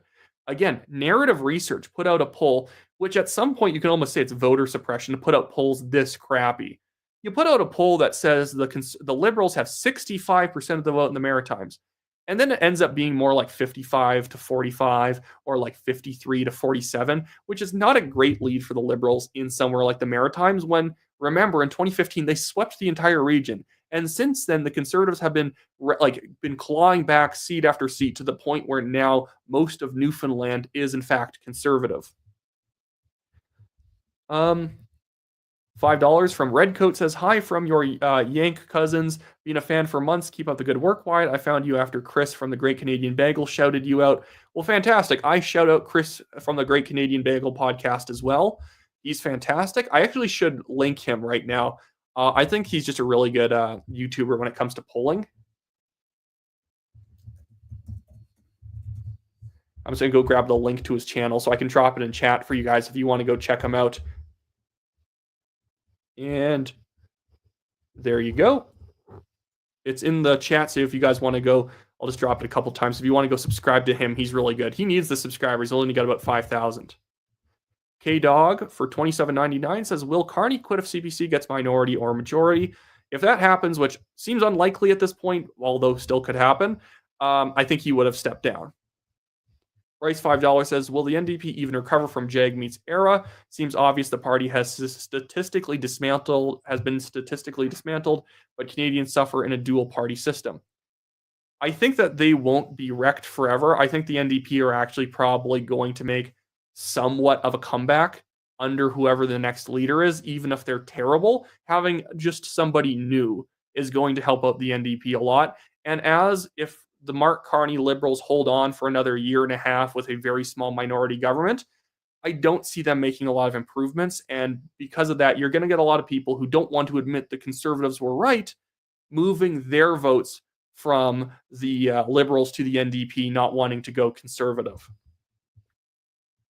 Jeff Good for $6.99 says, can CBC win with so many seats in Vancouver, Toronto, and Montreal? Love your analysis here for 100K, Wyatt. Well, thank you for helping support me to 100K.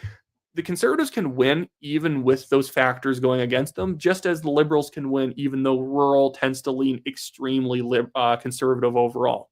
Every party has its strong points. Cheyenne Torres says, Iranian Canadian from Aurora Oak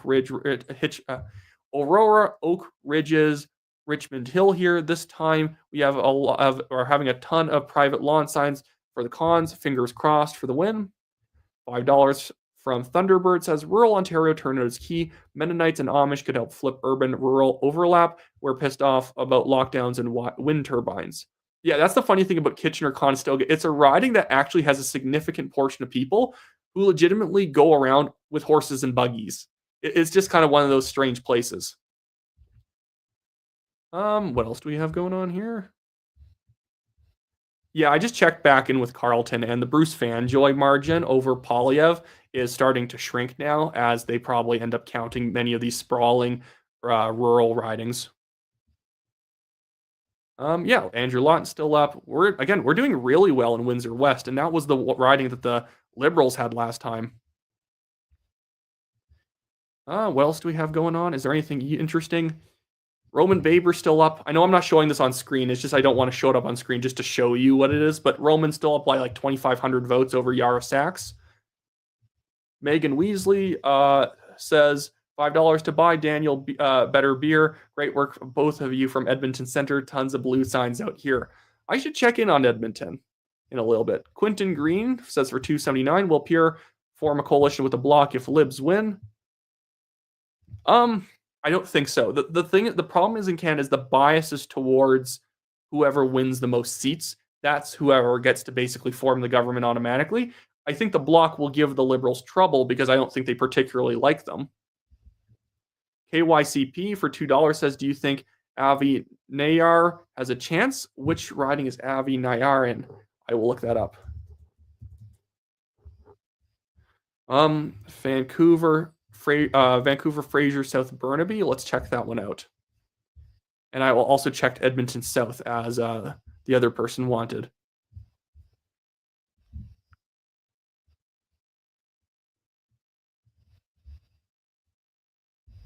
Trying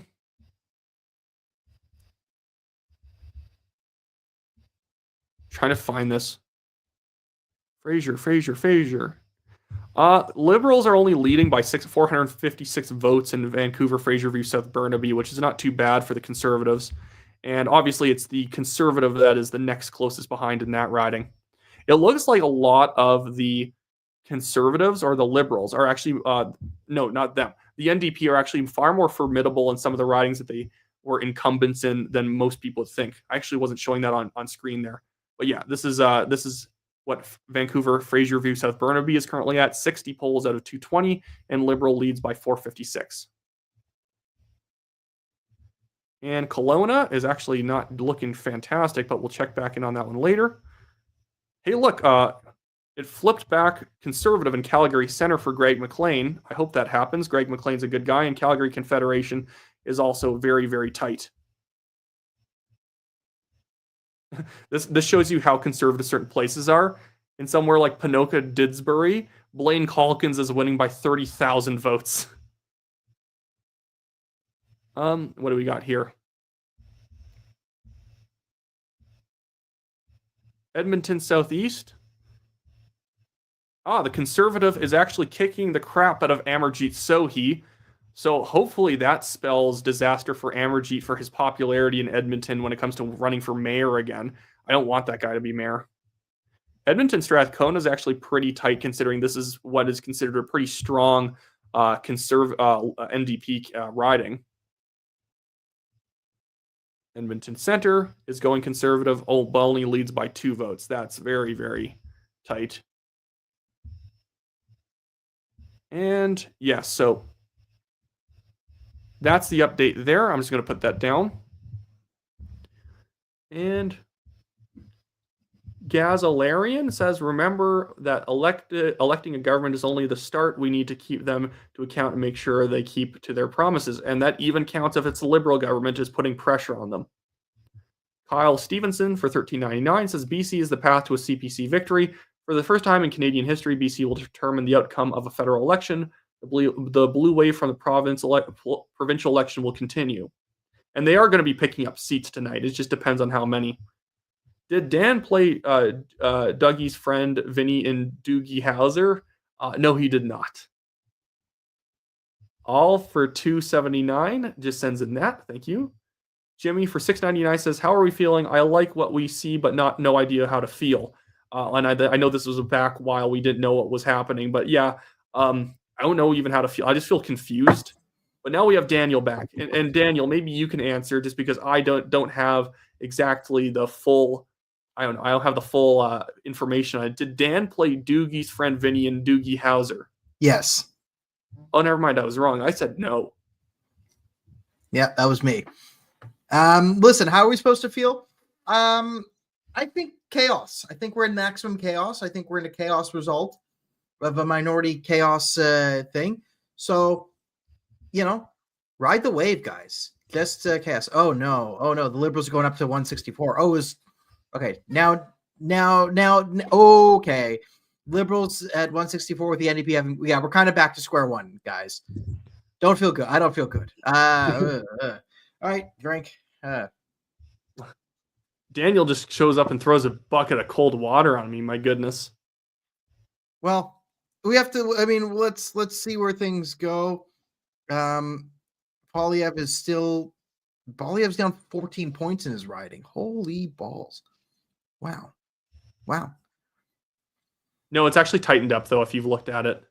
Okay, let me. In terms of actual vote count, it's been getting tighter. It's actually dropped his trails dropped by like 600 votes.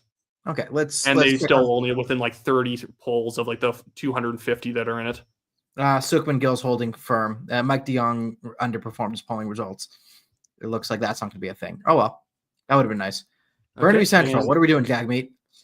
All right. I haven't checked in on Burnaby Central. Jagmeet did third place. Oh, Jagmeet is getting slaughtered. Okay, guys, you want to bring up Burnaby Central and get the crowd fired up.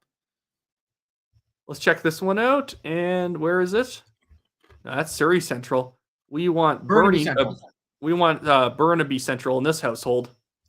I just go. I search. There you go. Jagmeet Singh has 22.2% of the vote in his own riding. I'd say Are drops. You not entertained? Yeah. So a lot of silver lining in this election, despite the overall macro results with having Jagmeet Singh out of office. He doesn't even get to step down and say, oh, well, we had a good run, guys. He doesn't. Yeah, he's just going to go. Oh, also, you weren't here when I noticed that Amarjeet Sohi is getting absolutely clobbered. Oh, good. Oh, Calistan Mortabat. Oh, hey, Paul Lambert's leading in Coquitlam, Port Moody Coquitlam. That's a good one. That's nice. Oh, Bonita Zarlo, the NDP incumbent there, is only getting 13.1% of the vote. You wonder what makes then the Vancouver East and the Vancouver Kingsway candidate hold on so well. It must be something to do with the idea that, well, it's a liberal versus NDP riding, so you really can't make the argument that people better vote liberal to stop the conservatives, because that's not what's going on in that riding. No, that's what is going on in BC. I saw signs people are putting up like, here in BC we vote NDP to stop the conservatives. Like, yeah, no principles. Like God, this, like, the Canadian left has not made a friend of me in this election cycle. Like, I get it and all this, but so much Pakistaning, okay? So much. The liberals are running on the hatred of America, and the NDP are running on the hatred of the conservatives. They don't have anything for themselves. Like, I hate when you have no principles to stand on, but how this works, it makes me angry. And that's that's the thing about this election that I'm looking at right now. It's that it has nothing to do with the conservatives other than the liberals or the NDP just collapsing. It's just the stupid. This entire election can literally be summed up as Jagmeet Singh stupid, and that's kind of it. Yeah. Okay, and then anyways, I want to jump over to more comments.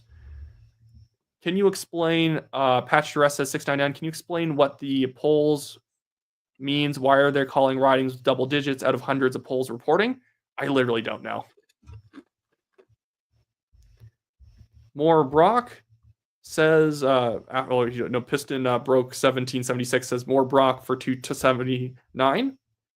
And speak of the devil, because we were just talking about Bonita Zarillo. Jen Amb says for 729, Bonita Zarillo incels. Was she the one going around calling people incels? I assume that's what that meant. Super duper popular YouTuber says for $5, please explain what that social smile postcard on the wall is behind you. This social smile thing is a Georgian cartoon book compiled of old Georgian cartoons, like the country in the Caucasus, from like the Tsarist regime until Georgia fell to the Soviets in like 1921. Very tragic. We have Patrick Groenewegen. Is that how you spell that or say that? Watch Kingston in the Islands. If it goes blue, the Conservatives are going to win. Hasn't happened since Flora McDonald. I want to go check in on how Mark Garrettson's doing out there. Yeah, that'd be nice. Actually, Kingston in the Islands got called for him. He actually won by 14,000 votes there. Maybe he just has a real hold on people that we just can't detect. Yeah, I just checked back in on Carleton. It's a generally safe liberal seat. Yeah, I just checked back in on Carleton. Another couple polls have been counted, and Polyev's trail has fallen to another couple hundred votes. So I think that will just keep happening until they've counted it all. And what else do we got going on here? Oh, by the way, I don't think you were here. You just left after I said this. So Kitchener Center is actually going conservative right now, even though it was held by the Greens, and they assumed that the Liberal had the better chance of unseating the Green. The Liberal is, in fact, actually very, very far away. And what's our overall results looking like? 162 to 149, with 23 for the Bloc, 8 for the New Democrats, and 1 for the Greens. But again, we have this continuing to tighten up. The Liberals are literally only leading by, what is that? Actually, not even a whole point. They're leading by 0.7% in terms of the popular vote. I mean, if a few more seats are taken from the Liberals, or the NDP, as long as the Bloc holds the balance of power, I think it's going to be fine, because the Bloc won't hold this government together for 4 years like the potential NDP Green coalition will. Oh, hey, Kitchener-Conestoga flipped Liberal to Conservative now. York Center, Baber's going to win that one. Yeah, it's on. So, guys, hats off to Roman Baber. Mount Royal has flipped back House Father, but it's within 56 votes now. Oh, no. And they haven't counted much, though. Like, they're like at poll number 70, out of, or like 50 out of 100 and like 200 or something like that. Okay. So there's a lot more riding to count. Yeah, but I mean, it was a 10-point lead for Oberman. I got a bit excited. I thought that would kind of hold. Yeah, well, early on, obviously, small vote leads early on in the race means big percentage leads. So we don't really know what's going on there yet. Yeah, 75 out of 200 polls reporting. Yeah. $10 from Swanky Pants. I attended the whistle stop in Keene, Peterborough Region, Ontario. It was solid and respectable turnout. Yeah, the whistle stop tours that Polly was doing. PTBO is considered a bellwether region. Any others we can look forward to? Peterborough region. Let's go check out Peterborough. How is Peterborough doing? Peterborough is to the east of Toronto, right, my Toronto friend? Yes.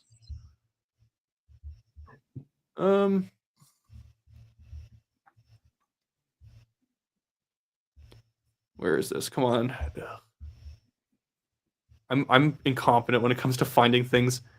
Actually, it looks like in Peterborough, the Liberals actually leading right now and beating Conservative incumbent Michelle Ferreri. So that's unfortunate. I really like Michelle Ferreri, and I don't think that that's recoverable at the moment, although I could be wrong, considering that, oh no, there's like only a few more polls to count. Yeah, that's the problem. Again, that's a weird one. She seems like somebody who in the polling looked like she was going to be it was going to be an easy thing to hold on to. But then we go over to here with Essex. The Conservatives barely won that in the last election. Now they're winning it by a large margin. They're winning Windsor West by 3,000 votes, a riding that went Liberal last time. And Windsor Tecumseh Lakeshore is also going Conservative. I guarantee you, if you actually did a demographic poll on these places, these are the working class ridings that are going Conservative right now. I don't want to stereotype it, but is Peterborough more suburban?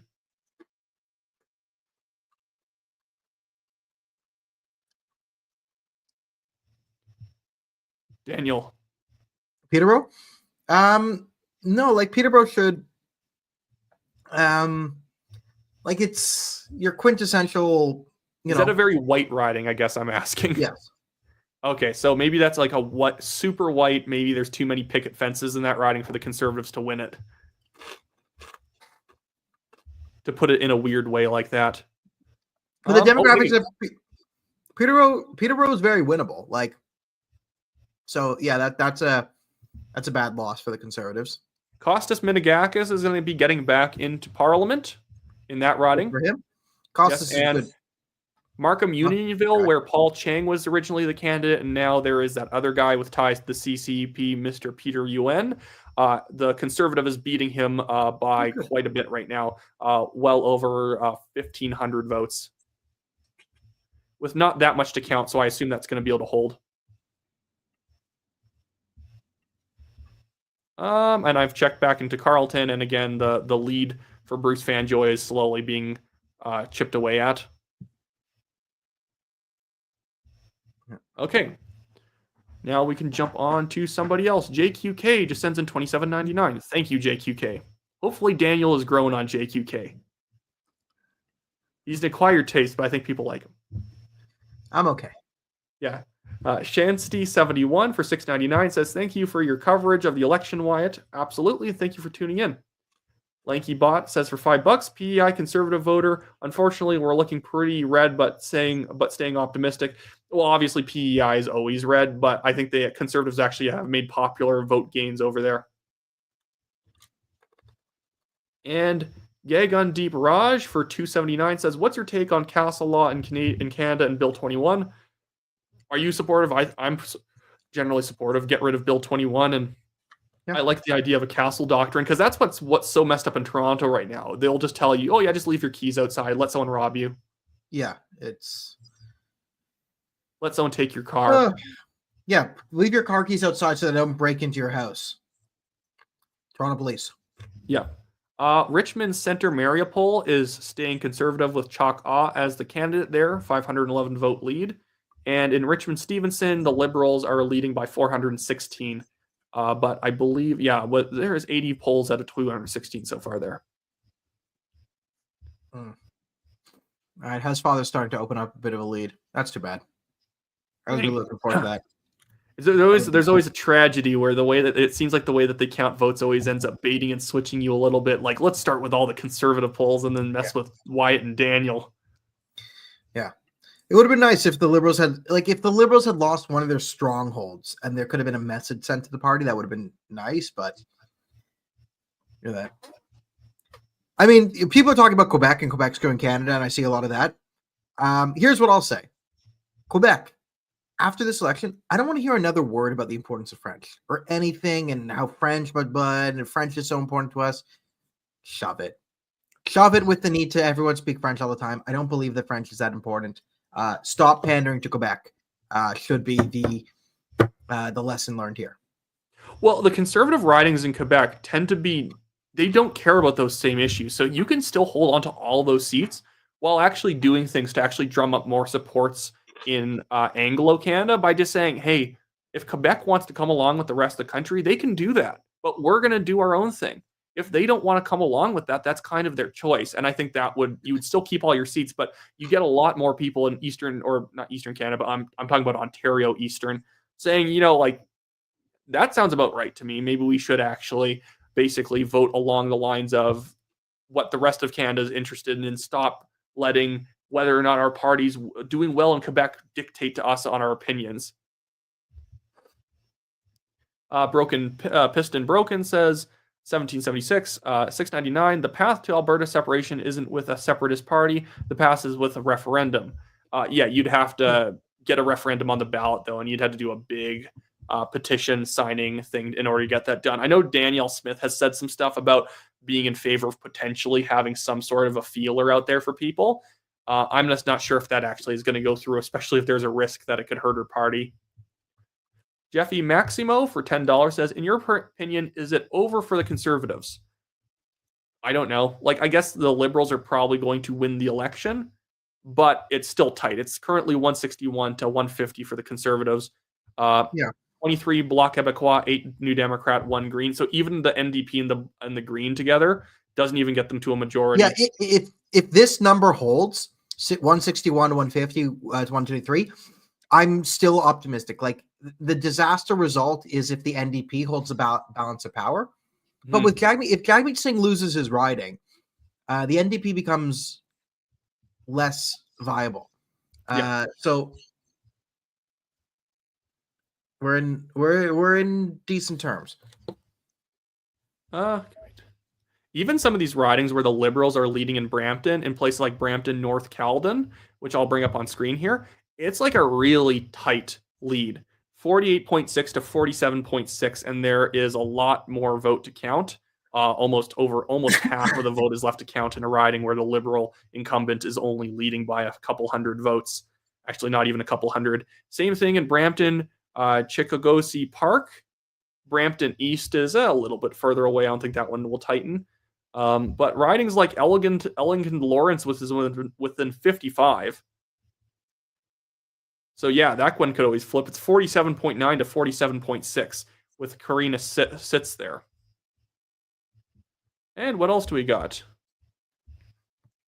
Don Valley North, unfortunately, probably Joe Tay there isn't going to be winning that riding. Honestly, I don't even know who is watching that riding and not thinking that after everything done to Joe Tay, you're not going to vote for him. Just vote for the generic liberal who never called out Paul Chang for the fact that he wanted to kidnap your opponent.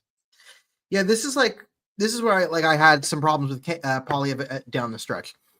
Is when Joe Tay was, when there was a bounty on his head and Paul Chang made a thing.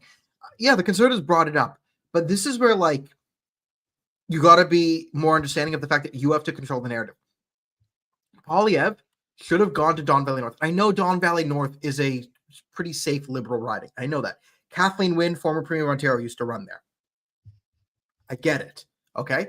But optically, you should have been supporting Joe Tay because that's you should have gone and been like, hey, we're not backing. It would have been a good cross Canada message to sort of, hey, I have your back, Joe Tay. The CCP won't get you. Set yourself as the Canadians fighting foreign interference. And bring back up the Liberals' worst scandal, which is that. And instead, he was trying to save Sukhman Gill's seat, and looks like he succeeded in saving Sukhman Gill's Abbotsford seat. So fine, like you got your blueberry farmer. What and an I'm sure his asset. dad's happy, but I'm, like that's kind of where this is where like I think people want the Conservative Party to just be a bit more dynamic and creative and sort of take control of the narrative. Like again, you have this thing where like, yeah, the Liberals are threatening to send one of your candidates to the Chinese embassy for a bounty on their head. That's crazy. Should the media cover this? Yes. In a functioning society, the media would cover this, and I get it, and they should. But it's kind of your job to force them to cover it. Like that's got to be the way it is. Yeah, no, I agree. What else do we got going on? Are things getting any more interesting than the Richmonds and BC now? They've basically held the exact same. Clark Petrick. So we're actually catching up with the new reality. It says for $2 CCV just declared for Liberals. Brett from Delta says check out Polymarket Pier now 3 cents. And Team Bronx for $6.99 says what Nintendo game is behind you? Favorite one? Great work. Objective. Not my favorite one, but it's a good one. It's Super C here for NES. That's a good one. It's actually also extremely hard. Anyway, so let's see Brampton East. Let's see if Jeff Law's holding the balance of power. Yeah, Jeff Law is the difference between a conservative win and a liberal win. What do you mean? Yeah.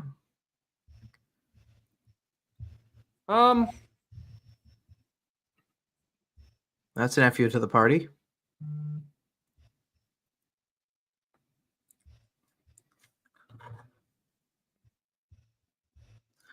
Who's Jeff Law? I actually don't know that. So Jeff Law is one of the Hindus that was disqualified for no reason. But Jeff Law is like actually like a good organizer. He signed up thousands of people and got thousands of signatures. And then he flipped the PPC. So he's sort of the Hindu protest vote against the CPC. It's like a quasi anti-Khalistan vote. Yeah. Okay. Okay, Markham Unionville. Okay, obviously, I think at this point I can just call it Yeah. Mr. Baber is going to win that one. Yeah. And in Mount Royal, it's within 57 votes. Okay, so Mount Royal can flip. That would be good. Yeah, if Mount Royal flips, that's good. Is there anything else tight around on Quebec right now I'm looking for? Let's go back to Carleton. Yeah, and just one more poll has been counted. It got a little tighter still. Okay, Carleton's still going to be a knife fight for Sault Ste. Marie here. And not Thunder Bay. Patty Deju. Okay, Kearney at 162. Yeah. I mean, this Carleton riding actually needs, like, the Conservatives actually need to win this because every seat matters in the makeup of this minority. Like, we're getting down to the wire where will it be the NDP that holds the balance of power in a liberal minority, the Bloc? Because if the liberal Green NDP, like Canada is very different, right? A Liberals held up by the NDP and the Greens is very different than the Liberals held up by the Bloc. Mm-hmm. And what else do we got going on here?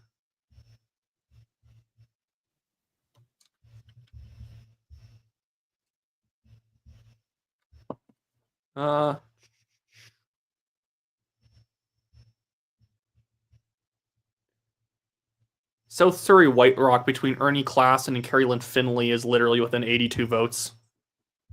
But that's still actually less than half the polls counting. If that one flips back, that one's important.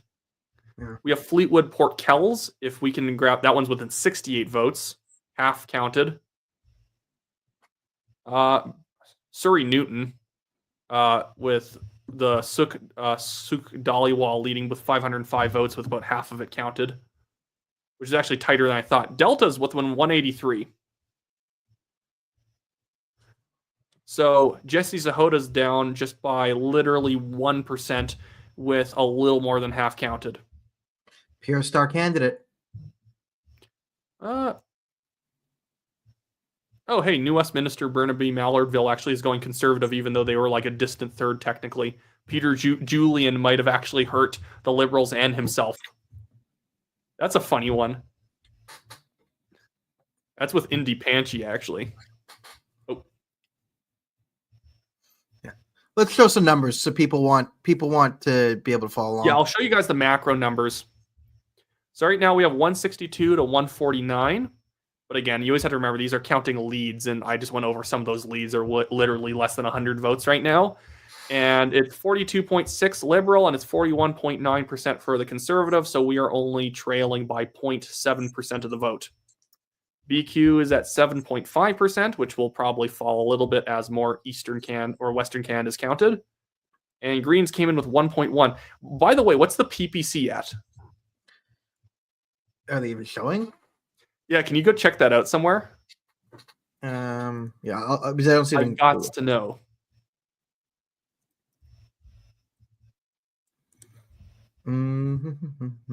Let's see if the CBC has the PPC. Let us know for you and me. And the other thing I'm gonna be like, you're gonna want to check Brandy Jeff Lal. It's gonna be funny. I'm predicting the best performing PPC member will be the Indian guy, and it's gonna drive the PPC insane. I'm gonna love it. The CBC is not loading. Oh, I was looking for him as an independent. I didn't realize he ran PPC. He's PPC. So that's gonna be really funny. Bloomberg.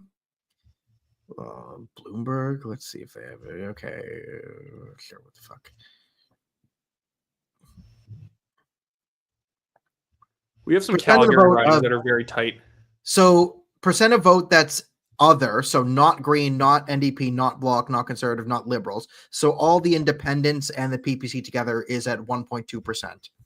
Yeah. Right. So the PPC is around 1% here. So the people have 0.8%. So the PPC is at 0.8%. Okay. But as I said, like go to Brampton. Oh, we're at 150, the Conservatives. Allahu Akbar. So the PPC is under 1%. But go to Brampton, like the PPC is dying, getting obliterated, but go to Brampton East. And that's where you actually see a PPC candidate affecting the race. So Jeff Law is around 4%. So outperforming any other PPC member. Oh wait, can we check out Bose? I want to see what is Maxime Bernier doing? Let's see if Jeff Law can beat Maxime Bernier. That'd be hilarious. Come on, Jeff, do it for the memes. There's Maxime Bernier. I'm going to bring him up on screen with his cool 5.8%. Okay, Maxime Bernier. Okay, good for Maxime Bernier. He's doing better than Jeff Law. So, but still, my goodness, he went from what was it like within 10 points of winning in 2019, came down to only getting 18% of the vote, or like 15% in 2021, and he's running to get his 5.1% of the vote. Someone's asking about Barbara Wall. She lost to Carney. Carney ended up winning that one. I saw that it was all the Ottawa was going pretty liberal. The thing is, people are saying 160 to 151. The funny thing is that the Liberals, because they're grabbing up NDP seats, they're not actually getting a better minority government. They just control more of it. Yeah. And again, this is the current lead that they have is based on a lot of extremely tight ridings where I actually suspect that a Conservative incumbent is going to be able to hold on to it. Yeah. Horse places, go Newfoundland. Heck yeah, go Newfoundland, as we refer to it now, Bluefinland. I mean, you could I get the Pierre defense here. Like, if you had said, in any other time, all things other considered, the Conservative Party would get 41.9% of the popular vote in an election, you'd call supermajority. But the collapse of the NDP and very, very. Hey, so wait, come back. Wait, Liam, Daniel. We have to check on this one because they haven't called it yet, but we have some time to practice. Miramichi Grand Lake looks like it's going to stay Conservative. Miramichi. Wait. So it looks like they actually ended up grabbing up Colchester, Central Nova, and Acadia Annapolis is staying conservative, but it looks like that's the big disappointment in Maritimes right now is Nova Scotia. Nova Scotia. And then Terra Nova just flipped Liberal with one more poll left to go, and it's only within 49 votes. That sucks if they can't pull it out. Yeah. That one probably goes to a recount, obviously. Yes. Obviously, recounts don't usually change much, but...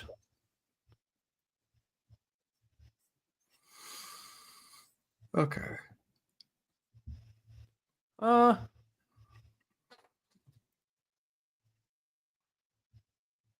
Mount Royal. No, House Father's opening up a lead. He's now up 4 points. 4 points? Okay. Yeah, he's up or 3.5 points actually. But how many votes is that? About 600. 599. Okay. Yeah.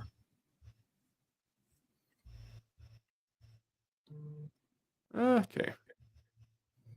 Nothing else I think too interesting at the moment for us to look at, but we will get back to it a bit later. CG says here for 279, French CBC just called a win for the Liberals. So that's how far behind you are. People, $10 CTV called it for the Liberals from Caspian. How come? And it's still extremely tight, and I 100% disagree with them doing that because when they did that, BC would have still been open a little bit, or they might have just closed, which is still not great because there's people standing in line. KYCP for $10. What are the odds that Avi Nayar can beat Gregor Robinson? I don't think he can. I think I saw he was a couple thousand behind. Colleen Brigley for $27.99 sends in nothing, but she sends in her regard. So thank you, Colleen. Jeff Ellenberger says, Wyatt, I'm ashamed to say my hometown, Kingston, Thousand Islands, always goes Liberal. What's your opinion on opportunity to change that? And above all, else God is sovereign. I agree with that last part, definitely. In Kingston and the Islands, I think what has to happen is I would want to know when the Conservative candidate was picked, because I think with an area like that, I think you just need to build up. And it might just be also that because the Conservatives didn't expect that one to be in play, they didn't have much infrastructure there. I would say that there should be a campaign that goes on kind of all year, especially if it stays a weak Liberal minority government and it's not going to hold up for probably 4 years. Maybe it holds up for 2. That you want to start hitting the campaign trail early so that you can make your case. Because I think the Liberals, with this short election and with the quick swap out between Trudeau and Carney, were able to define themselves and not have enough time to battle them back. So we almost need to be battling them back earlier. By the way, Aaron Gunn is leading in, what is that? North Island Powell River. Probably will hold. See that. And Tamara Cronus is going to be winning in Nanaimo Ladysmith, so that's good. All right. Good. Paul Lambert is still leading in Port Moody Coquitlam. Port Coquitlam, with less than half the polls reporting, is only 493 lead for the Liberals, which is not fantastic considering some of those older ones might be now getting into rural areas. Yeah, like listen, if the Liberals get a minority where the NDP don't have a balance of power, they get rid of Jagmeet, and then they'll become more popular, and then that will suck into the Liberal vote. I know we're dealing with heavy copium right now, but you got to do what you got to do. But it's just the new battle map that you always, whenever you get a new battle map, you got to decide what you're going to be doing with it. And I disagree with anyone who starts to do the, oh my goodness, well, now who cares? Who cares? Well, we lost. It's literally tighter than last time. So, you have to kind of go with it. Now we know where we need to win. We know where we have to dig in. I would just say it's a weird map.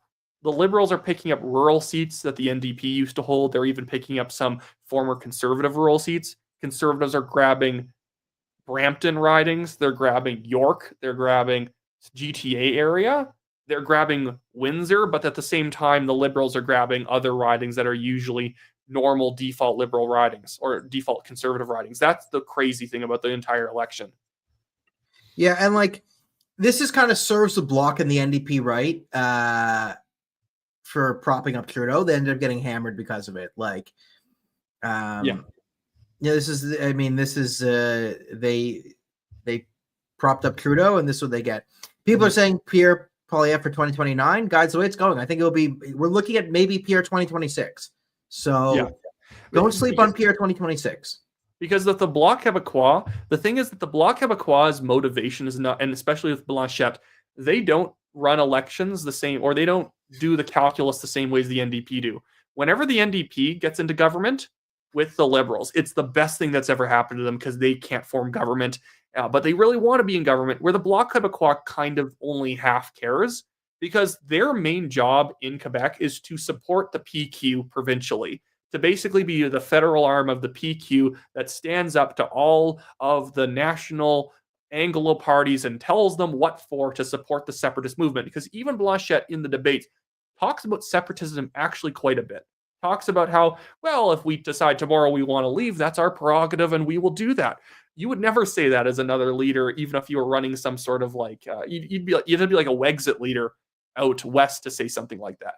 And so if the Liberals start ramping up immigration, if they start doing things that tick off the BQ, because their main role is to support the PQ, might end up sinking that government in order to help the Quebec government. Because they're also kind of allies of the CAQ as well, the CAQ, with what's his face? You know his face. Legault. Francois Legault. We have Zane Van Eden here saying, is our electoral system whoever is the first to win 170-seat majority is the government party, or is the final number the determiner? It's whoever ends up getting like the most seats. Yeah, whoever gets the most seats end up being prime minister. It's not like Europeans were like, you need like 172 seats to get the majority. Yeah. And that doesn't look like that's possible for the Liberals right now at all, obviously. Jack Meow says 100% they are bashing this call of the small numbers that have come in 100 votes out of 20,000. And again, it doesn't even matter how it ends up. You're supposed to call it when there's something to call, and that still ticks me off. But thank you for the $5. Mm-hmm. Leonard King says the election is fraud. My father came to vote to voting station at 6:50 and was told he had already voted. Please share that information. I have heard Frank Vaughan ask people about this, and frankly, people have to be careful saying that. Frank Vaughan had heard that from multiple people. Very good YouTuber. And whenever he asked the person, can you give me anything to prove that that happened or anything to substantiate it? It was just, no, I can't. It's like, I don't like when people start sharing stuff about they're moving ballot boxes. Do we know if something's actually going wrong or not? Because what you don't want to do is tick people off and say, don't even bother showing up to vote, because maybe they're going to say you've already voted. And Jimmy for $6.99 says, what's going on? Crazy stuff is going on. Mark Bowl says for $2.79 CTV declaring Liberal win. Sandy Denman for $10 says, why is MSN calling it already? Well, because they're dullards. They really shouldn't have called it. It doesn't matter what the final outcome is. Goodness, guys. Wait a bit. Cowboys, Canadian dystopia in action. Strap in, everyone. And remember, strap in, but also join your local EDA and make sure that you can actually start moving things, help move things in the Liberal areas to the Conservatives, because it's a map where if you're in the East, if you're in the GTA, there's a lot of winnable ridings on the table right now. Rowan Mayer says for $2, when does early vote drop? I actually genuinely don't know if that's what they count as the first polls or they do it later. I think they do it right away. Damage 114. I think they do it later. Terra Nova was only leading by 28 votes. I want to see where Terra Nova's at right now. Hopefully that one didn't leave us, because then it doesn't feel like Bluefenland. Liberals are leading with 46 votes still, with only one poll left to count.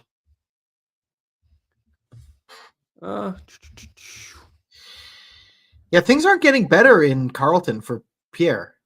Yeah, he's slowly digging out the victory again, because I think the one. Most recent poll, the lead is widening for Fanjoy. Oh, what? He was down 6.5 points last time I checked. Now it's almost 8. Is that true? Oh yeah, 1,700. Yeah, he's down 8 points. A little bit. We're still only 70 polls out of 266, so I never know if at the end of the night we're being punked and it's going to be like all the rural stuff starts coming in. But who knows? Yeah, that could be it. Like, listen, I wouldn't put it past them to say like, okay, we know, like if the pollsters aren't rigging it, but they know that this is the liberal riding and they push the liberal first to demoralize and then pull it out later, wouldn't shock me, but Roy Byer says for $10, a great job, guys. Mainstream media called it because the block and the NDP are so badly underperforming. I suppose so, but even when they did that, there wasn't really enough stuff going on to say if they were going to really underperform. And I don't even think the block's exactly underperforming. I think they're just performing. SS for $5 says block is up to 6.2% and leading in 23 per mature call. And again, it doesn't matter who wins because obviously someone is going to win every election. So you could technically call it before anything happens if you technically somehow knew, but it still seems silly. Unicorn Eye Lasers for $5 says, is there still a path to victory for the Conservatives, or are we cooked as a country? I don't think we're cooked as a country. I just don't see a path to victory for a Conservative government. They're only 9 seats behind, though, so this is going to be an incredibly tight Liberal minority government. I want to go back to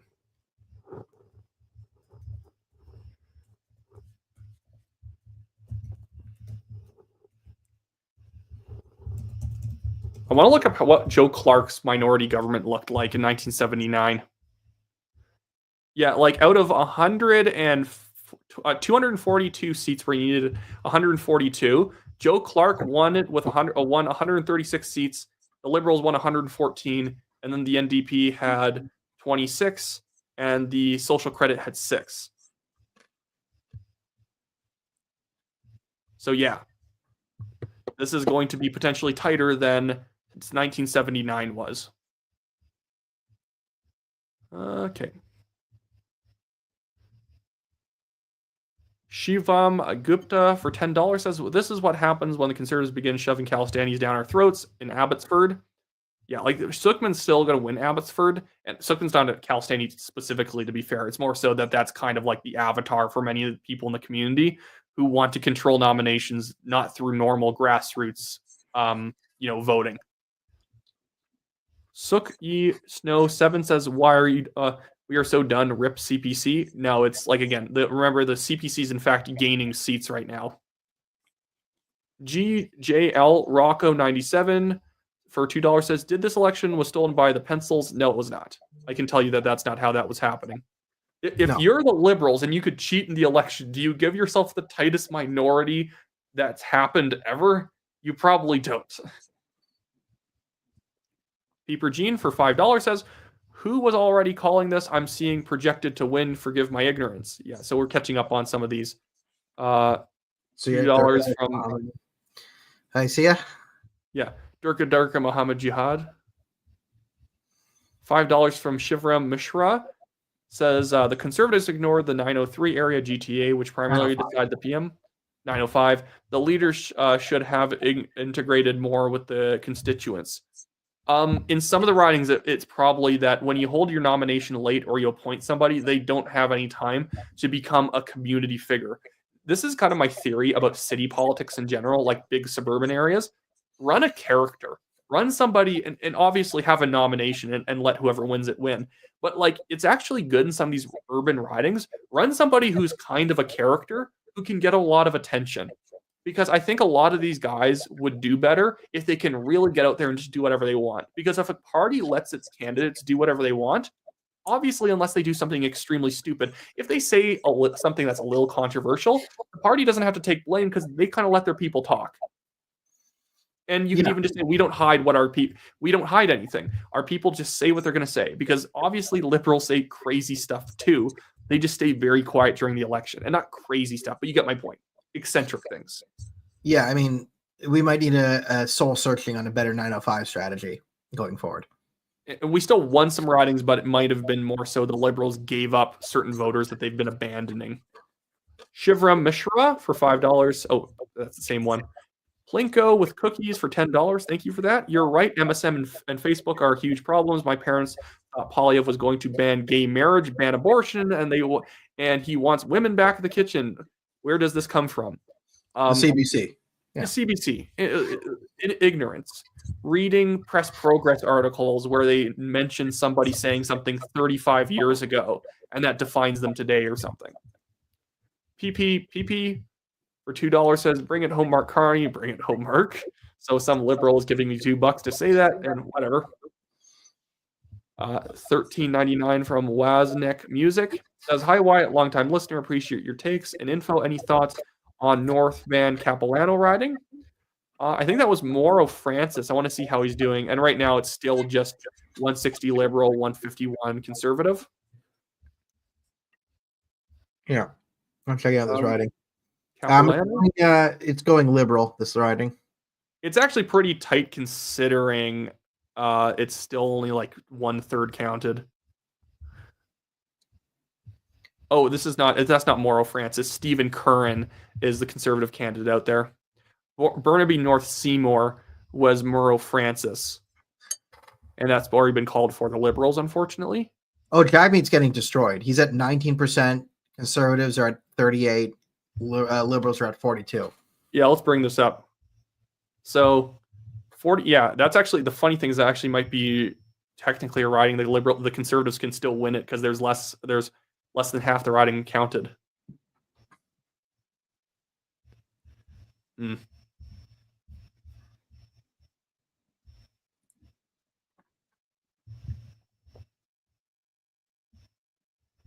Conservatives are actually leading in Richmond Center Mariupol by more than they were before, but looks like East Stevenson is going to go liberal. Cloverdale Langley City is leading with Tamara Jensen. That's very good. I like Tamara Jensen. Hopefully she holds on.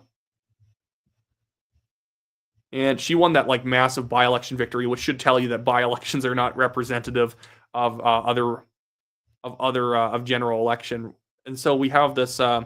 Okay. So apparently the advanced polls are going to be counted now. Now they're starting counting advanced polls. Okay. Well, hopefully that doesn't hurt us. Okay. I guess it depends on the riding. Who's it going to lean towards? I actually assume advanced polls might lean, depending on the riding, to whoever the incumbent was more so. Rook for $2. What can we say about Doug? He has us by the balls. Well, he just has the worst opponents ever. Shivram Gupta for $5 says, "This is all Trump's fault. Why should we start threatening tariffs after this? Why could he start threatening tariffs after this election?" And that was another thing that went for the liberals. -1-2 for $5 says 7 million people voted early at 10:40 p.m. EDT. We're not even at 3 million votes counted yet. Why are they saying liberals won? Like, apparently they may have won, but I thought it was just weird that they still called it so early because I didn't have any data on me to say that they would have. The Lumberjack says, "Please show the numbers, please." Sorry if we don't do it all the time, but often when we weren't showing it because there wasn't that much going on. Lewis Hamilton for $10 says, "Hi from Toronto in Ellington Lawrence riding. My dad and I have been enjoying your channel for the last few months. Keep up the great work." Well, thank you. VSK for $2.79 says, "Is there still a chance for a conservative win?" At this point, later on in the night, no, there is not. But the liberals, again, are in a very tight position. They're currently at 162, liberals or conservatives 149. And the popular vote is leaning liberal by 1.1% only. Paul Proud Canadian says for $50. And here, this does prove my point, though. The liberals are leading, but the conservatives are only behind by a little bit, despite falling behind in the popular vote. I think the conservative vote has, in fact, become more efficient. Yeah. Paul Proud Canadian, where it's almost at parity now. Paul Proud Canadian for $50 says, "Hi, Wyatt. Do you think we still have a chance for the least a conservative minority? Thank you for your ongoing excellent political analysis. Keep up the good work." No, at this point, obviously, these are older. Not at this point, but again, if it's a very tight minority government, we're just going to be in chaos for months. I wonder if Mark Carney is going to suspend Parliament for another few months and not go back for a while. That's probably his best thing. Like if he wants to suspend, if he wants to win a majority, he should just never do anything and suspend Parliament and then pretend to cut taxes again and then run on that. But I don't think we'll see. I think it also depends on how much people see that as a big, I don't know, as something that's kind of like untoward. If you just cut tax and then run for another election. Logan Smart just gives $20. Thank you. Vitamin D's from says for $10. Thank you for that. From Los Angeles, now living in Calgary. I hope enough Canadians have the sense to vote conservative before Canada becomes the woke policy nightmare that is California. And Jason Daniel says for $50. Thank you for analysis, Wyatt. I think that after Canadians get a taste of Uber, Trudeau, Carney, Canadians won't have a choice but to elect conservatives. I'd agree with that. I think there's going to be a lot of buyer's remorse in a short period of time here, unless people are going to be so delusional. They're then going to say, well, things are just not working out because they didn't get the majority. It looks like conservatives are holding on to Kitchener Center. That's nice. Yeah. I mean, the NDP being below 6% in the vote is something. The wild thing is that, yeah, Main Street may have been over polling them, and I was thinking it's going to go 10. So that's a big miss on my part. I assumed that they were actually going to be able to hold on to like 10% of the vote. At the same time, they're actually holding on to far more seats than most predicted. So they still have 8. Yeah.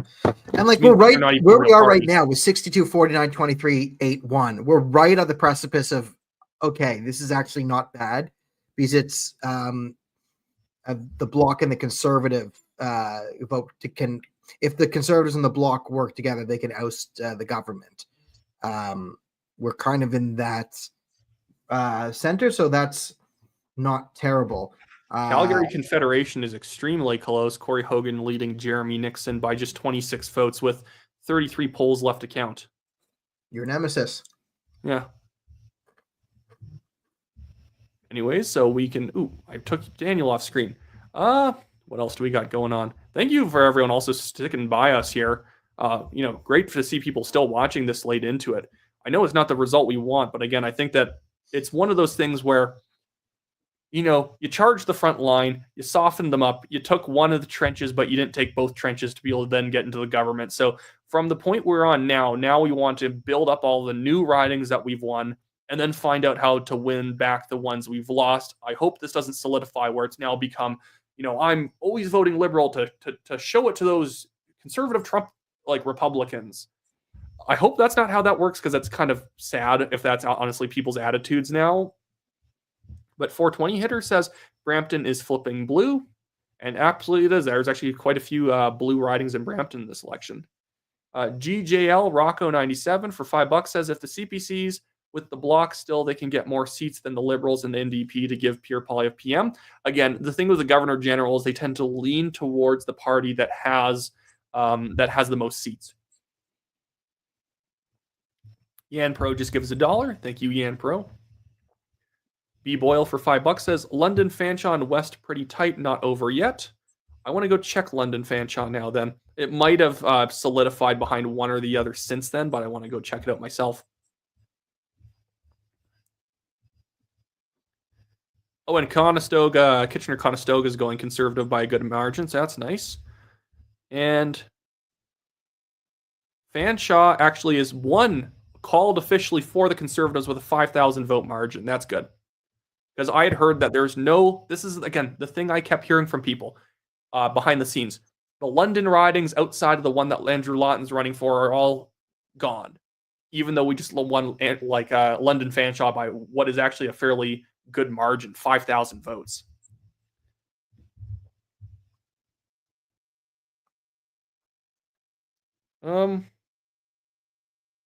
Yeah, actually someone just sent me this. Just for context right now, with the new ridings in, the Conservatives have gained 10 seats and the Liberals have lost 9 seats.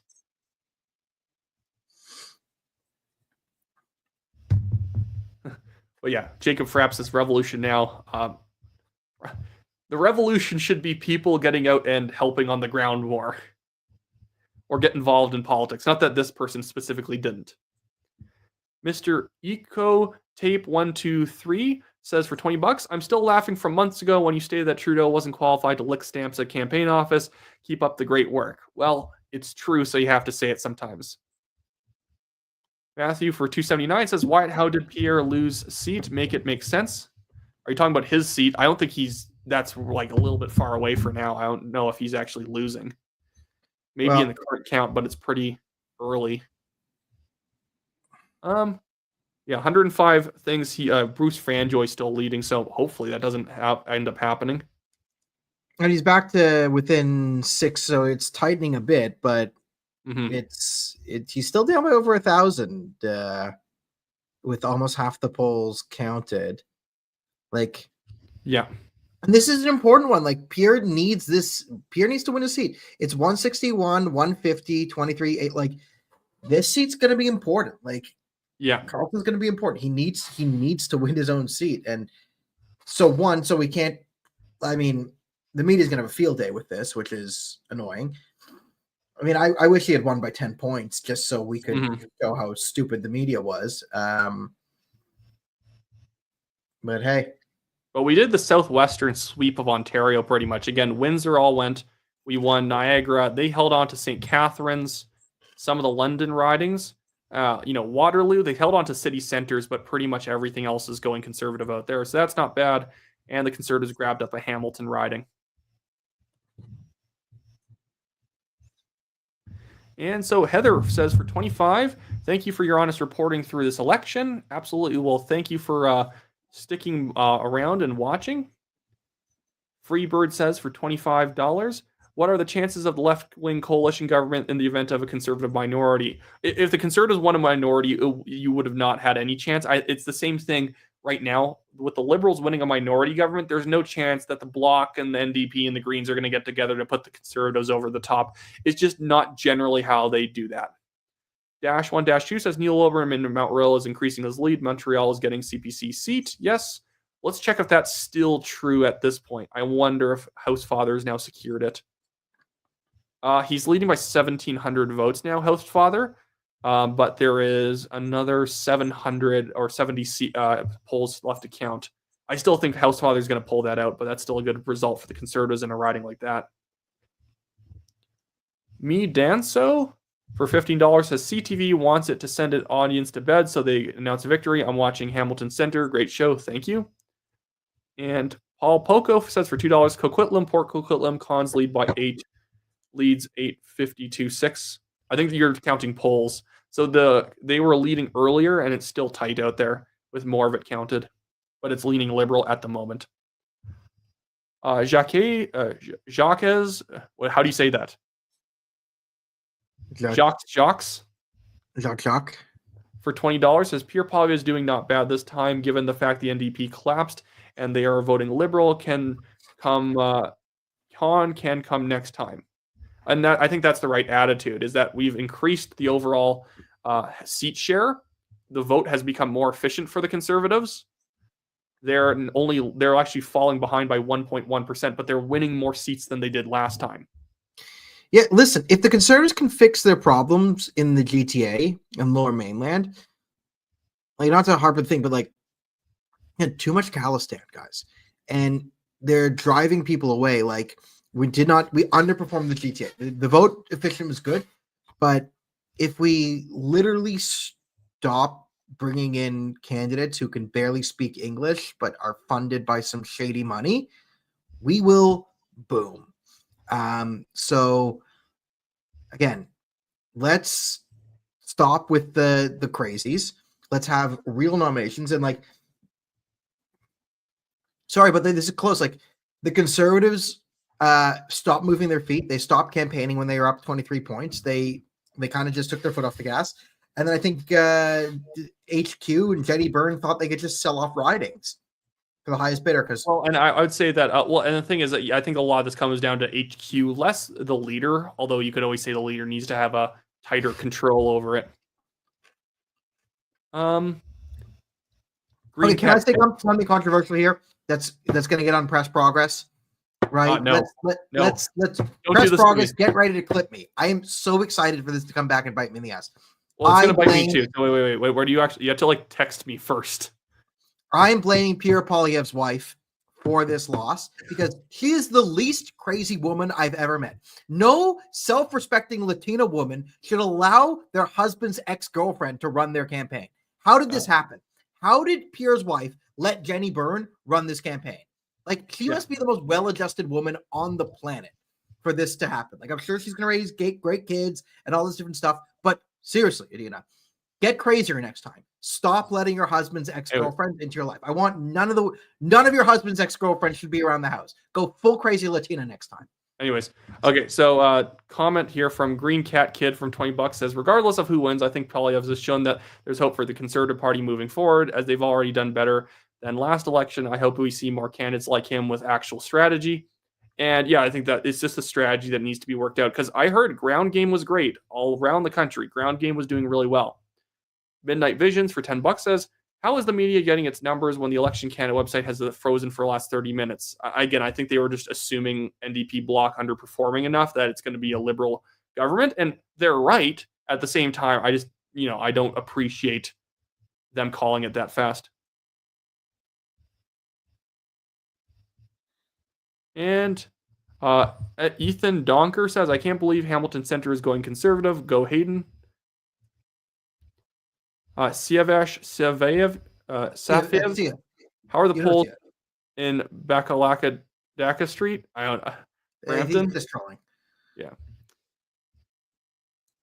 Me Danso for $20 says, hey, White in Hamilton Centre, previous NDP stronghold. Hayden Lawrence is leading. Go Hayden. I think that's actually held up since then.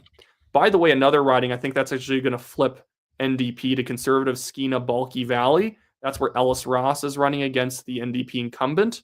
And the gap between them is only like 500 votes, and they haven't actually counted much of anything. It doesn't look like Center is still holding anymore.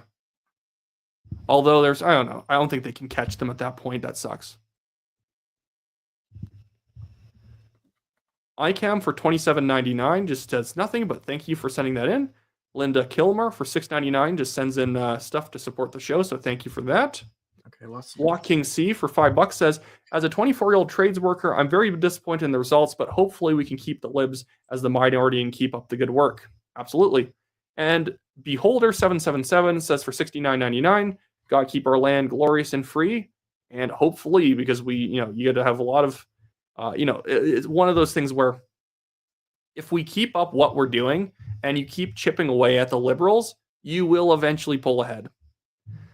Don Juan for $10 says, I live in Calgary Center. Cans need to run better Kansas next time around.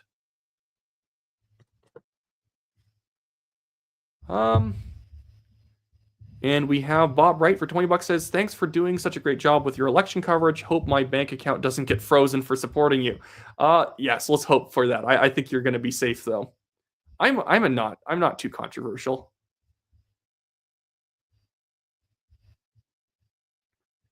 What's the vote looking like right now?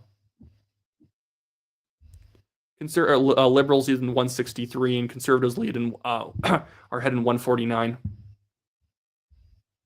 I can show that on screen.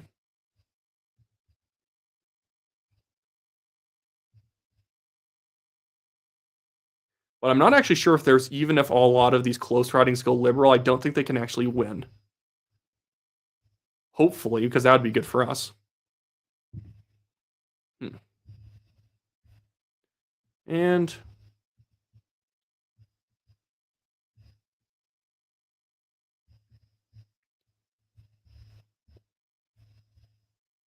looks like we're going to grab Calichan Malahat Langford from the NDP. I'll try and not keep this too slow and sluggish towards the end here, guys. The Polypam says, check if it's the names above the below on the ballot. It's entirely likely that people with poor eyesight or reading checked the wrong circle. Interference strategy worked. I think they're talking about Poilievre's riding because they had that longest ballot committee put in like over 100 candidates in the riding, which could easily be solved by just saying you can't be the agent for multiple candidates. Mr. Mostly Harmless says for $6.99, downtown Vancouver, former Liberal here. I converted to supporting Pierre due to being pro Bitcoin, pro crypto, pro freedom. Love your channel. Thanks. Well, thank you for watching. Bling Bling for $100 just says I hate baby monkeys. I don't even know what that means. Anyway, so is there anything that's actually changed? I'm trying to find interesting results.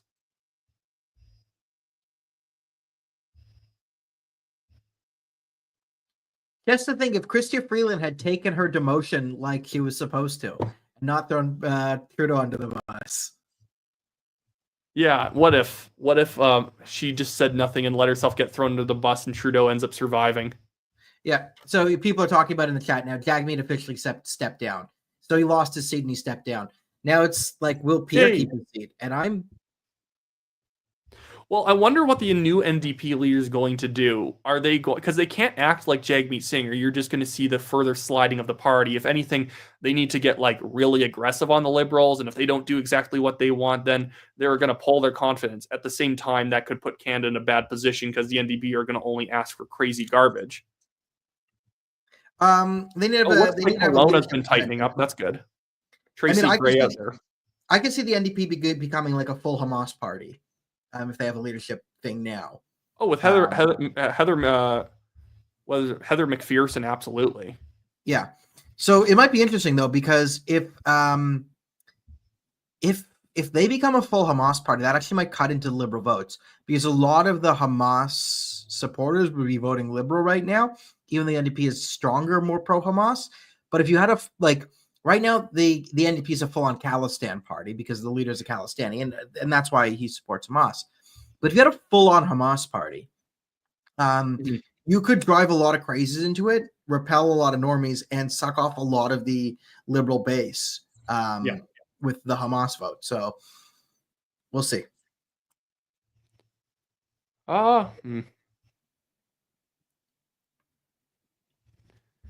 Things in Brampton are super, super tight, as we've been talking about.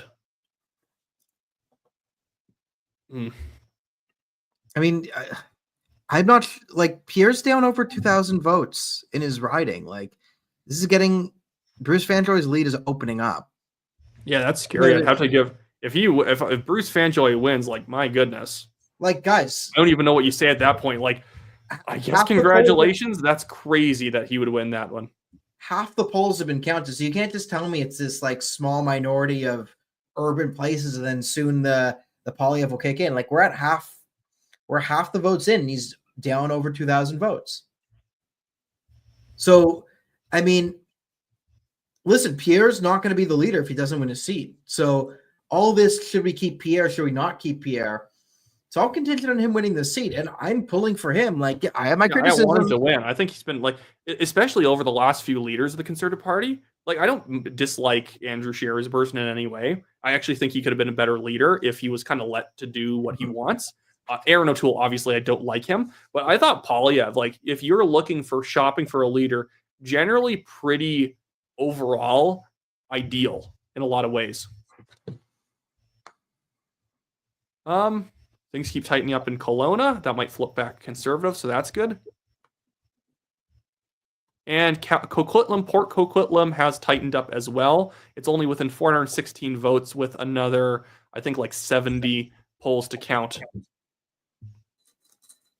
Remember that is a Liberal incumbent. So again, like in Port Moody Coquitlam, you might have a lot of Liberals incumbents losing seats, but then you have a few Conservative incumbents losing seats. It's just an oddball election. And someone asked about Calgary Confederation, and I'm going to bring that up on screen in a second here.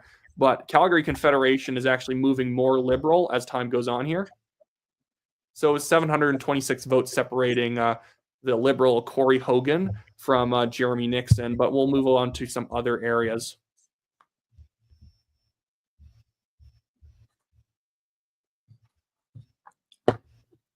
Is there anything else interesting going on?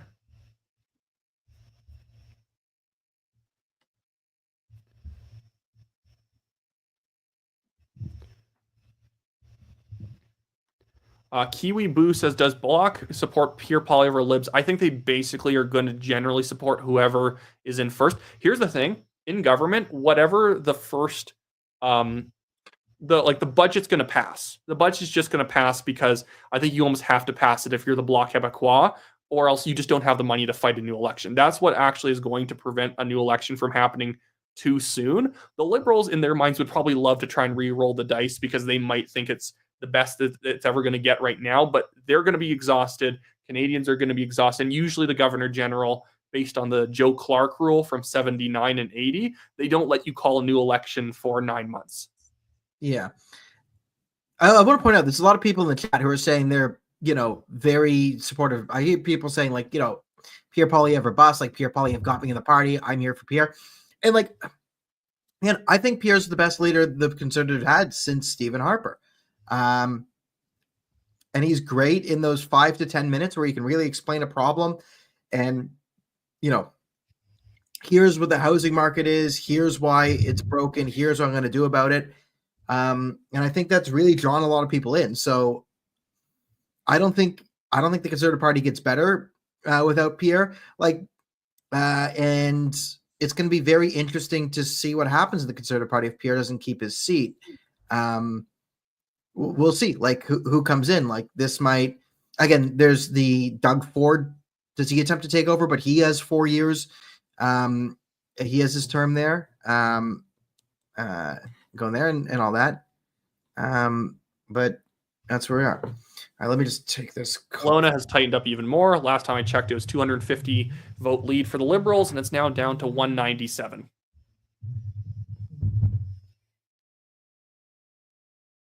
Okay. And okay. Corey Ashty for $5 says, thank you guys. Great reporting. Well, thank you for watching along, Corey. Frank Rue for $5 says, gutted to see the 2 ridings I volunteered for in Calgary, Centre Calgary Confederation go red. Well, Calgary Centre is actually polling more conservative, which is great.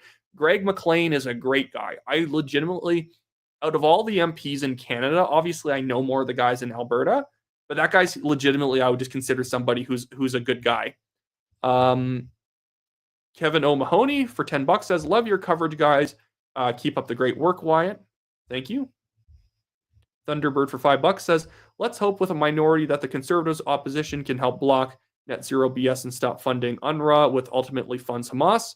No, I think there might be some priorities the Conservatives can still technically get done from opposition through peer pressure. Travi 10-4 gives $2 and says, Blanchette lol, 25 seats to rule them all. And Savage Panda for $2 says, Conservatives and Bloc Coalition. And I've said this as I've gone on. That's just not going to happen. Generally speaking, the Governor General grants the government to whoever wins the most seats. Coalitions are pretty rare, and they tend to be unpopular. Remember, in a lot of ways, Harper won the 2011 election in a rebuke of the Bloc, NDP, and Liberals trying to create a coalition government after 2008. People are saying, like, this sucks, dude, and whatnot. And no doubt it sucks that we came short. But the good thing is that it looks like we came short. We didn't lose ground. Losing ground would be sad because you don't even know what you did wrong. Whereas with coming short, you did a bunch of things right. And if you just change it up a little bit, you can easily win in time. Josiah for $2 says, Hamilton Center of all places is leaning blue. It's currently leaning red. Maybe it could go back, but it's still a lot of progress in Hamilton, where oftentimes the Conservatives used to come third place. D for $10 says, Pierre for Michael Gorbachev 2.0. Enough of this federal circus. Robo Mega for $5 says, CPC Bloc Coalition is possible. Even if the Libs have most seats, they would have more seats, Libs, NDP, and Greens.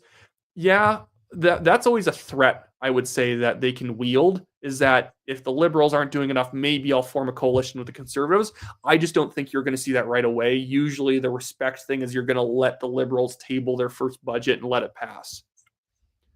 Noah Cormier says for $2, chance of unofficial Bloc Conservative alliance, I don't think so, but as I just said there, it could always be that threat.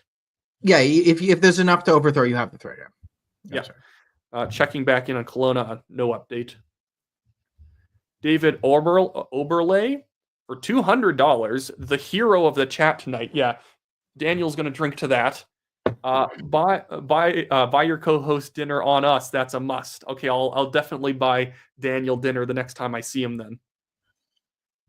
Max Chaldron says for $20, Miramichi. So it's coming back. The meme of the night is Miramichi. Miramichi. I actually have some coffee here. My goodness, I need some caffeine in my life. Maybe you read this one out while I'm pouring coffee. Is there any chance that the Conservatives can still win, or do the Liberals win 100%? We're just speculating by how much. No chance the Conservatives really win right now, but we're looking at what type of minority the Liberals will get. So I'm cheering for a minority where the Liberals, the NDP, and the Green don't have a balance of power. I think it's better if the Bloc has a balance of power because they're more likely to nuke it. The NDP and the Greens could hold the Liberals in for 4 years, just on like if they just get radical stuff. If it's like, okay, if we're gonna spend if we're gonna print $1 billion on climate change projects and then give it to Gaza, then I think the NDP and the Green will let them do whatever they want. Yeah, no, fair enough. I agree with that. 6.99 from Randy Feindrich. Thank you for that. And Patricia for 7.29 says, "Great work. Was Carleton swarmed by independents?" That is true. Carleton was swarmed by independents. I really don't think that that's going to make up the difference in the riding, unless you get like a bunch of reports that people were like going there and they were getting frustrated finding Poilievre's name and it was easier to find Fanjoy, but I almost kind of doubt it. Harry Wilson says, for $5, what happens if Poilievre loses his riding? Been watching you a couple months as I finally learn about politics. Thank you for your content. Well, if he loses, obviously, I think that at that point, he can't be the leader of the opposition. If he was even leader, what he'd probably have to do is almost step down and say, I'm going to run again for leader, and then I'm going to relocate to like my home of Calgary or something like that, if somebody would actually let him have their seat. But at that point, you wonder if there'd be enough self-interest in CPC caucus that they would be like, yeah, well, we want our own guy now. Breaking Ice Productions says, for $2.79, Wyatt, love your channel. Please show map more. I will try and show map more as this thing goes on. We've actually been live for over 5 hours now. Is there anything interesting we can talk about? What's going on in Brampton? Brampton South is leaning Liberal with only 104 votes. Brampton Center, 105 votes. Brampton North, Caledon, 159. So yeah, everything's kind of just up in the air around the Brampton area still. And where's the really close one? Elkington Lawrence is still within 203. And now let's go check on some other stuff. So Sault Ste. Marie was kind of close, but now it doesn't look like that gap can be made up, unfortunately. And in Kelowna, the Liberal has gone back to being 254 ahead, but I'm not sure how much of that's going to hold up. They did just call Calgary Center for Greg McLean, the Conservative incumbent, so that's good. That one's out of the woods now. Okay. And one I want to check up on is this one, Skinny Bulky Valley, which looks like it's going to be a pickup for the Conservatives, potentially from the NDP, whose margin has been falling quite quickly as they've been counting more votes. So Ellis Ross might be able to pull that one out and pull another seat away from a Liberal coalition. All right, so let's apparently Pierre is live in his speech and he says he is not stepping down. Okay.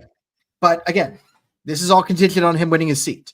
So if he's saying that, I would say that hopefully he's saying that because they know the polls that haven't reported yet are the good ones for them, and he's not going to get embarrassed, because that would be actually a massive blow. I mean, bring up the thing. Like, I'm looking at Bruce Fanjoy, 19,212, 51.5%. Pierre Poilievre, 16,780, 45%. He's down 6.5 points right now. And wow. He's been around 6. He was around 6 and then 8 and then 6.5. Like, 6 has opened up to 6.5. I don't know what to say here. Like, if it was going 6, 5, 4, 3.5, 2.5, if you were trending that way, I'd say, yeah, it looks like he's gonna pull it out. But like, you're pulling out of his ass here. Like, this isn't like we're over. We're over half in. Like, yeah, he might not win his seat. Hopefully it's a bunch of rural areas, but I almost want to see if I can pull up that clip on social media if he was saying that he's sticking around. I'd like to just see that comment.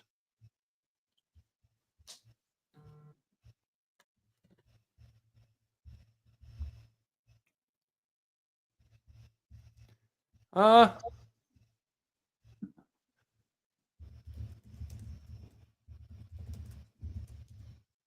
mean, he was saying there's still 100 polls to go, but there's 150 in. Like, He's still speaking, so maybe I'll bring that up quickly and stop streaming the map for a second. I'm just curious. Like, listen, in a conservative minority, and Pierre has a seat, go for a I don't second. think he should go. I think he should stay, but if he doesn't have a seat,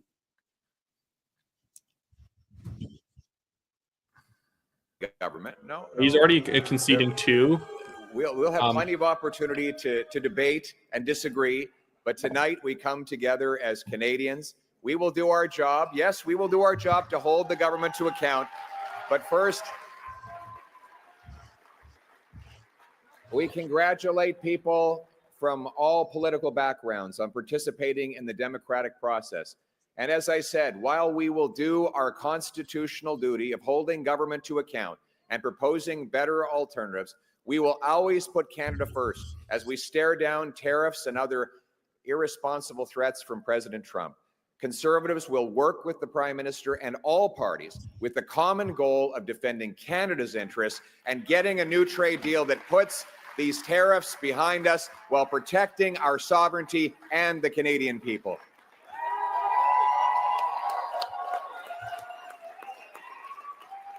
I want to thank my Conservative team, my caucus, my members of the Conservative staff and others who've helped reshape the entire political landscape in this country. Conservatives have achieved major breakthroughs tonight. We brought in record support from blue-collar and unionized workers, youth, new Canadians. We gave voices to countless people across this country who've been left out and left behind for far too long. We won the big debates of our time on the carbon tax, on inflation, on housing, on the drug crisis, on crime. Conservatives have been leading the debate, and we will continue to put forward the best arguments to improve the lives of our people right across this country. But we will not stop there. Every single day, our Conservative caucus and I will be holding the government to account on behalf of the millions of Canadians who believed in the message of change. En tant que parti, on a grandement élargi notre soutien, et chaque jour. I can shut that down once it starts going back to the translating between French and English. I don't hate the French. I just don't, I don't think you guys want to sit through everything being retranslated through French. Yeah, I mean, I just look at the number. Like now we're in the danger zone. If you pull up the numbers, like now we're at what is it, 164 for the Liberals. So now the Liberals and the NDP hold the balance of power. Yeah. Yeah, that's bad. That's bad.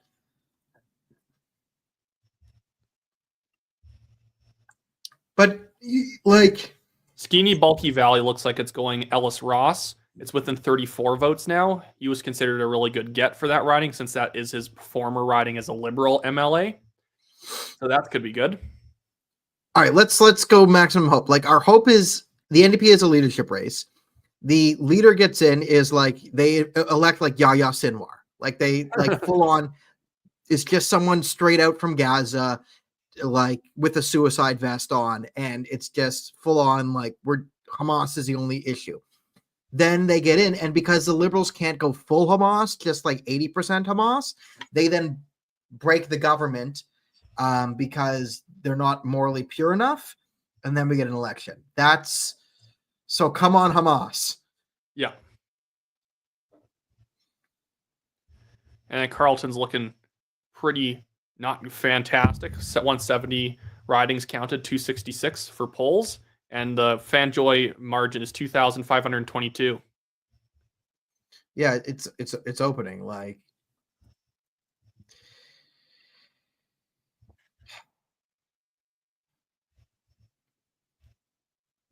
What do we got around here to look at? It's getting worse for Pierre in his riding. Not better. It's getting worse. Yeah, I wonder what happens after that. That'd be weird. Hopefully it doesn't happen, but my goodness.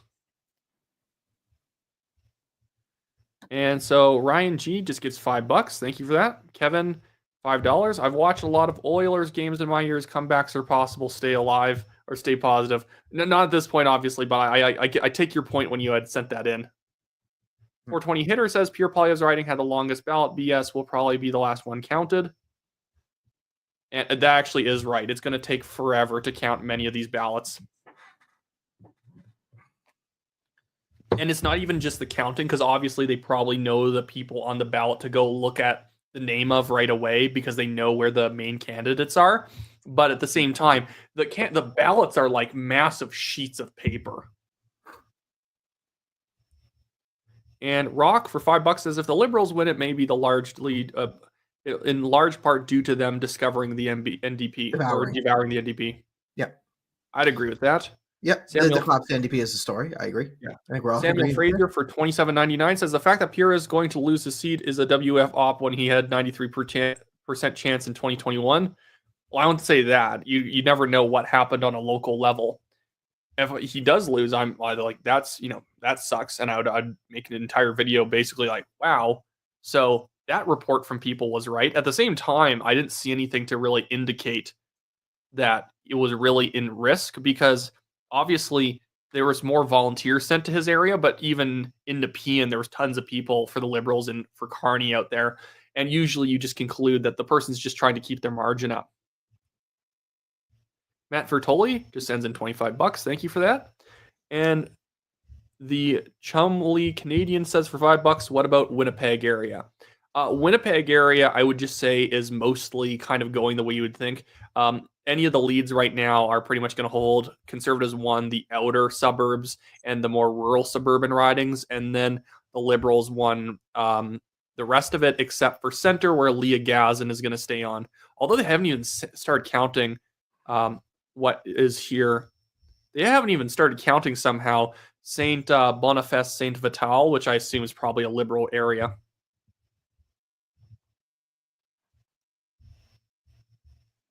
And Nikki Ashton actually ended up losing. Barak Allah. And in Kelowna, it's still tight. And has Skinny Bulky Valley flipped? Yes, it has. Skinny Bulky Valley has flipped Conservative. There we go. So now they are out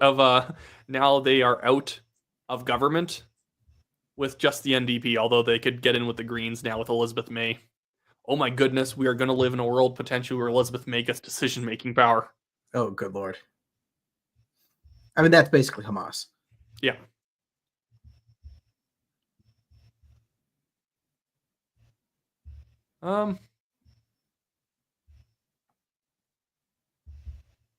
Anything else interesting going on around the Quebec area? I don't think so. How many seats did they get again? 23.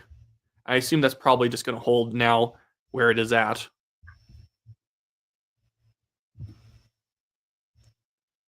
And everything is extremely tight around Brampton Center and Brampton South still.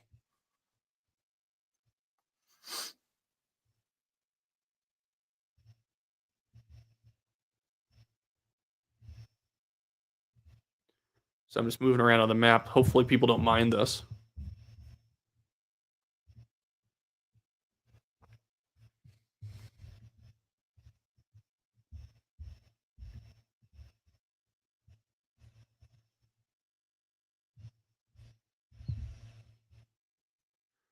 And Coquitlam, Port Coquitlam has been tightening up with the Liberal incumbent. Port Moody, Coquitlam actually flipped. That sucks. I was hoping for Paul Lambert there, but maybe they're still... I don't think there's enough margin left, unfortunately.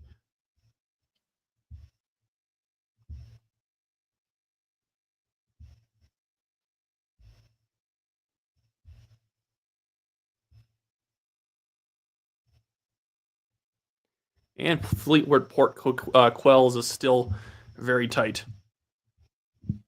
The Chumley Canadian. Oh, yeah, I already did that one. Ethan Theed said for $5, happy to see Elmwood Transcona flip from orange to blue. NDP was heavily favored in the past. Thanks for the great and realistic coverage. Absolutely. And Michelle McConnell said for $2.79, what happens if NDP can't form party status? It just means that you end up losing a lot of money that you usually get in the legislature. Lawn Girl for $13.99 says there is less than 9 million votes counted, but 7.3% million advanced votes recast. When will those be counted? And I think we are seeing at the end here, maybe they are, although it might be different per riding. 12J8 says for 279. Well, I guess it's another 4 years of this crap. Although I would disagree, it could be. It looks like another year of this crap. CMZ says for 279. What's going on in Carlton? Nothing great at the moment. Still down six Pierre's down 2,500 votes. Yeah, I think that actually slightly. It's not close, guys. It's not close. Like if this was another riding and not Pierre's, we would have just said, "Oh, they lost." Yeah, we're not calling it yet because it's still like 80 polls to count. Maybe they come back, but man, if he loses that, goodness, I'd want to hear the story of what happened there on the ground. Yeah, Jay Girlish says 279. Just nothing, but thank you for the donation. -1-2 for $2 says, OMG, look at Terra Nova, 0.1% difference, 269 out of 270. Yeah, that one's going to probably stay like that, and they're going to do a recount. JB says for $2, Kitchener-Waterloo area is doing pretty good. And yeah, they picked up a lot around there. Smart Tia M just sent in $10.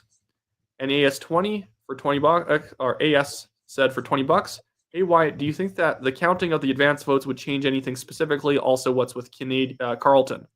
Yeah, nothing good. And I'm not sure, again, if I think Daniel said they count early votes later. Yeah, I think I just saw something like they're just going into early votes now. Like, listen, I didn't see Poilievre losing his seat by 6 points. Like, if it was a nail biter, sure, but like, he's held his seat for a long time. Like, again, I don't know the demographics. I don't know if they changed and redistrict and something, but yeah. Hey, we got in Kitchener South Hesper, Matt Strauss is leading by 1,000. That's good to see, and not many polls left to count. And anyways, so Doug Tarbett says T Road hi Wyatt. Well, thank you for that. Thanks for donating to the channel, Doug. And Shanks Muldoon says for 279, Peterborough 25% university students, 75% boomers. So I guess that answers my questions of why Michelle Ferreri would lose that riding. And Spencer Payson says for $27.99, I've been watching your content since you ran for Calgary Signal Hill. You're my only source live federal election commentary. Appreciate all your work. Love you, man. Well, thank you for doing that and sending in that super chat, Spencer. And KV for $6.99 says, I live in Van East and upset seeing NDP, especially with homelessness and people are so blind. I am a new immigrant from India and first-time voter, conservative voter specifically. It's nuts when you go out to East Vancouver, like especially East Hastings, and knowing that those ridings still go BC NDP, despite what it looks like. No, that's why it looks like that. Yeah, and Ralph Lemon for $10 says, are the advanced poll ballots being included in the current count, or are they being tabulated? So I think that might be later, but again, I'm not sure.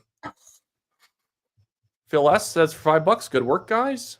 And Jeremy Frank says, Wyatt, this is Jeremy, psychologist in Vaughan. Thanks for all you do. What happens if the Bloc refuses to support the Liberals? Could that happen? They may. I think here's something more realistic the Bloc might do. I don't think that the Bloc is going to just outright support the Liberals. I think they'll like Daniel was saying, case by case basis, and they'll kind of hold them up that way. But thank you for the $50 donation, Jeremy. Very nice. And CJ Oakley, author, says for $20, how is Nepean doing? Pretty good. And Mark Carney. Bit of a bait and switch there, but we're getting silly towards the end. Yeah, Nepean went very Carney, like 20,000 votes, which is crazy because I door knocked some very liberal areas, and it didn't feel like that unless a bunch of people just decide, oh, let's go support the Prime Minister.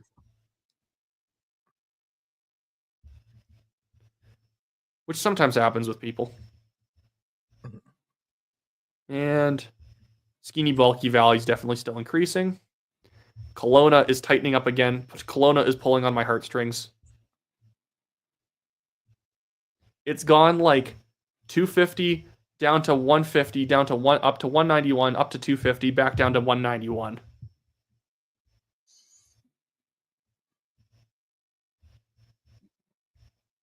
Coquitlam, Port Coquitlam further reduces the Liberal lead.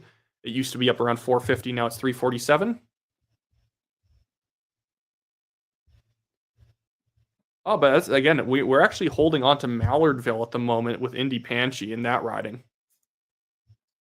And Chalk All looks like he's going to be able to win that one. In Richmond Center, Mariupol. Cloverdale, Langley City, Tamara Jensen. Looks like she can hold on to that because she has a 1,000 vote lead, but still there's a lot to count there.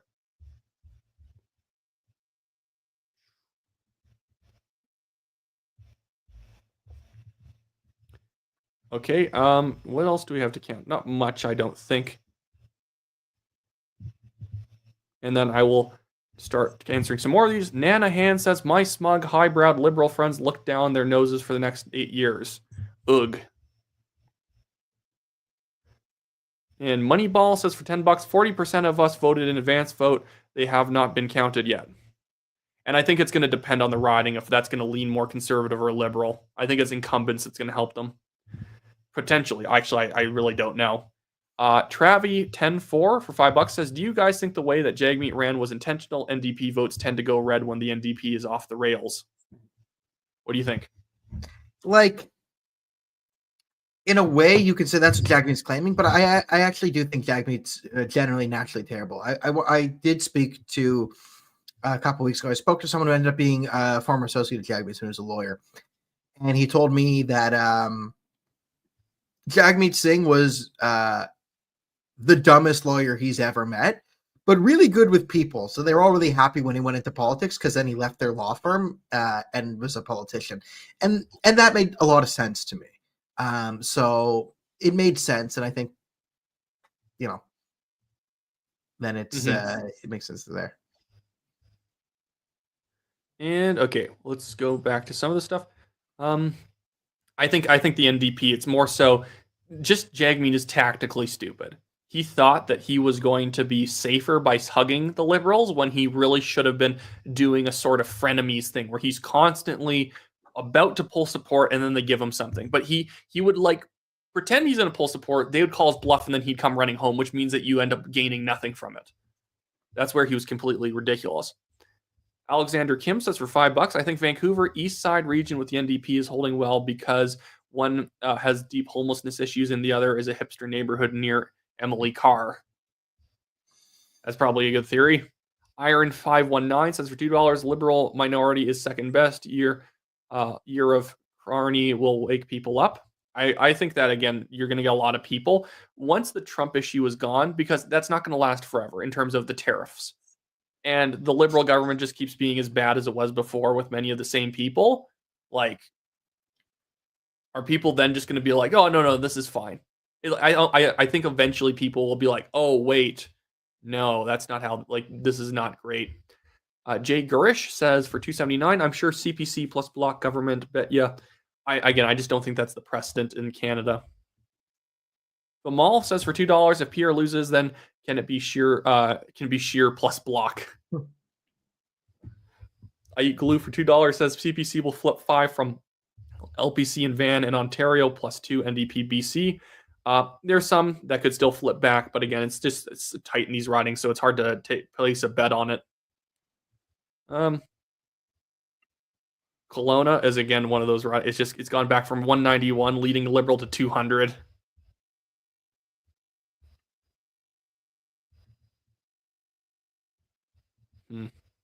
All right, Sigmund Gilheld.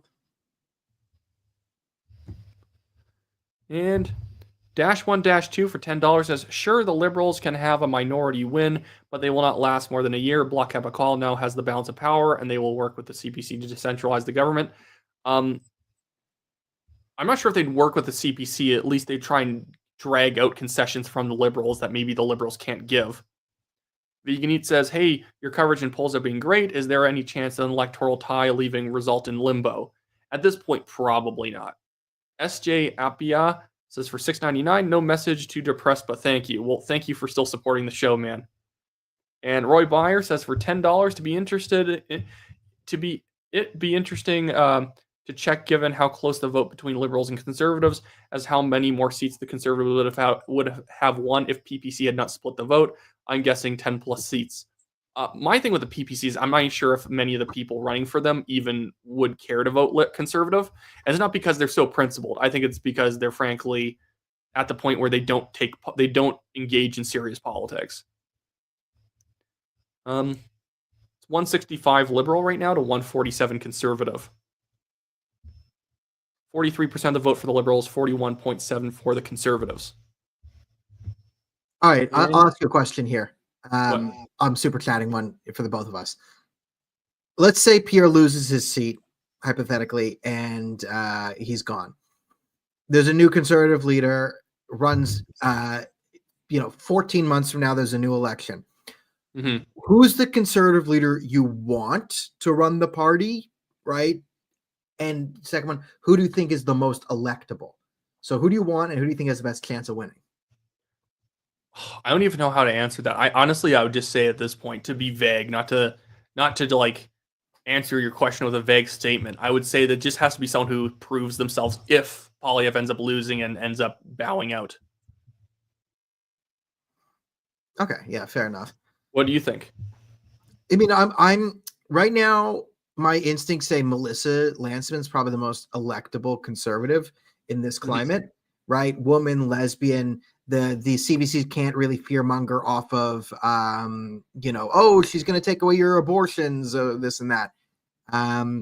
But if I had to pick, I'd rather someone more like Leah Hastaukis, who's a good conservative. People are pointing out like Michael Cooper, Michael Barrett. I like those two. Like those would be my picks. Yeah. That's just that's kind of what I'm thinking there. I mean, I also like James Bezin, a bit of an old school. But right now, I think I look at it and I think Melissa's probably the most electable they have right now. Probably has the best chance to win in a general election, but it's still not going to happen. Fair enough. I think it depends. And again, when I'm going back to saying you have to prove yourself, I think that's the whole thing. Is it doesn't even matter who you pick. It's who is going to find the unique message in the next few months that's going to capture a lot of people's support back again. Because you're going to get a lot of obviously turned off people who are like, oh my goodness, votes don't matter, even though this election is tighter than the last one, and who can then rally support to turn it into something useful. Yeah, some people said Larry Brock too. I think Larry Brock's a good guy. Michelle P says, question, as of the current results, if it's a liberal minority, are the bloc and cons allowed to go around them, or is that a faux pas? It is a faux pas, and that's kind of the problem, is that usually, especially now, the conservative government wouldn't last as long as the liberal, so basically the governor general always sides with who can last longer. Sometimes in provincial politics, the lieutenant governor will give it, although the lieutenant governor doesn't really choose.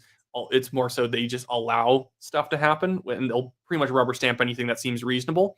Like in BC, Christy Clark ended up losing the government to John Horgan and the Greens because it was literally neck and neck. The bloc, the Liberals had one more seat than the NDP, but then the Greens had a few seats. So obviously it was going to be that we know how this is going. Give it to John Horgan. Claudia for $5 says, hi, Wyatt. I'm devastated. What stops the NDP from propping up a minority liberal government again? Well, the fact they might not even have enough seats to do it. People ask for Poilievre's making a bit of a run in. It's now 4.3 points in Carleton, but there's just there's only 52 polls remaining. Yeah. So not sure how that's going to work out, but that's terrifying. Yeah, need a miracle. Need to get 2,000. Yeah, that's what Lumberjack was saying with 60 polls reporting. 2,000. Yeah, 2,000. That was way earlier. 2,300. 1, 2, 3, 4. Abby Rhodes has thoughts on the NDP losing Hamilton Center. Also, given up on buying a house. It's too much to ask to be able to afford a house and raise a family. Yeah, they lost it, but they lost it to the Liberals. At the same time, the Conservatives picked up a Hamilton seat, which is a good sign in general for their future prospects. Gino Mero says for $5, why would AB and Alberta and Saskatchewan remain in Canada being pushed around by the Libs and the Bloc? I don't know. I think it's more so. I always think it from the perspective of if you go off on your own, you become a small country. Let's assume if Alberta becomes its own country, a small country where everything's generally pretty good, or you can sacrifice a little bit by being part of Canada, and you can try and make, through your own advocacy and your own input into the country, make an entire large country a better place. And that's where I always see Alberta, is that Alberta can lead the way in some ways. Apps 101 for $6.99 says, watching from Manitoulin Islands. Great listening tonight. Glad we went blue. So yeah, I guess your area went blue. Harjot Singh gives 99 cents. Thank you for that. Maple Leaf Forever, watching from York, Durham, Conservative HQ. Is that where they're actually at? Oh, fair enough. Maro Perusa says for $5, Tim Houston as next PCP leader. I don't think so. I'm not sure if people really care about Tim Houston. Like, the only claim to fame is that he's like a popular premier, but he's like Nova Scotia popular. You know what I mean? Yeah. Slow Chemical says for $5, I can't get in line for an Alberta separation vote quick enough. And Sadran says for $5, what's up with 90 cans on the ballot in Carleton, and how's Pierre doing? Well, that's because of the Longest Ballot Committee, who's this confusing organization where they're advocating supposedly for proportional representation, but by putting as many people on ballots as possible, it doesn't make any sense whatsoever. They're in fact like undermining themselves because everyone's annoyed with them, and their tactic has nothing to do with proportional representation.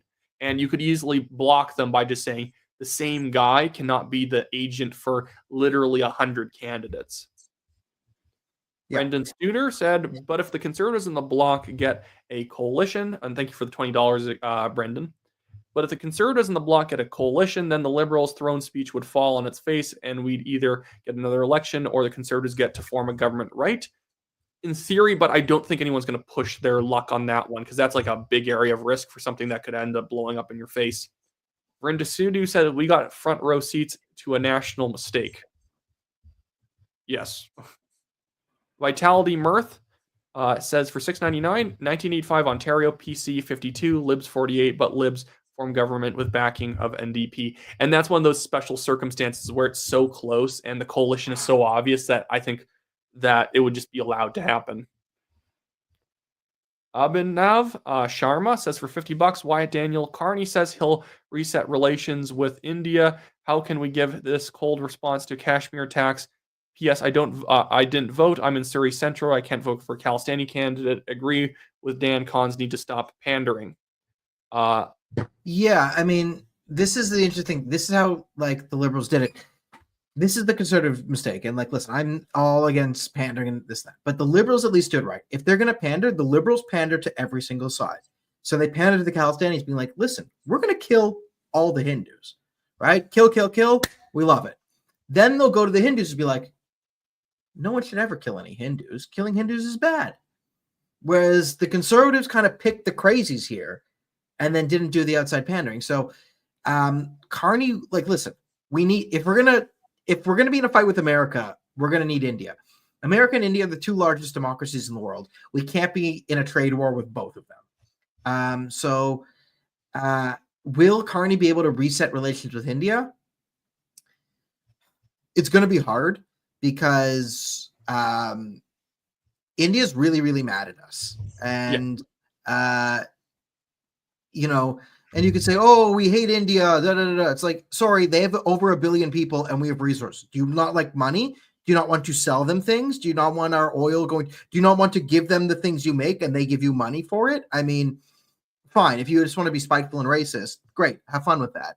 Like you can do that, but we're going to need that economy as a big buyer's market. In order to get that back, we're going to have to be less like, we're going to have to sort of cut out our own shenanigans. It's kind of funny. Like if we want to trade with India, we're going to need to be more Canada first. Like we're going to have less like crazy people in our parliament because India's problem with us is that we have too many crazies in our parliament. Like I've talked to Indians and that like they're fine with the Canada. Like they want us to be more Canada first and more Canada dependent. They're just really confused as to why we've sold our country to some lunatics.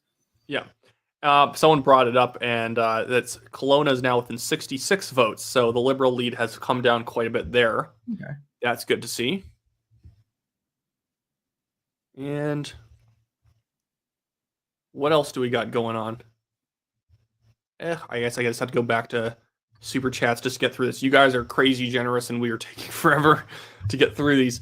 Daniel Guvrich says for 279, eyes on Eglinton Lawrence, and you actually are right. That's still a very tight riding, even at the moment now, much later on in the night. What are we at now in Eglinton Lawrence? That one, oh, actually, I think the Liberal lead has moved to the point where I don't think that one's in play, unfortunately. Yeah. Conservatives need to show out in the north, and I think that's a thing. Yeah, I think we lost some northern rural ridings that ended up having the NDP collapse and go Liberal.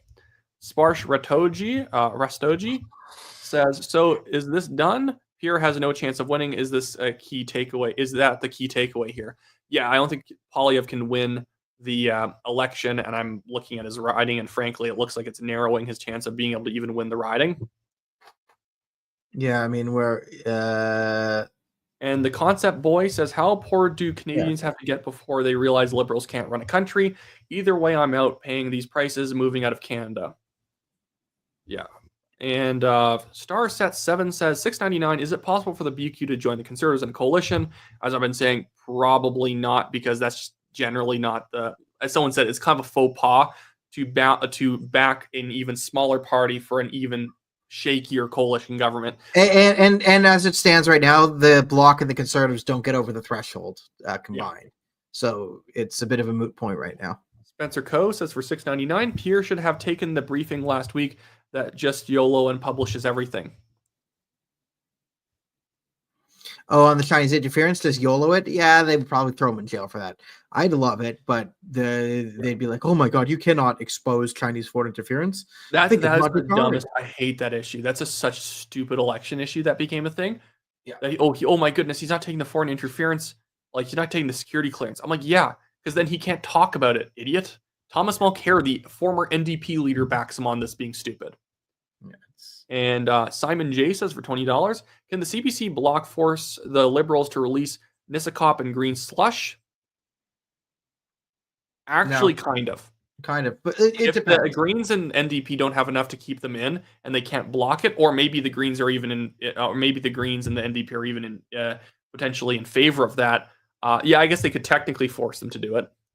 I mean, right now the Liberals can run with the NDP and get it over. But again, with the NDP have no leader, so it all depends who leads the NDP.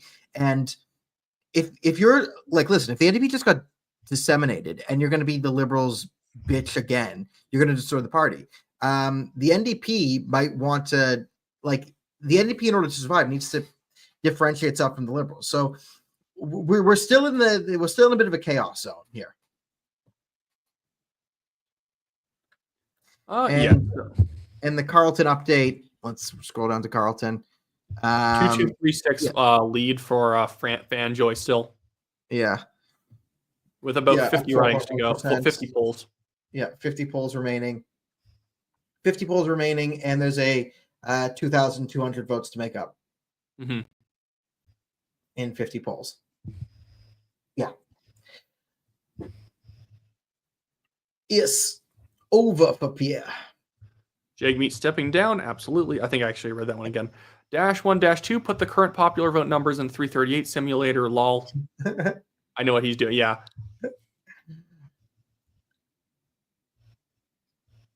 Chilvy rises. Do you think if we change the flag from having a red leaf to a bar of soap, it'd be discourage immigrants from certain lands?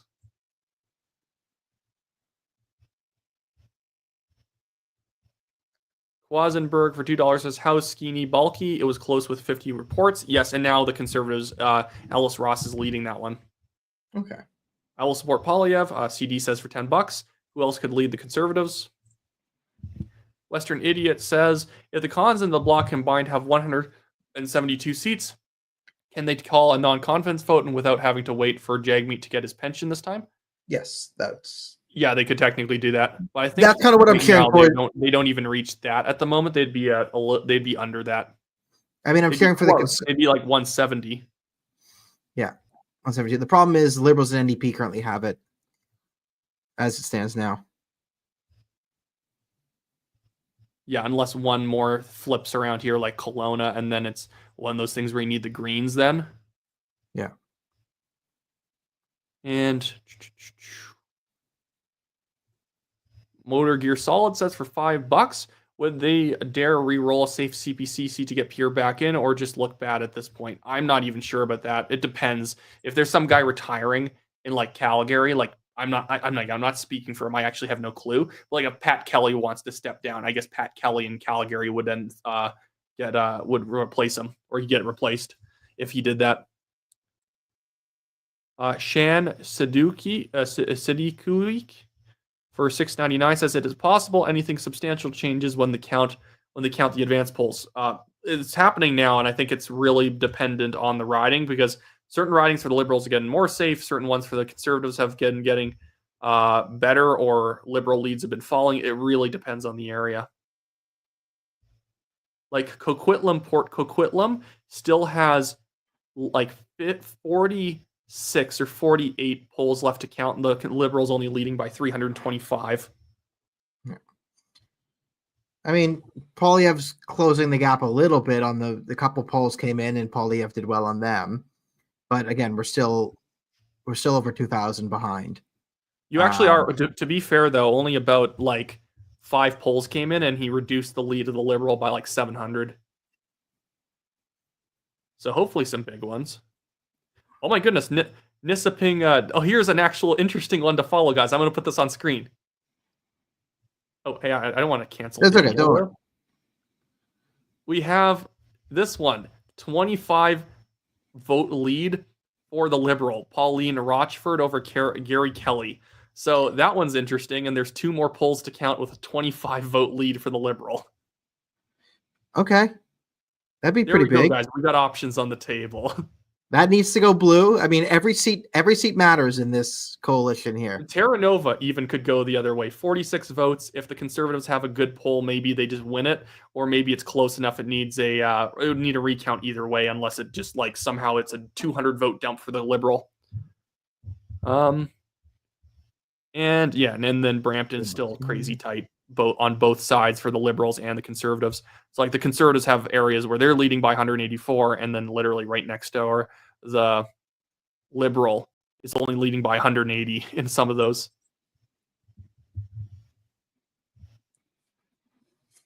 And BM for $2 says, does Carney bring in central bank digital currency? He'll try. Honestly, I think he'll try.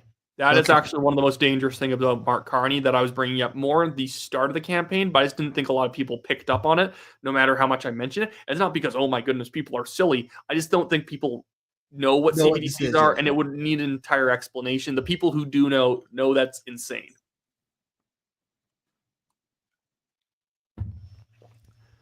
Jason Curling. Oh, wait, no. Paul O'Keefe says the orange orangutan to your South Coast Canadian Conservatives the election. Wait. Cost. He's saying Trump cost us the election. Yeah. Oh, yeah.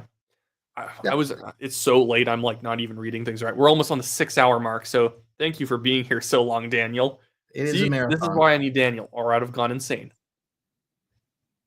I know, he says, the orange orangutan to your south cost Canadian Conservatives the election. I know this will be an unpopular view, but it's true. What's his game? Promoting Alberta separation? Well, I think, in fact, that he wants to negotiate against Liberals. And the fact that Carney said, oh, he was super nice on the phone, and then flip-flopped and then got caught in the live saying, oh, actually, he was talking about the 51st state on the phone, even though he said the other thing, the opposite a month ago. I think Carney's somebody who's an easy mark, and he very much wears his interests on his sleeve. When he needs votes, he will say one thing, and then he'll say the other, or he'll say maybe the truth back when he thinks he's fine. Somebody who can probably be manipulated pretty easily. Yeah, and I think he knows that you could just funnel money to Brookfield, and then buy off Mark Carney personally with his whatever stuff. Like Moose on a Loose released that, and that was crazy. All of the random, the various business interests that Brookfield has in Canadian stuff that the government's doing. Yeah. Like when I hear we're going to have tiny prefabricated homes, I'm like, what? I didn't even need to know that Brookfield had holdings in it to know that Brookfield had holdings in it, but yeah. Anyways, so Jason Curling, do you follow Australian politics? Their elections next? No, I do not. Or do follow Australia politics. I won't be covering anything from other countries. Nizan Skyfire says, if the Greens and the Bloc let the Liberals get in for 4 years, would it be a good idea for an exit strat? Carney government will be disastrous. 10 years has been too much as it is. I don't think they let them have 4 years again, because again, I think it's in their best interest not to let this government just ride for that long. They're going to want to call an election when it's convenient for them, because they've seen what happens when you basically let the Liberals call the shots, you support them to the end, and then they call it when it's convenient to them. The new NDP leader is going to have to actually oppose a lot of these stuff the Liberals do. Same with the Bloc, because they need to prove that they actually have a purpose to existing. Yeah, exactly, or else the party will fold. Yeah. And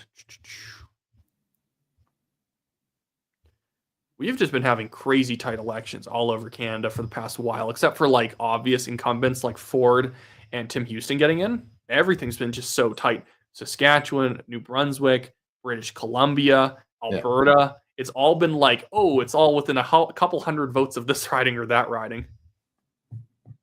Jack Meow Meow Meow Meow says, rip Canada, Conservatives never showed up for the North. I'm wondering if you're talking about Northern Ontario. Maybe they didn't do enough in the Northern Ontario. BK for $5 says, what is the likelihood of Pierre Poilievre winning the popular vote? I don't. They can't. 1% at this point. Yeah, it's still within 66 votes in Kelowna. Okay. Bryce Wade, $10 says, why do you know when and how the advanced votes are going to be counted and added? It's weird that they've had Pierre losing his seat the entire night. And yeah, I guess maybe they're coming late and maybe he actually will lose his seat. I don't know. I can only report on what I'm seeing here, and it's not great.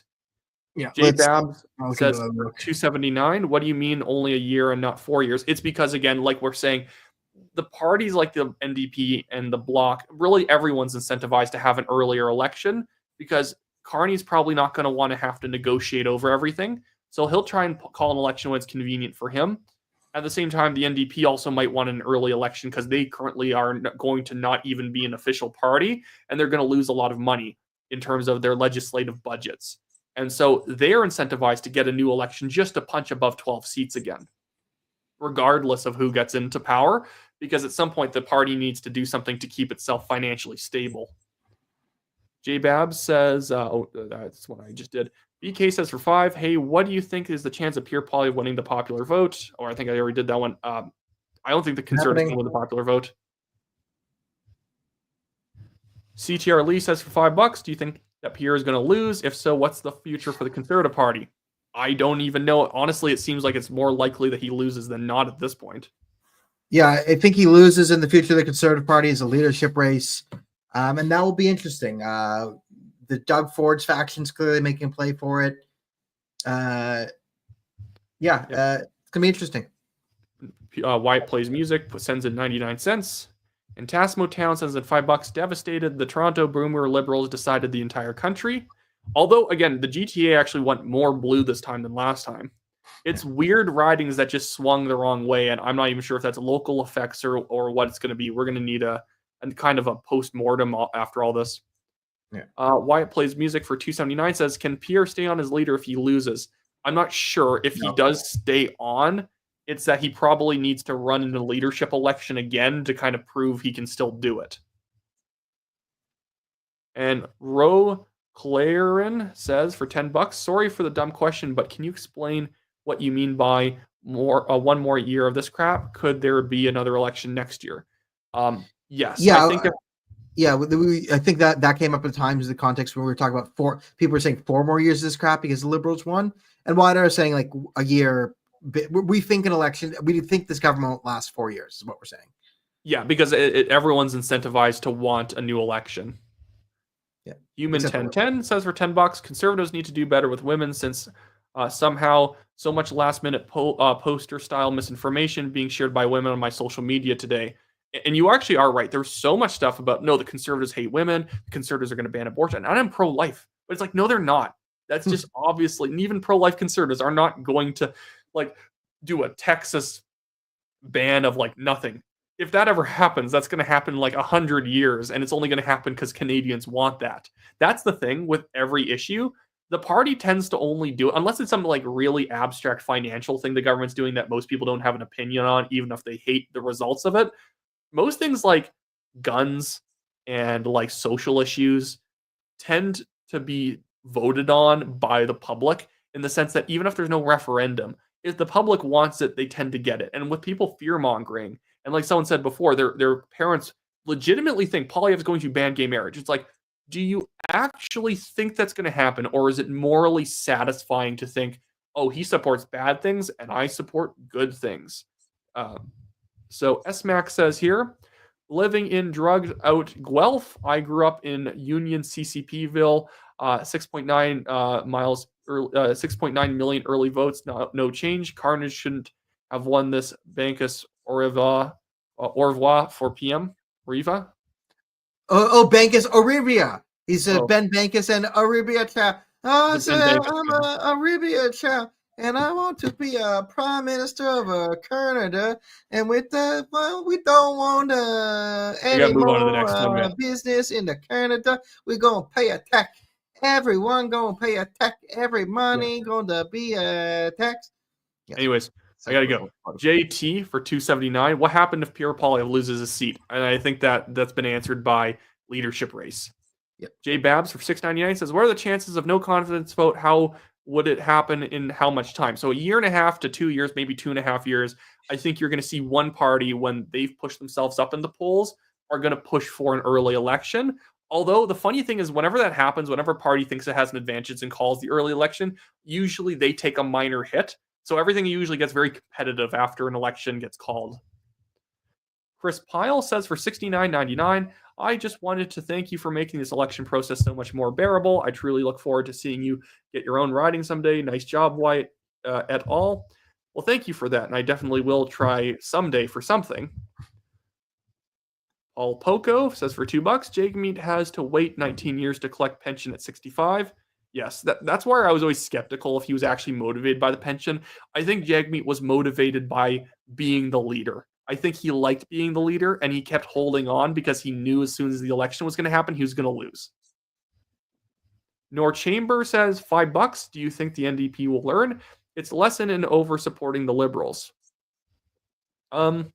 Yes, and I think that's why we suspect the government in a coalition wouldn't last very long, because the NDP knows if they support them too much, you end up, why do you exist, is the reaction from many of their supporters.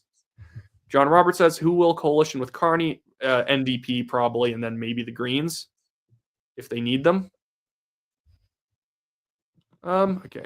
And the funny thing is, again, in this election, the Liberals the Conservatives literally did better. And it still feels just kind of crappy, of course, because losing always sucks. Yeah.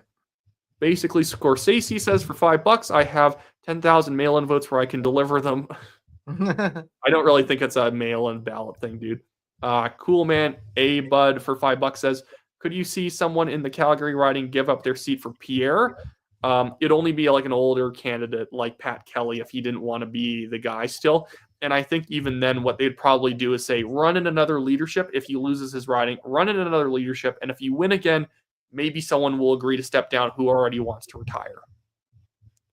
SMAC for $5 says, can't bother tipping, donating, volunteering out of compassion anymore. Vote Bankus next. Spencer Coe for $2.79 says, the results say Trump is the real winner tonight. And you might be right by that in the sense that Trump kind of got the government he wanted, which was the Liberals, which makes everyone resent him a little bit more than they used to. And Brendan Studer says, what's up with St. Boniface, St. Vidal riding in Winnipeg and not having counted any results? I think that's why the Liberals are now at 166. I think they eventually finally counted that one. Again, Kelowna is still super tight. What else do we got going on here?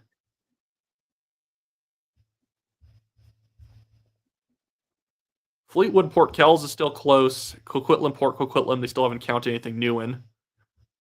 And Doesn't look like there's anything too much more interesting to look at other than Skinny Bulky Valley is going conservative more and more as time goes on, which is good. Brendan Studer says, oh, yeah, he already did that one. Okay, says for $6.99, what was Pierre Poilievre's biggest mistake this campaign? I don't think it was even his mistake. I think it was a lot of HQ stuff behind the scenes in a lot of ways. It was just, I think, the wrong issues. I think they shouldn't have let the Liberals have that quiet leadership race. If anything, they should have kept banging the drum during the leadership that this is a completely illegitimate process meant to try and paper over all their mistakes. And I think it was more so the timeline, the clock beat the Conservatives because this election goes on for another 7 days, in my opinion. I think people move back Conservative more. Yeah, I agree. Murder Turtle says for $2.79, Conservatives call by-election and insert Pierre. Again, I think that would have to do with what happens in the aftermath if he doesn't win. They'll have to decide if someone wants to step down and for what reason and whatnot. And also, like, selling it, like, on just a pure politics point, like, once he lost his own riding, he's kind of like, the media's going to dunk on him. The media's going to dunk hard on him tomorrow. That it's going to be hard for him to become prime minister of the country after losing your own seat.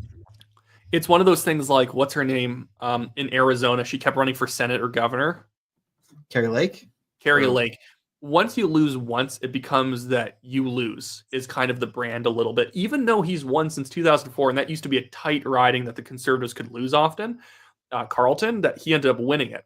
And that's the thing that sucks is that when you lose, people just remember the loss. Chaos for You says, we care about no one but Pierre for $2.79. Paul Pucco says, Danielle Smith for leader of the CPC. I just don't think that that's really Danielle's style. She very much likes to go hard in a way where she knows she can be the premier of Alberta. I don't think she's trying to position herself to be the Prime Minister of Canada. Robert Rebecca says for $2, what's the odds Carney brings back Trudeau? I don't think so. I think that he is ballot box poison for them these days. BK for $2 says, what's the chance of Pierre Poilievre winning the popular vote? I think nothing in this for the national election. Pawnee336 says for $6.99, do you think Pierre runs in a by-election, stays as leader of opposition, and runs again? He was great with young voters. And I would say that what you would probably say there is that, again, if there's a leadership election called, he says, you know what, I'm going to step down as leader, we'll have an interim, and I will run as leader from outside of the caucus and prove that people still want me and I just had an unideal area to run in.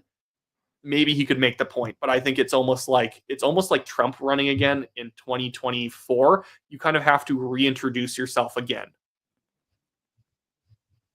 Anita D says for $6.99, what are Pierre's options if he loses his seat? I think we've been discussing that a bit. It's almost, I would say the thing you do is step down, let someone else be interim leader, and then prove I can still lead this party. It has to be a bit of a power move, a little bit. Here's the mistakes that were made. Here's how I'm going to improve it. And, here's why having a safer seat will actually allow me to do more as leader or something like that. Kyle Robinson just sends in $2. Thank you for that. 420 hitter for $2. The MSN propaganda is real in Canada. And it's a lot of voters who I'd say can sit home, watch legacy media all the time or all day long, and in fact don't really have to live in the real Canada. You know what I mean? You don't have to live in real Canada if you're retired and you have a lot of money to retire on. You can just watch CBC all day, and you can live in the world that the CBC created. Yeah. Wyatt, your audio is messed up. Do I sound okay? Yeah, you do. Oh yeah, your audio is a bit warpy. You might want to unplug and replug your mic. You just kind of started messing up there. Yeah, that's gonna drive people crazy. Don't worry, we got you. We got your team. We're on it. Okay, is that better? Yeah, that's better. Okay, perfect. I think I was having a slight internet hiccup here. But yeah, I think there's a sort of person who, if this got cut off, that when you can there are luxury voters, I think is the big problem in Canada. Luxury voters who have an extremely expensive house they live in with a lot of equity in it. They're retired. And again, that's not all voters. Anyone who's watching our stream is not like a liberal who thinks like this. But there are a lot of people who have the ability to be luxury voters, just as young people in 2015 were the luxury voters, where everything's pretty good in the country. We don't have to take things seriously. We can vote for pot. And then that didn't end up working out very well. And it's funny how after 10 years, now younger voters and older voters have swapped positions where older voters are the ones we can vote to tell Trump to go, screw himself, even though that is the party that Trump endorsed. Jennifer J., what is the likelihood that Trump can make all of Canada the 51st state? 0% chance. I don't think he even actually cares about it. Stephen Huber for $69.99. Thank you, Stephen. That's very generous. Daniel Smith would be the next leader of the CPC, and I'm not sure if you were trying to include something else there, but I like to go off on this a little bit more, especially thanks for donating that much. I think that Danielle is already not like a bad way, but she's already controversial and very outspoken enough in a way that works in Alberta. I'm not somebody who shies away from controversial figures, but I think that her reputation is so Alberta, her running federally would feel like the provinces are going to have Alberta as their prime minister. You know what I mean? Just as that's why I don't think Tim Houston would do well. It feels like middle of the road, milquetoast, PC politician from Nova Scotia is going to be your prime minister, not someone who's their own guy or gal. Deshmuk here says, for $5, I'm not sure many Indo-Canadians did not vote for the Conservatives because the individuals like Tim Uppal. I am not going to dispute that at all. Daniel Fung for $5, Richmond East Stevenson. I feel like it's too close to call at Zach Siegel's election party. If there's more polls to count and I've missed them, maybe. Hopefully. I'd like that if that happened. Polyev is now down to just being at a margin of 1,800 with about 40 polls more to count. So hopefully he pulls it out of a hat here. Yeah, there's actually positive movement for Pierre at the end here, but yeah. Monster 000 for $5 says it's so disappointing. Like, when is enough enough? There's mass drugs, homelessness, overdoses, mass murder events, blatant Chinese interference. I would almost say to point you to the book that Tristan Hopper wrote about Don't Be Like Canada, and how in the book he mentions not only has Canada gone so crazy on all these issues that when Canadians look at it in other countries, we're like, that's crazy. Not realizing that oftentimes that exact same problem is even worse in Canada. Like, Tristan Hopper broke that down in that book. I still haven't read it. I've just heard him talk about the book a lot, where it's crazy, where you'll have Canadians in disbelief that something like MAID is being done in the UK, not realizing that there are far more, or even the Netherlands, there are far more safeguards in the Netherlands around MAID than there are in Canada. Yet people react to it as if it's normal in Canada, but if it's foreign, now they take the blinders off and they're like, that's messed up. How could that ever happen? Yeah. And Iket, Sasha Rubeke, am I doing that right? Anik, I can't do the last name. Sorry. You are. It's 2 a.m. here. We're not pronouncing anyone's name right anymore. Sorry about that, man. But thanks for the $5. Since NDP are below 12, means they're out of the House of Commons and no longer an official party, right? No, they're not out of the House of Commons. They just don't get treated as an official party, which means you don't get extra parliamentary budget for your party, which again is reason why they may be motivated if they start rising in the polls to 20%, that they might want to call an election, just because if the leader is someone like Heather McPherson, she's probably thinking, I want to get to the polls right now so we can get the official party stats back. She probably wouldn't even care who wins at that point. She just doesn't want the NDP to be the broke man's party anymore. Yeah. Redem, $2. If you want to be PM, stop reading super chats. I'm sorry. I know what you mean. I think some people send in crazy stuff. As an Albertan, I'm disappointed in this country. Says Morgan Mundy for $7.29. And Dub Canuck 1 says for $10. So 3 seats determined why it's and Sandy Canadians suffer under Liberal NDP Green. Or Liberal NDP. Yeah. There's a few seats around that are super tight that will probably take another week to determine. Armin Singh says for $2, Ball, Carney, any day, Canada not a serious country. And Southpod for $5 says, I voted for Pierre, but I told all of that I voted for Pierre, but I told all of that it was a cope. Nobody listened. Cheyenne Torres for $13.99 says Liberal voters are Liberal voters are either the supporters whose money depends on the liberal grift complex or the NDP's banding behind liberals to feel heroic so that they stood up to an imaginary bigot taking away rights. Yeah. In a certain sense, I think that is true. And Yeah. I think what the liberals have done well, it's people always think, oh, there's a lot of immigration. That's what's going to help out the liberals. In fact, the immigration hurts the liberals because immigrants do not like the progressivism, the wokeism of the Liberal Party. But what happens is the liberals have hired so many federal employees. Those people, I would say, or people who are in subsidized industries. I think those people are actually a bigger voting bloc they've created over the past 10 years more than anything. There's like another 400,000 federal employees since they took office. CD just sends in $20. Thank you for that. Yellow Stoic says, Pierre gives me Keir Starmer vibes, fake conservative and panders. Danielle Smith would be a better leader because she actually gives me Javier Trump vibes when they can be in charge. Poilievre honestly doesn't give me Keir Starmer vibes. Keir Starmer is a labor. Keir Starmer is a career communist. He was never a conservative. Yeah. Unless he's saying he acts like Keir Starmer, in which that's a far call. Thank you for the $2, Nate.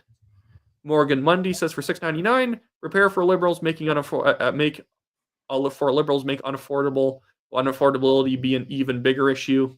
Absolutely, unless they just start stealing the conservative platform and implementing that would be kind of funny, but I doubt it. Gray Fox just gives in $2. Eric L. Harb gives $2. Says, does Pierre Poilievre have to wait for by-election if he loses? If someone wants to step down for him. And he could technically still pull it out since it keeps falling more and more. It's now at only 1,600 point gap. Boomers fell for Trump fear-mongering, and with birth rates down, it means for each one young voter voting for Poilievre, it's 2 boomers voting liberal. Not quite, but I think that also the unaffordability is really going to destroy the birth rate in this country. John Walker says for $13.99, Election Day should be a federal holiday. No more voting early or mail-in ballots. All ballots should be cast and counted on Election Day. Make a video about this. We need a fair election. I'd argue that I'm fine with early voting, but I think it should just be 3 days of voting or 2 days of voting, and that's it. At the end, I don't like that people vote right after the debate without even digesting it, like the next day. I think that you should almost have to wait until you've seen everything. Obviously, some people are always going to have their minds made up, but that more power to them. Then, do you think Pierre sloganeering was a bad idea? Yes, I was quite vocal about that. I didn't think it was exactly a bad idea. I think it was just more so they should have done other things too, and that's where I think. No, I think it undermines his strength. He's not a sloganeer. He's an explainer. He's not good at you undermine what he's best at by doing that. I thought it played to his weaknesses, not to his strengths. But yeah, with a minority government, is it possible for the Liberals to make it a law to fund CBC every year as they were planning before? What's your take on this? Yeah, they could technically try and lock in the government to being funding the CBC, but it's one of those things where I believe a government could axe that. Maybe they'd have to pay some cancellation fee, but well, the CBC is going to get its $150 million extra dollars. Whee! Western Idiot says for $10, great job covering this election. Why? What advice would you give for getting a start in politics? I can't right now, but I would like to do my part in the future. Join local boards, EDAs, help out on campaigns. Frankly, make yourself figure out what you think in terms of policy. I would just say start by talking to people and seeing if can you actually convince somebody. Are you the type of person who actually can lead on issues? Get involved in different social groups, whatnot. Mark Rose says for $5, what does the election result mean for Western separatism? I think it's going to go up. I'm not sure if it's going to be successful. Gray Fox for $2 says election Canada must be audited for corruption. I honestly don't think so. Antonio Brown says for $5, who swung the election for the Libs, the Boomers, and is that a 2016 Trump-Hillary upset? I don't think it's that, because I think people were, if anything, remember, people were thinking that this could be a Liberal majority of like 210 seats, and that didn't happen. If it was just close, that's all we can really say. Leaf Busby says for $2, can we have Stephen Harper back? I'm not sure if he wants to come back, but yeah. Every day I like Stephen Harper more, even though I could always criticize certain things about him. All that stuff doesn't even matter anymore. Yamato Edge says, do you think Canada will be divided?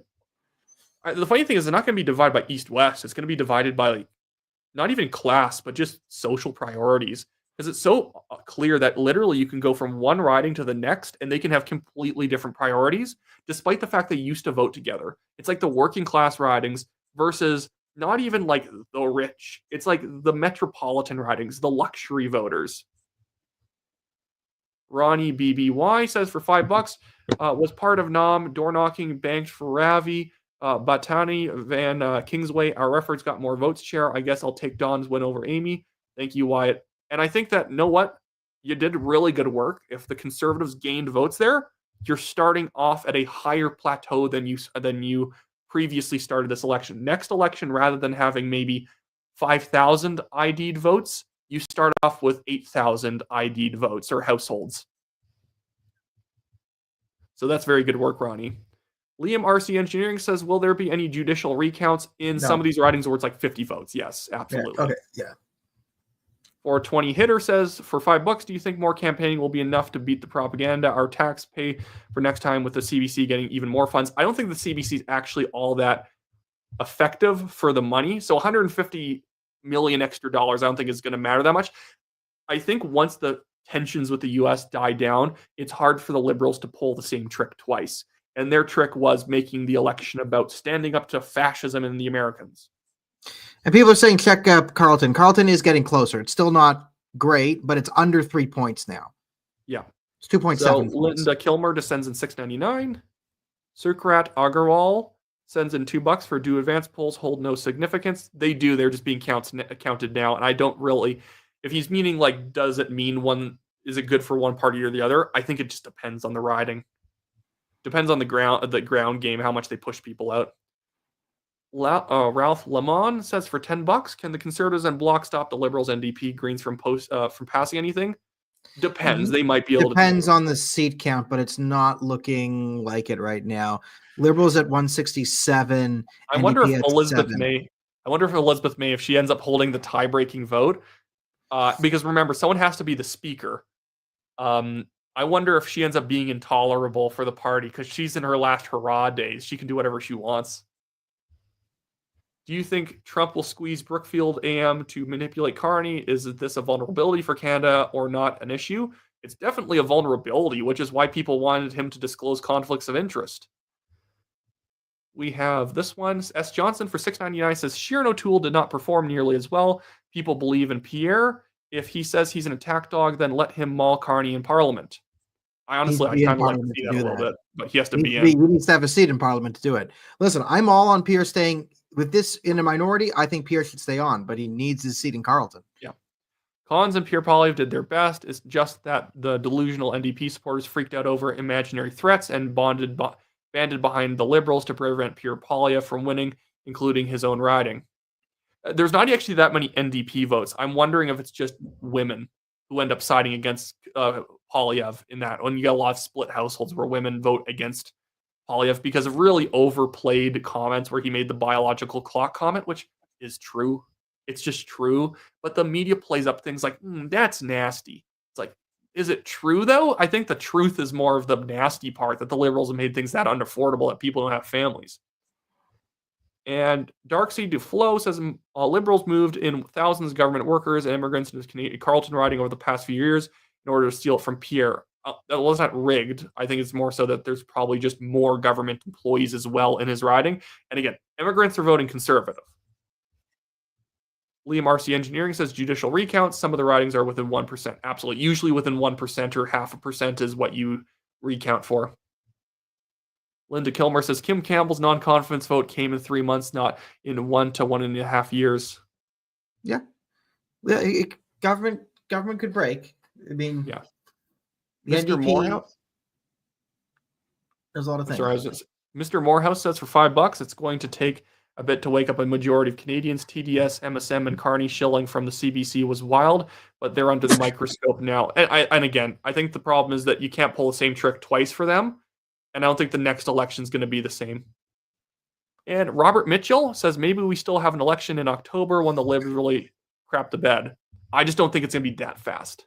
The parties will want to all lick their wounds because every party's not doing great. Like the Liberals are going to feel good because they should have lost this in terms of what it was looking like 4 months ago. But yeah. And Mr. Jason from Canada says for $6.99, I think CBC's decisions to keep the MSM media at the distance during the campaign probably pushed some voters away. Potentially, you might be right about that. Gray Fox for $5. It's true that Carney wants to give citizenship to family members of immigrants. Does that mean people who've never been into Canada can vote in elections? I think that's always been true. You can do the kind of chain migration and make it easier for family members to move in, but that's been a big problem in Canada is people bringing in uncles and aunts and grandfathers and whatnot, and one person is bringing in like 7 dependents. That's where my policy on immigration has always been 100,000 PR cap a year, and you can only bring in your immediate family, not every single uncle and aunt and cousin. Yamato Edge, what will happen to all the homeless, tense, drug overdose, and crime rates since liberals are still in power? Well, unless they start stealing conservative policies and cracking down on it, it's going to get worse. Canadian guy for $5 says if Pierre can't even win his own seat, then he's just as much of a joke as Bonnie Crombie. Well, he's won that seat multiple times, and I think they just need a good postmortem to explain what happened there. Cheyenne Torres says, and let's not forget about the liberal lawyers' grift too. The mass immigration gives those immigration lawyers more money, and crime policies cause more disputes to resolve, meaning more dollars for criminal and other type of lawyers. I don't think that second part's right, but I do believe that there is probably some form of a lobby of people who like immigration because it does give a lot of law firms who do a lot of immigration law a lot of money. Dub Canuck for $5 says, I feel like this is Star Wars, this is how democracy dies, the sound of thunderous applause. Although, again, remember, it's closer than the last one. Who's behind you? Visitor. It's one of the people sending in super chats who's now visiting Daniel. Yeah, I got it. And I got a refugee here as well. How's it going, Sal? Hi, guys. Congratulations, we defeated Majid Johari. I don't know if you guys, I haven't been watching because we've been riding hopping, so I don't know if we did this. It's McGinty win. It's McGinty win? It's McGinty win. You know what? McGinty win. Oh, yeah. And then it doesn't take long, right? Yeah. And this time, what are the numbers right now? It's going back and forth, right? Like the Bloc Québécois, they also want decentralization, right? Yeah. You can be communist Quebec, but less federal government. Let's go, right? You don't know what's going to happen. Yeah. God's got a plan. Yara Sachs is out. Majid Johari is out. Yeah. Good news. Yeah, honestly, we've gotten some good flips on seats. And Salmon's doing crazy hard work in Don Valley North, which, again, it went liberal, but the margin very much tightened up in that riding for Joe Tay. Yeah. And York region, we overperformed. I haven't looked at the numbers yet. I don't know where did we underperform, but I know York region. Carleton. Carleton. I said in Joe Tay campaign, if every riding they lose to Mark Carney, we lost to Xi Jinping. We lost to CCP. At least I am proud to stand against CCP. Yeah. Okay. Anyway, so now I'm going to try and wrap up some of these super chats. Let's wrap it up. And so Deborah B says, and the prize goes to you two for sticking out for the long haul. Yes, and I have not even gone to the bathroom yet. And it's been 6.5 hours. So thank you for the $20. Nerf Nerd 18 says, "What would you let Carney or Pure Poly swim in the clay pool?" No. Yes. Nerf Nerd 18 is also one of these guys who follows me, who actually has like a massive YouTube following from like the early 2000s. He has like a video that has like 18 million views, oddly enough. Nice. I think that's him. I looked at it because I can see people who have high subscriber counts who subscribe, and it's crazy. Gray Fox says, what about elections? Canada workers taking ballot boxes home? Shouldn't they be locked up in high security warehouses and transported among armored trucks? I'd agree, but that's something that the NDP and the Conservatives and the Bloc need to dispute, or the Liberals too, that's improper. I just don't want to sound off on something where I don't know what the actual procedure is. HMW sends in $6.99. Thank you for that. S. Jones, $13.99. Pierre Poilievre needs to stay as leader. I emailed the Ontario Conservatives Senate and said with how Doug Ford behaved during the election, I will never vote for the Ontario PCs again until they have a new leader. Jacob Frapp says for $2, might as well with the Wyatt Network. Nice. Look, it's the Garfield and Friends show. It's Garfield, and there's a bunch of friends that show up, like we just saw. HMW $6.99. And Joe K, your Canadian politicians are too boring. The Conservatives ever want to win, they're going to need a firebrand populist like Melee. Well, Kitchener-Conestoga within 20 votes right now. Oh my goodness. Well, hopefully the Conservatives pull that one out. I don't even want to look at them anymore. That's me conceding that. Oh my goodness, I'm tired of this election. Moonglow says Trump and Carney go way back. I feel like so sad about Pierre. He's done a great job. Thank you. Looks like the BC election. And again, all the elections in the past outside of super safe incumbents have been tight. Jacobus says for $5, the boomers fear-mongering about Trump are a huge part of this. The biggest loss is more CBC funding. Good, God help us. Damage 142 for $2 says, isn't it just me or did over half the country not vote, or did over half the country not vote? No, I think that we might have actually been above 70%, or maybe like 68, 69. HMW says for $6.99, Carney won't make it through 4 years, possibly another election a year, and your guest thoughts. And I'd say that's about right. Not maybe a year, but like within 2 years. Charger the Comics number 2, 5 seats away from majority is not close. They won, we lost badly. It is over, and with Pierre losing a seat, abandon all hope, ye who enter Canada. I don't think it's good to actually be that doomerish, and I don't think that's quite it. Canada guys, $5. I think while Carney is in power, I won't celebrate Remembrance Day anymore since the Liberals took away everything our veterans fought for. Well, I would still support Remembrance Day because, the Liberals aren't going to celebrate the veterans, so at least we should. Yeah. Cheyenne Torres says for $13.99, Trump seems to have lost his mind post-COVID.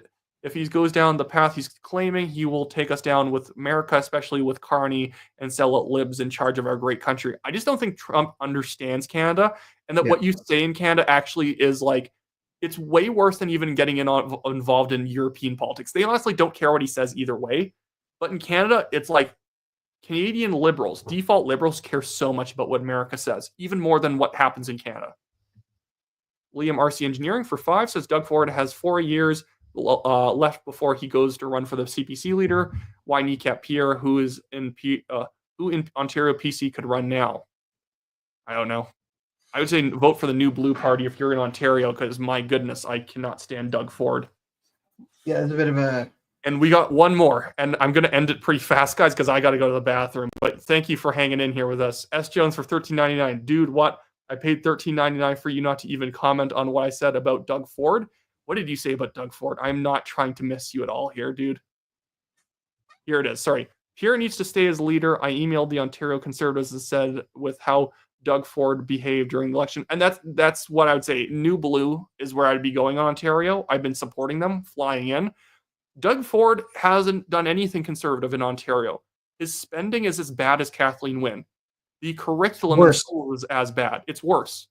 Everything's gotten worse, except for like certain limited things, like he's good at building infrastructure, I suppose. But that's something that the premier probably would have been good at doing no matter what party, because it was like the top thing that they needed to invest more in infrastructure. But yeah. Damage 142 says for $2, 242 out of 266 polls recording, it's still 17 down. Sad. Yeah, it's sad. But sorry, S. Jones, if I didn't comment on that before. I am in panic mode, having to go to the bathroom now. But thank you all for watching. This has been our Canadian election stream going on over 6.5 hours. See you all later. Go Pigs.